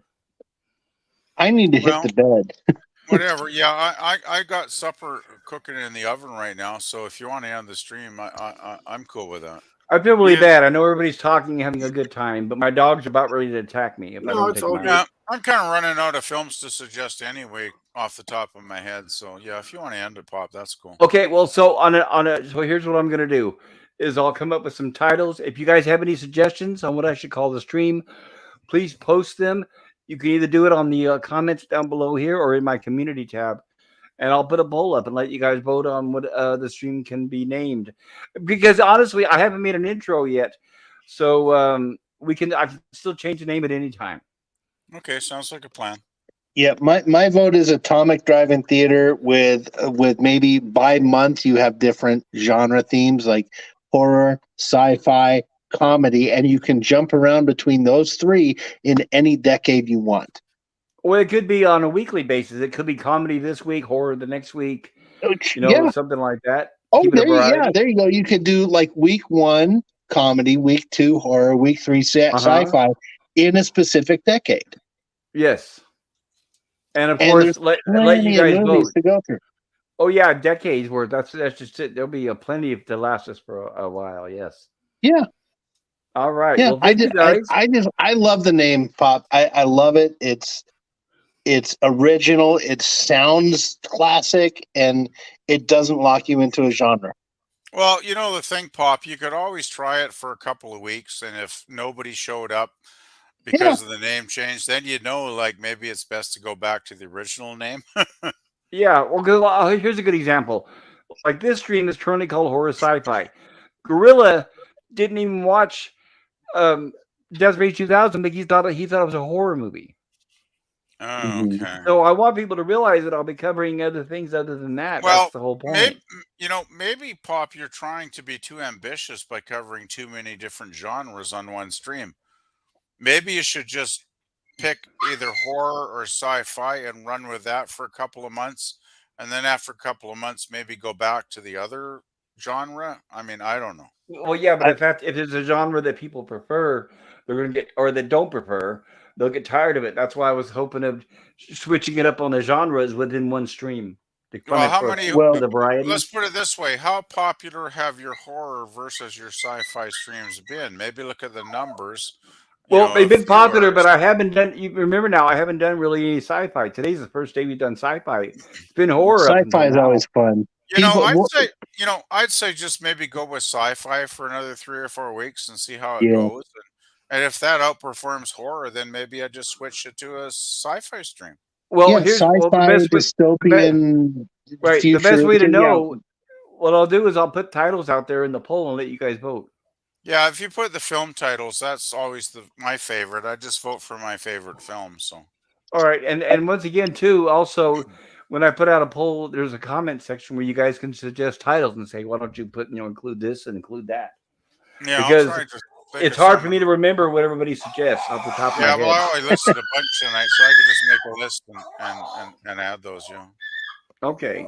Hey, Pop, I'll say this though, and this is just advice I've heard every big YouTuber say to everyone who wants to start a channel is whatever you do, make sure you love what you're doing.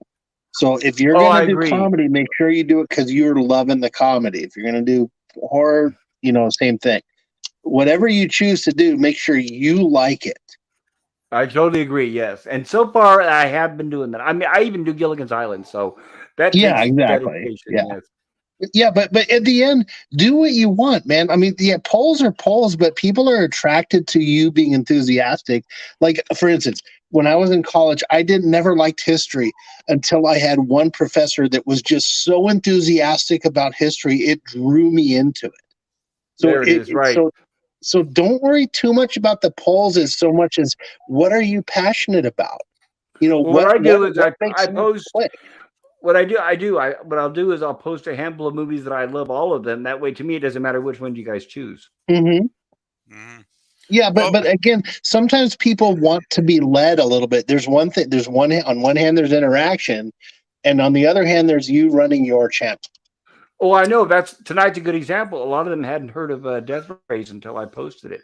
Yeah, and a lot of them, I know they haven't heard. A lot of them haven't seen The Howling. That's another one I'm going to be presenting here really soon. Yeah, I'd like to. I haven't seen The Howling.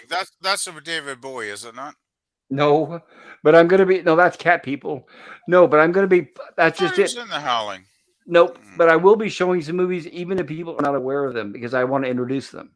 Yeah, exactly. That's my point. Is I saw you reviewing this movie. I had no idea it existed, and I'm like, I want to go and stream it now. Oh, that's my whole point, right? I want to introduce. It's a great movie. Yeah, that's why I put it out there. I was amazed at how good it was. It was so good. Yeah, but for me, if you had put that into a poll, it wouldn't have worked with me because I don't know that name from I don't know that movie from Adam. You know. Yeah, it's kind of a cult film, but I just wanted to mention, Pop, maybe do a poll. You usually do 4 films, if I remember That's correctly, all right? that YouTube allows is only 4 titles. Okay, maybe Mm. do a horror film, a sci-fi film, and a comedy film. And I Mhm. don't know what the fourth one would be. Throw something random that you really love, but maybe Okay. mix the genres up in the poll, and then when people are voting, they're gonna sort out what genre they want to see in the poll. I'm thinking, right? Oh just like tonight they picked comedy Ooh, sci-fi. Right. This was not a horror Yeah. exactly, movie. exactly. Give them a choice. Maybe do an extreme horror and an extreme sci-fi. Very much a comedy, and maybe throw something in the middle in the mix. Right. But I Yeah. want to switch it up. I don't want people to say, "Well, I'm not going to tune in this week because you do horror movies. I'll tune in the next week when you do comedies." That's what So I'm that's why I afraid don't of. want to set certain. If Right, you I don't want to set certain dates. if you specialize too narrowly, you might lose some of the audience. I'm thinking. Right. Yeah, So and that's why if you think of how successful Doomcock's been with movies we love, I think they've stopped announcing what they're doing the following week. They announce it live, don't they? Huh. I don't know. I'd Like stop watching Doomcock. yeah, well, on the Yeah, pop culture I kind of breakdown. like when they announce Well, it he the doesn't week show before. movies, does he? I mean, all he does is just No, impersonations, jokes, they do it laughs. on Wednesdays. They do a movie review of one of their so-called classic films Yeah, they do halfway movies through that the stream. classic movies. Thing is, though, Gotcha. if they don't Do they do announce it it the like week I do with the before, slides, or they just give their opinions? No, both. They do some slides. They do a lot of screenshots, but it's a lot more fast. It maybe lasts 30 minutes well, I where think you do a whole Yeah, stream on it. a little usually more there's like generalizing. Yeah, there's that's usually okay. 6 people or whatever on the panel too, so it kind of flies back and forth, right? Yeah, it's much more fast paced. This is much more in detail. It's an entirely different format, but Yeah. the kind of thing is like they pick the thing and it's like a surprise to the audience. And I guess what I'm getting at is yes, use polling, but don't do it so much where the audience is dictating everything. Tell you the truth, though, Well, I totally I agree. Like I I said, I'm going to be introducing movies. Like I said, The Howling. They consistently now the last 3 weeks nobody's voted for it, so I'm going to just pick it on my own because think I want to introduce it to people. what I'm going to Yeah, say, do it. if it's not a well-known film that I've actually seen, I need a week's notice so I can watch the damn film to have any kind of meaningful thoughts That's on it. why I have the polls, right? So people can Yeah, get it advanced. if Because I if I don't, wait to the last minute and announce it, you're gonna have a lot of people who haven't seen it. So I don't want to spoil it by having the stream unless they well, watched it. if Doomcock has a film on that night that I never heard of, I'll just go on to another channel. I won't waste my That's the time, whole right? thing, right? That's why I want to Yeah. give everybody So heads give up. me enough So respect. it's a to give me fine a week's balance. I have notice. to. Right. That's Well, why I have the Yeah. poll. Let people know ahead of time. That's my thought. I guess everyone's different. For me, I don't consider you describing an older movie to me to be a spoiler. I'm like, tell me about it, and I'll still watch I it have because yeah. Well, I know, no but I want to problem be with able to. spoilers. I want to be able to cover everybody because some people they do want to know ahead of time so they can watch it. I just want to know the title. All I need to know is the title, and if it's a film I'm interested in, then I'll watch it before you're on. And I will do that. Like I said, there's going to be. Maybe I'll do that next week. I do because believe me, there are movies that I want to show everyone and introduce them to that they're not going to necessarily vote for because they've never heard of. So I was planning on doing that. I will take the initiative and just say, look, everybody, next week I have chosen this movie. So this is what we're going to cover. We'll return back to the polls the following week. there you go. No, you could try that out and see if it works. Yeah. Right. But either way, I want to let people know ahead of time to give them the opportunity to watch it before I cover it. Oh yeah. If I haven't seen it, I'm probably not going to bother. Well, obviously I'm not going to come on here because if I haven't seen it, I have nothing to contribute. And I would do the same. If there was a stream on a movie I haven't watched, I wouldn't do it either because Exactly. it's either it's either I'm not interested if I haven't seen it, or B, I don't want it to spoil it for a movie if I haven't seen it. Well, how can I offer any input if I haven't seen the film? It would be silly, right? So I wouldn't have anybody on the panel because everybody would say I don't know the movie. I'm not going to go on the panel. I would just Yeah, it would be hard to vote for something I don't know about.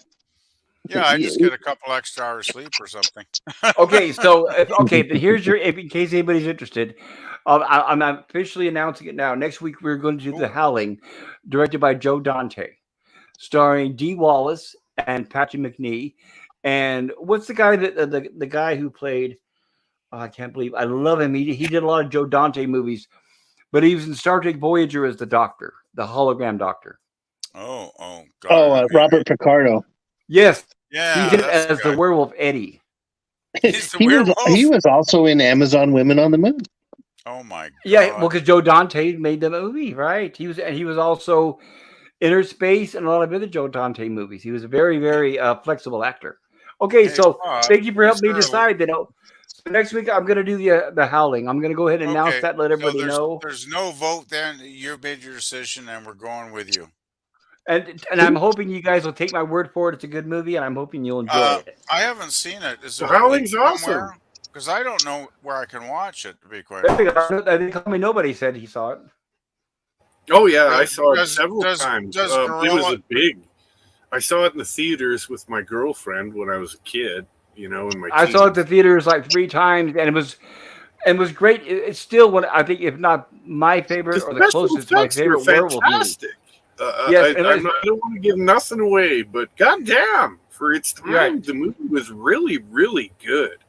It was before American Werewolf in London, and it was the special effects. It was the same team. I'll put it that way without giving it away, like you said. Is there a link to watch this thing? Because I haven't seen it, so. Does Gorilla have a link That to 1, this 2, thing? 3 movies. Do you have that? That one. Gorilla I always do. get?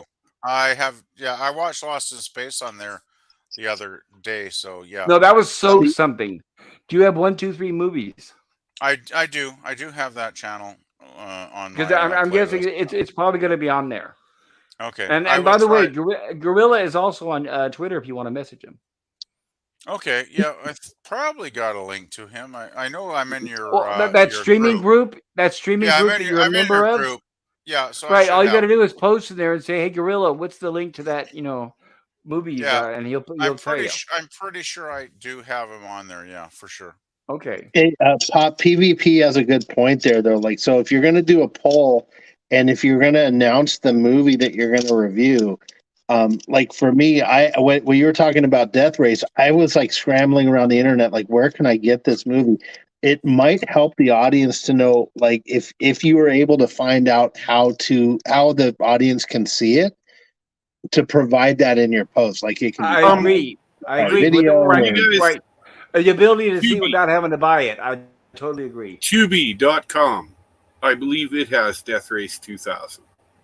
Right. There's a few websites out there. In fact, what I'll do is I'll collect those names together and I'll put them in the actual comments and say, if you like to see it, here's the website where you can view it. Yeah, exactly. I think that would lure more people in, like, because if you just give them a little guidance on how to see the movie before you do it, and then they can join in if they have time to watch the movie, whether it's free or if it's on Amazon or Netflix or Hulu or whatever. Yep. That little bit of nudge might help people, like, okay, I'll go check this out, and instead of giving them an assignment to figure out where to go get the movie. Right, and I don't want them to have to spend the money because I know money's tight, and I don't want that to have to be a deciding factor for them. No, but it may end up where you can give, like, hey, it's free here, or if you want to go if you have, like, for instance, you might have Amazon Prime, like, if it's available on a service someone pays for, then why not provide them that link? TUBI. Tubi.com. It's completely They call me free. nobody. Right, they call me nobody. Are you on YouTube, Twitter? No, I'm not. Okay, that's fine. Nor am I on Facebook or No, but TikTok, here it is. anything like that. I shouldn't even you be on here to be as paranoid as I am. Are you subbed to my channel where you can get my polls and stuff and my announcements when I put them out? Oh, absolutely. Yeah. Okay, well then put the name of that into one of the comments. I'm gonna put out an announcement tomorrow saying, okay, next week we're gonna cover The Howling. Down below that there will be a comment section. If you could put that down there, Well, then I'll update you guys the know, announcement. You guys all know Raquel SSG. She was the one Yes. that put me onto Tubi.com. And there's a Okay. shit ton of old movies on there for Right. free. No, I'm aware of the site. It's just that if you just tell me now off the top of my head, I'm not going to remember. But if you can, Sure. tomorrow when I post it, if you could add it in the comments section, and I'll also get suggestions. What I want to do is have 2 or 3 suggestions, so they're alternatives, and then I'll update the same announcement with announcements or with links for people to view them. Does that make sense? Yes. That's Yeah. awesome right there. All right, then. Okay, okay. So that'll be for next week. And thank you guys, by the way, for the great suggestions. It helps a lot. Yeah, there are different websites out there. I'm not finding the one. I can't remember the one where I watched Death Race, but there are definitely a lot of websites out. Well, maybe a Well, lot. But once I can get there's once I can get a little list together of these sites and post Yeah. them, then I'll do it every I'm- week with the same site. So let me get I easy watched to it remember. I watched it last night, but I'm just not finding the damn link That's where okay. I watched it now. That's all right. Yeah, as long as okay. they're legal. Oh, they're not. Well, yeah, but I'm not. But no, I'm not concerned with that. I'll put the links out there, and it's for I everyone's think decision what they're they want to very do. they're gray area. I think I would describe. Right, them. but I don't care. I'm going to let people make that decision on their own instead of making it Well, for them. Tubi Exactly. has they're only playing stuff that's gone public domain. Like they're safe. They're not ripping anyone off. No Okay. one's has made money off these films in years, and Tubi has them. Well, that's why I'm going to have 2 or 3 alternatives. If they don't find it on one, they'll find it on the other. Yeah, a lot of times these older movies, especially if it's classic, it's on YouTube. Like Invaders from Mars, you can watch this the whole movie. Right, but you're not going to find stuff like The Howling and stuff like that. It's still licensed. Yeah, so you got to be careful. You also got to be careful. You don't want to put anything that's illegal. Do you want to watch a great I can put it. monster Well, movie? hold on. Wait, guys. Well, hold on. I can put links. There's no problem with that. That's why I'm saying it's up to the person if they want to watch it. Ah, okay. Right. Putting a link is not going to kill anybody. Yeah, I don't think it's illegal about putting a link. If somebody if somebody stipulates that no, I'm not going to watch any illegal sites, well then I'll say, well then you can buy it. It's available to purchase. Yeah. Exactly. Yeah, maybe if like if you find something on that one, or you could say also, hey, if you have Amazon, it's on there. Or if you have Netflix, it's on there too. Like a little, it would just help the the thing audience. is right. But the thing is I don't have subscriptions to those online services to check which one it's on. Like I can't go to Amazon to see if it's on there. I can't go to Netflix to see if it's on there. I have no way of knowing. If somebody in the chat says, if somebody in the chat says, "Hey, I have Netflix and it's on there," they're welcome to put that in the comments. That's true, but I think there's also websites where you can say, "Where can I stream such and such movie?" and you can. But sometimes those aren't accurate. But I'm just saying this because I know people are lazy. If there is, no, I believe you. But if there is, please put that in the comment section on my next post, so I'll remember to share that with everyone. Yeah, because I think I won't remember anything. People. Right, I won't remember anything unless I actually get it in my comments. Otherwise, like right now, I'm not writing anything down. But if you guys can put it in the comments, it won't kill anybody, and I can share it with everyone. I know Gorilla posted a direct link to the film a few days ago, but I cannot find it now. Yeah, it's pretty simple. It might have actually been one of your earlier streams in the chat. I'm not really sure, but yeah, it was probably my chat on Monday when I did lots. Yeah, if anybody wants to just replay the chat and just scroll through it, that might be a way to. No one's going to do that. They're going to say, "Forget it. I'm not going to bother." Especially when it's a 3 or 4 hour stream. Yeah, so it's simplified for everybody. Would be to just have it in the comment section of my polls. Yeah, I can't find it, unfortunately. Sorry, Pop. Well, no, that's what I'm saying is I'll have 2 or 3 different options. I'll say, here is 2 or 3 different choices. You might be able to find it on one of these. That's probably the best way to do it. Probably. Yeah, you can even just post a quick video on it. A little short. It seems Gorilla's usually found everything, though. Gorilla is the one, right? Gorilla's the man. And I'll get his recommendation to every bloody website, it seems. And I'll get his recommendations because he's right. He's the one to go to. He knows where to find everything. He seems to know what works. Yeah, for sure. Yep. All right, guys, I gotta go. My dogs are seriously about ready to piss in the house. Oh, that's not All good. right. You got to avoid that. So I'm going to head out too. I got to eat. So night, everybody. All right. Thank you. Night all. And if you guys, by the way, like Tubi and everything else, any recommendations, please respond to my poll tomorrow. Well, it's not the poll, but you know what I mean. I'm going to post tomorrow that we'll be watching The Howling next Tuesday. And please, if there's any website you know that stream or that show streams or where you can find streams, please Yeah. include those in the I'll chat. probably post Thursday night because I got to work early tomorrow and Thursday. So it'll be a Okay. couple days. Probably. Yeah, I found it at www.hairlipped.bastard.com. Okay, that's totally Okay. different than where I watched it. That's a new Anyway, one I might have. That's have, funny. Yeah. Anyway, I'm gonna head All out. right. Have a good guys. night, All right. Joe. Have a good night, everybody. Thank you guys. Bye. Take care. And thank you for being Bye. here, by the way, guys. Thanks, Pop. Thanks, Sean. Take care.